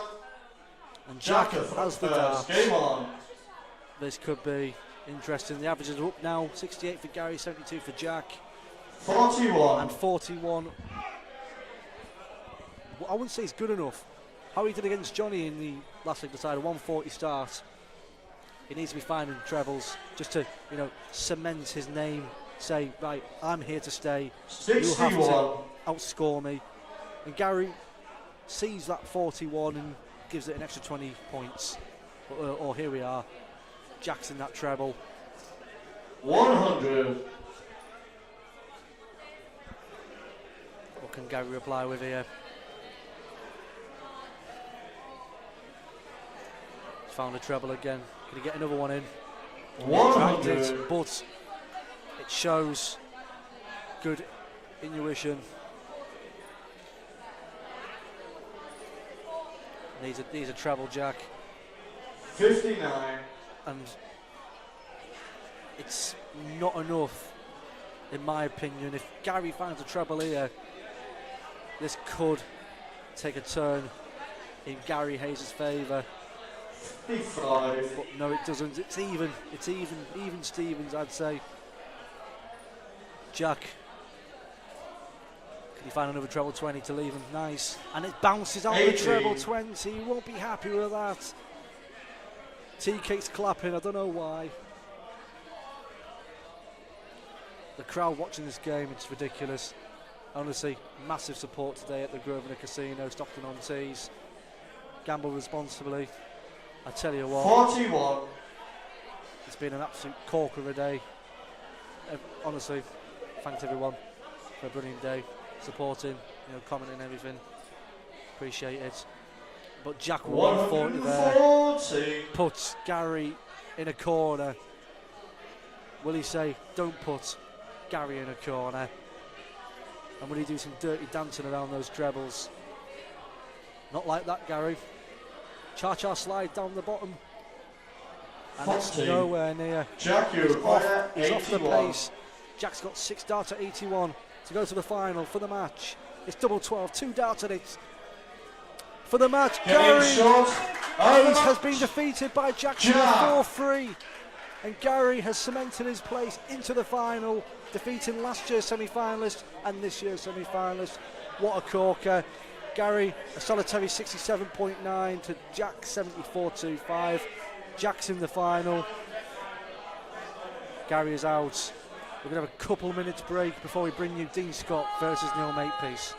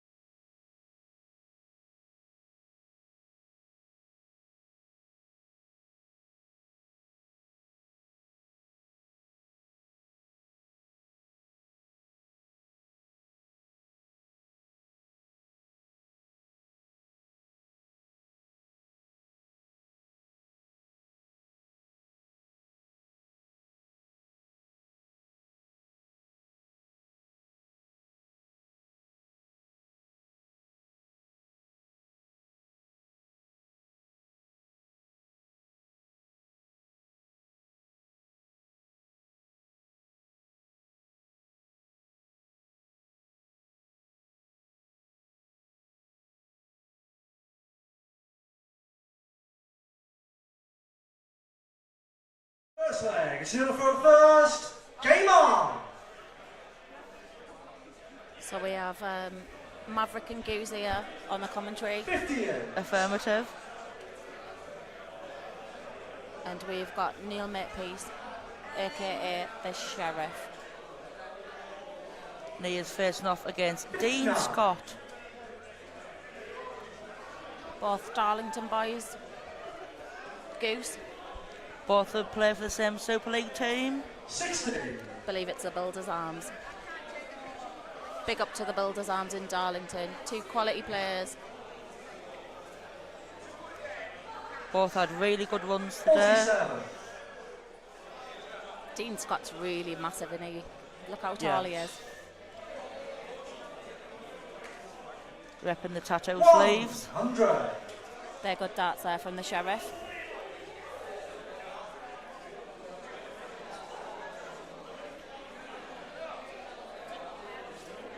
Tight darts.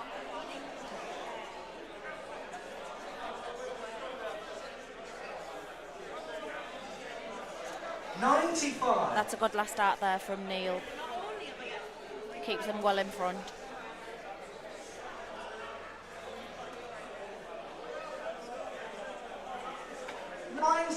Another good last start. Dean struggling to find the treble 20 a little bit. But Neil's straight in there, he's not struggling with that. Brilliant. 180. Cracking set up there to leave double 4. After 15 darts. 45. Dean's really struggling for the treble 20s at the minute.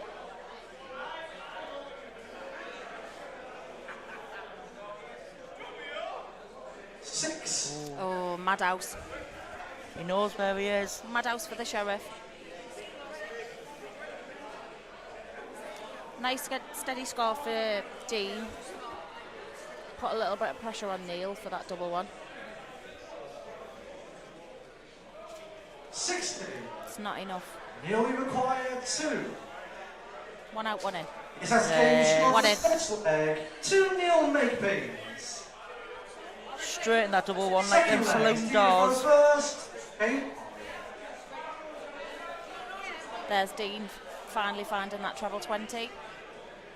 Brilliant darts. 180. Struggled the first leg to hit 1, he's at 3 straight away. 60. That's tight.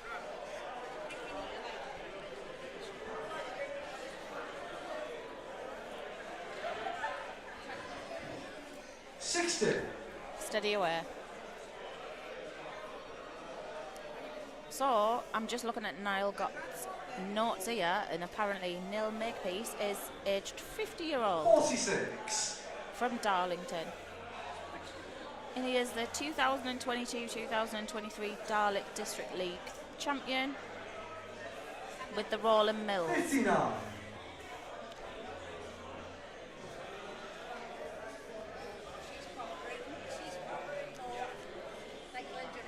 140. Cracking darts there from the Sheriff.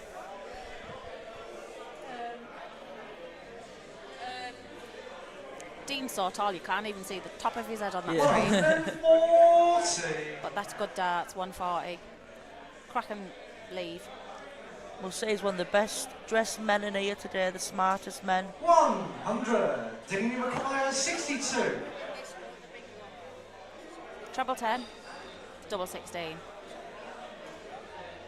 On the wire. Oh, that's a very good good dart. marker. That's a very good dart. Third leg, still a throw first. Game on. We're still only on 4 though. Best of 7 tie. 84.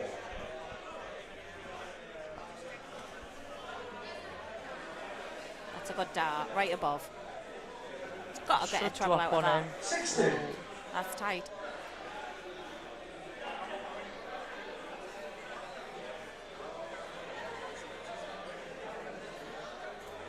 They're slack darts. 26. Won't be happy with them. Very slack darts. Needs to do better than that, but Neil's struggling a little bit here as well. 41. Got a little bit of a lull. Who's going to step up? Dean's taking his time a little bit. It's a good dart. 100. Very good darts.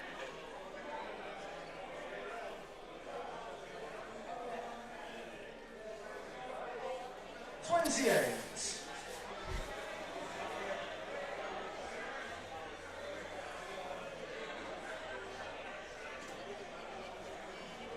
80.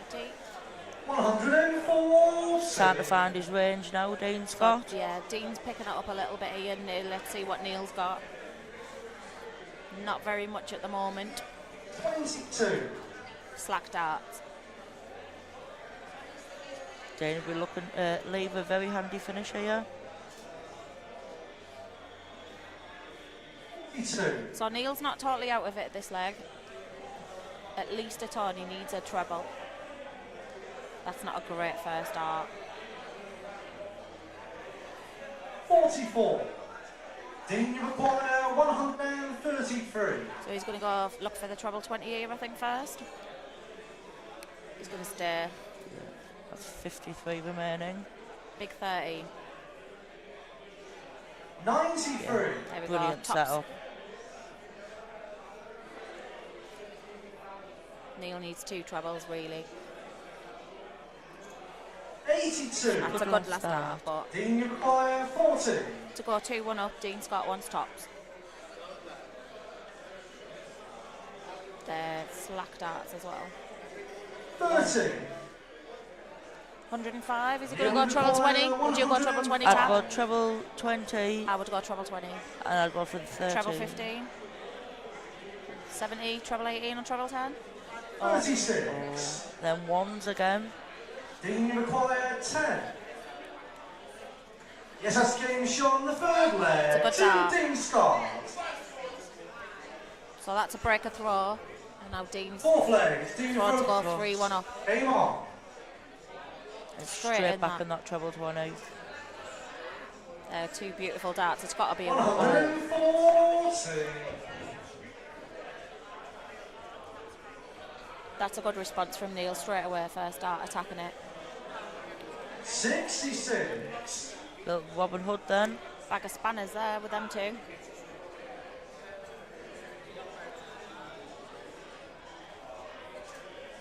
Very good last start. It's got Dean averaging 73, Neil 69. 60.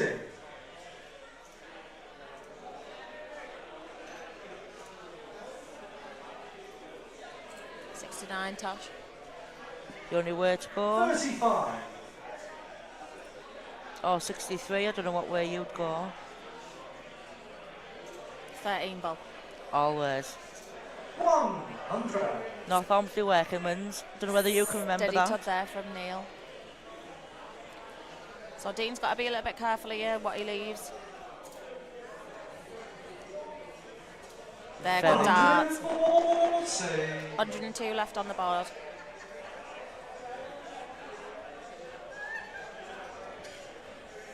60. 102. 102.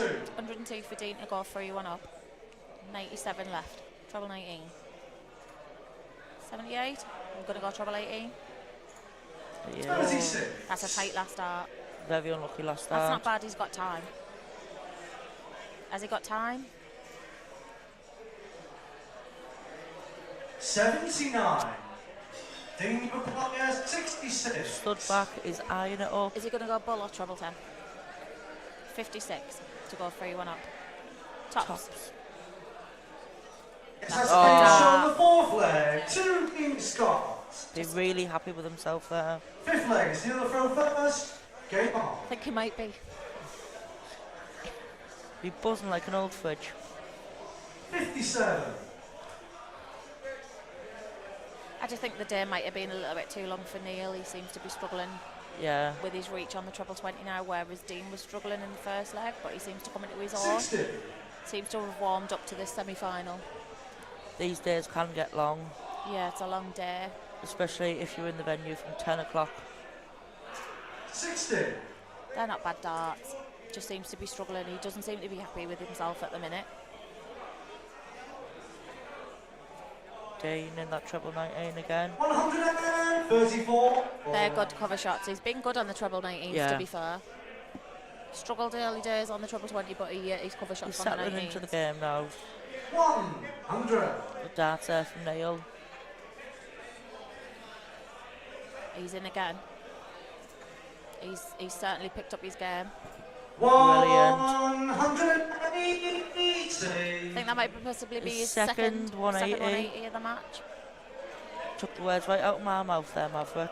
He seems to be warming up as the game goes on, to be perfectly Yes. honest. Dean, you require 127. So he doesn't even really need to leave the ball. He's going to go treble 19. I actually thought he was going to hit that there. the way 88, it's so been is he going to go treble 16 or treble 20? I think he's got 88 left. Go 16. 55. The treble 20 was a little bit blocked there, so he did a good shot. Neil's going to have to pile the pressure on here. 100. I don't think Dean, that's you going to be require enough. 72. We're going to go treble 16. Oh, another 16 will leave tops He's going the John Tops. Watson route. for the match. Escape, Oh. Brilliant shot, dart. and the match will progress into your final. The It's 15 Dean. dart leg. Score! It's a great shot from Dean, winning 4-1 with an 80 average. Round of applause, please. He had a for slow Resolution. first start leg, Finalist, but he Neil never really missed much after that. Winspear. And he hit tops pretty much at the first time of asking every Brilliant. goal. And even bigger round of applause, please, to our marker, Carl Butcherill. So he's, First 9. if you look, like ton pluses, Neil's took the way, but the ton pluses in the 180s, Dean's obviously smashed it there. Got the way higher averages, and he's a deserved winner at 4-1. Clinical finishing.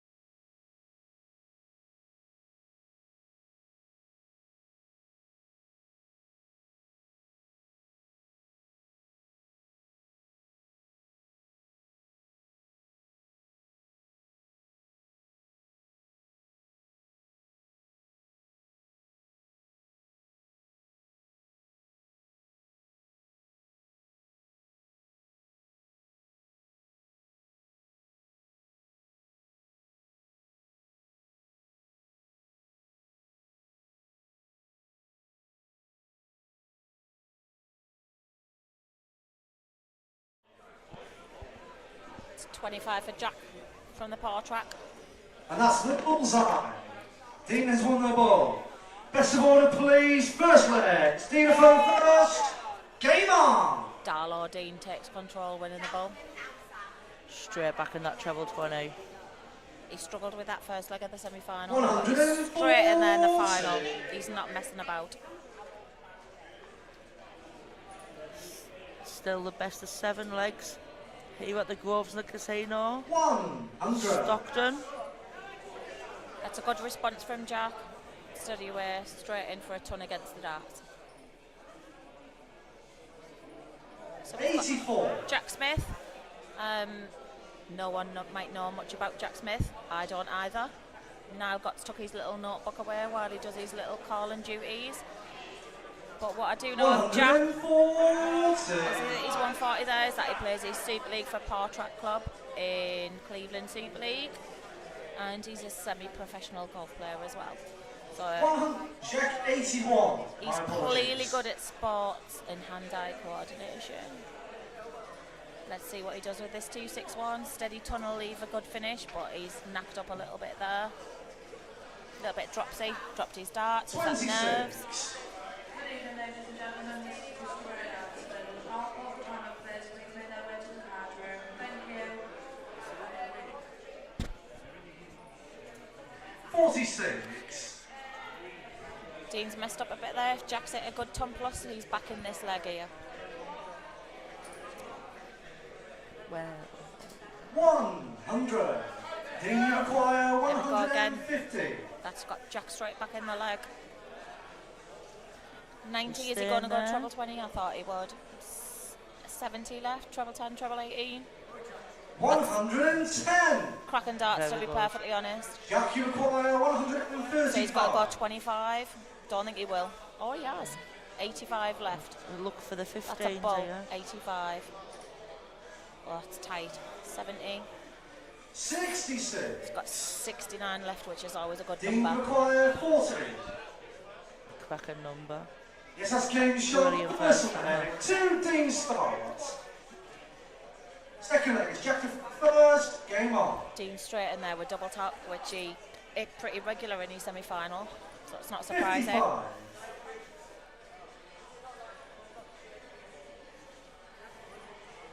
Straight in again. Dean's very impressive at the moment. 141. So you've got your players from Very good Darlington, you've got Johnny Barnes, who seems to be stealing the limelight at the moment for the ADC competitions, but Dean's playing 60. very, very well here from the same area. Darlington seems to be a hotbed at the moment with these two players. 60.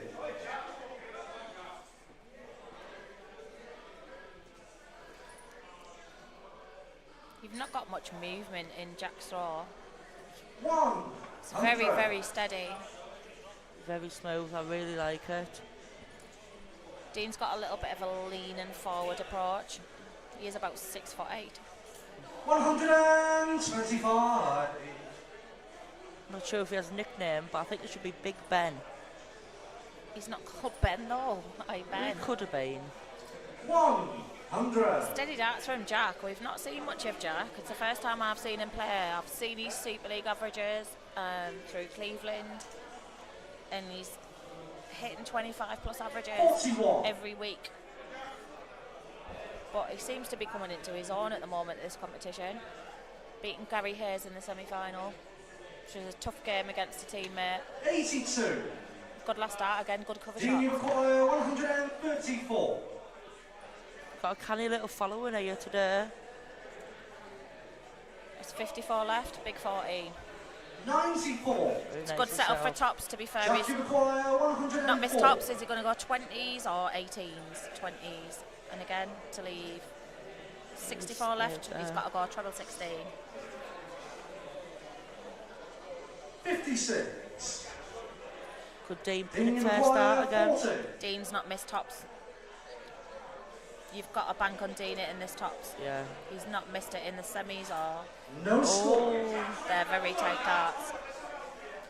Jack stepping up to go 1-1. Jack, you require 48. 48, big 8 or big 16? There we go, double 16.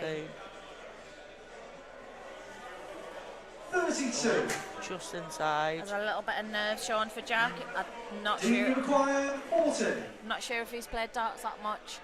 I'm not sure if he's played at this level, playing competitions all there. That did bounce out at 20. Double 10. Yes, that's game shot on the second leg. 2 knee stops. Brilliant recovery considering his first start. Bounce out of the double It's a 20. good last start and it's a break of throw, more importantly. So Third leg, Stina throw first. Game on. Jack looking down at his darts there, just wondering what's going on. That was a break of throw. 100.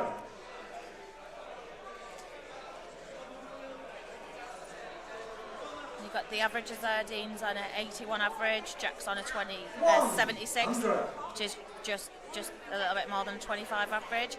Got to think that Jack's got to pick that up a little bit more there. Yeah, he could do with another, say, 4 or 5 points on his average. 100. Yeah, Dean seems quite steady. Dean seems very, very steady. I don't think he's going to fall off that much, so I think Jack's going to really need to pick his game up here to get in with it and to possibly even get a leg. He's looking a bit rattled at the moment. He's looking very rattled, to be perfectly honest, Carla. I think at this moment in time, Jack maybe might struggle to win a leg here. I'm going to put it out there. Not the first time.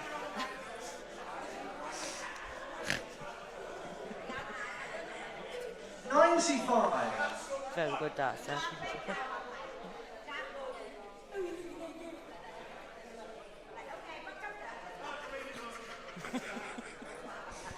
83.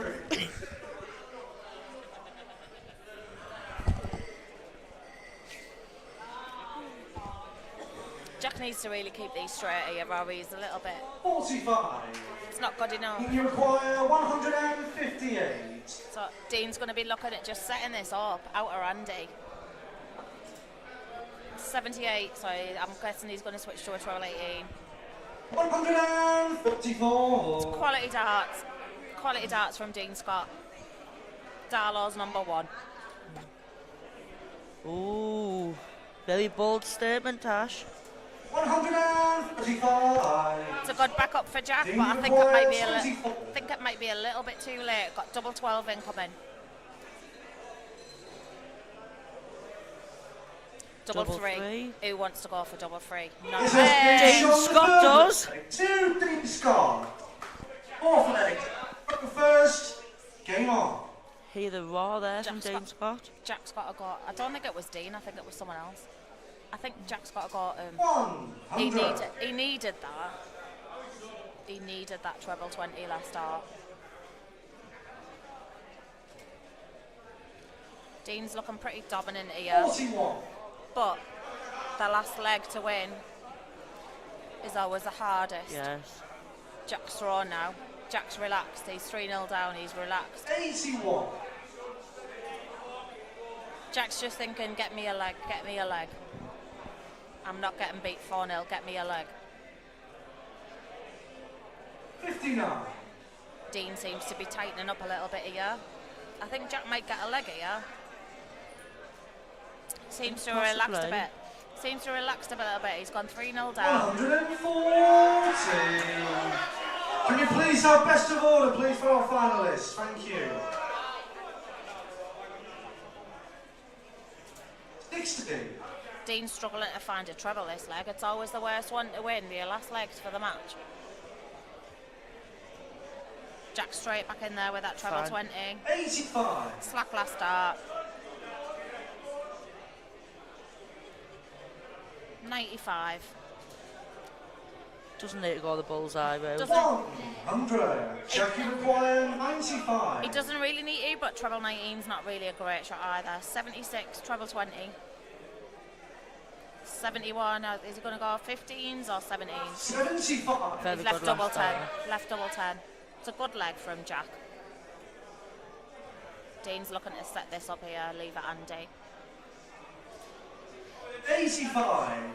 Jackie require 20. Double 10, and I thought Jack would get beat 4-0. Double 10. Yes, that's game shot on the fourth leg to Jack Smith. It's a good solid dart. It's a good solid leg. back in the game. Fifth leg, it's Dean throw first. Game on. Jack thought it was a breaker throw there, but it wasn't. Dean starts. Dean's going to go in with a steady ton. 100. Tommy Jeans needs to liven it up a little bit. 44. Don't think that's going to be good enough. Dean, I Dean think, is just going to keep follow steady in with this a leg. yeah, steady ton. Oh, Oh, it's a slip. 40. Jack needs to merely make his move here to break this throw. He really needs a big score here. at least a ton. 96. That might just be a little bit enough. Takes them level on throw.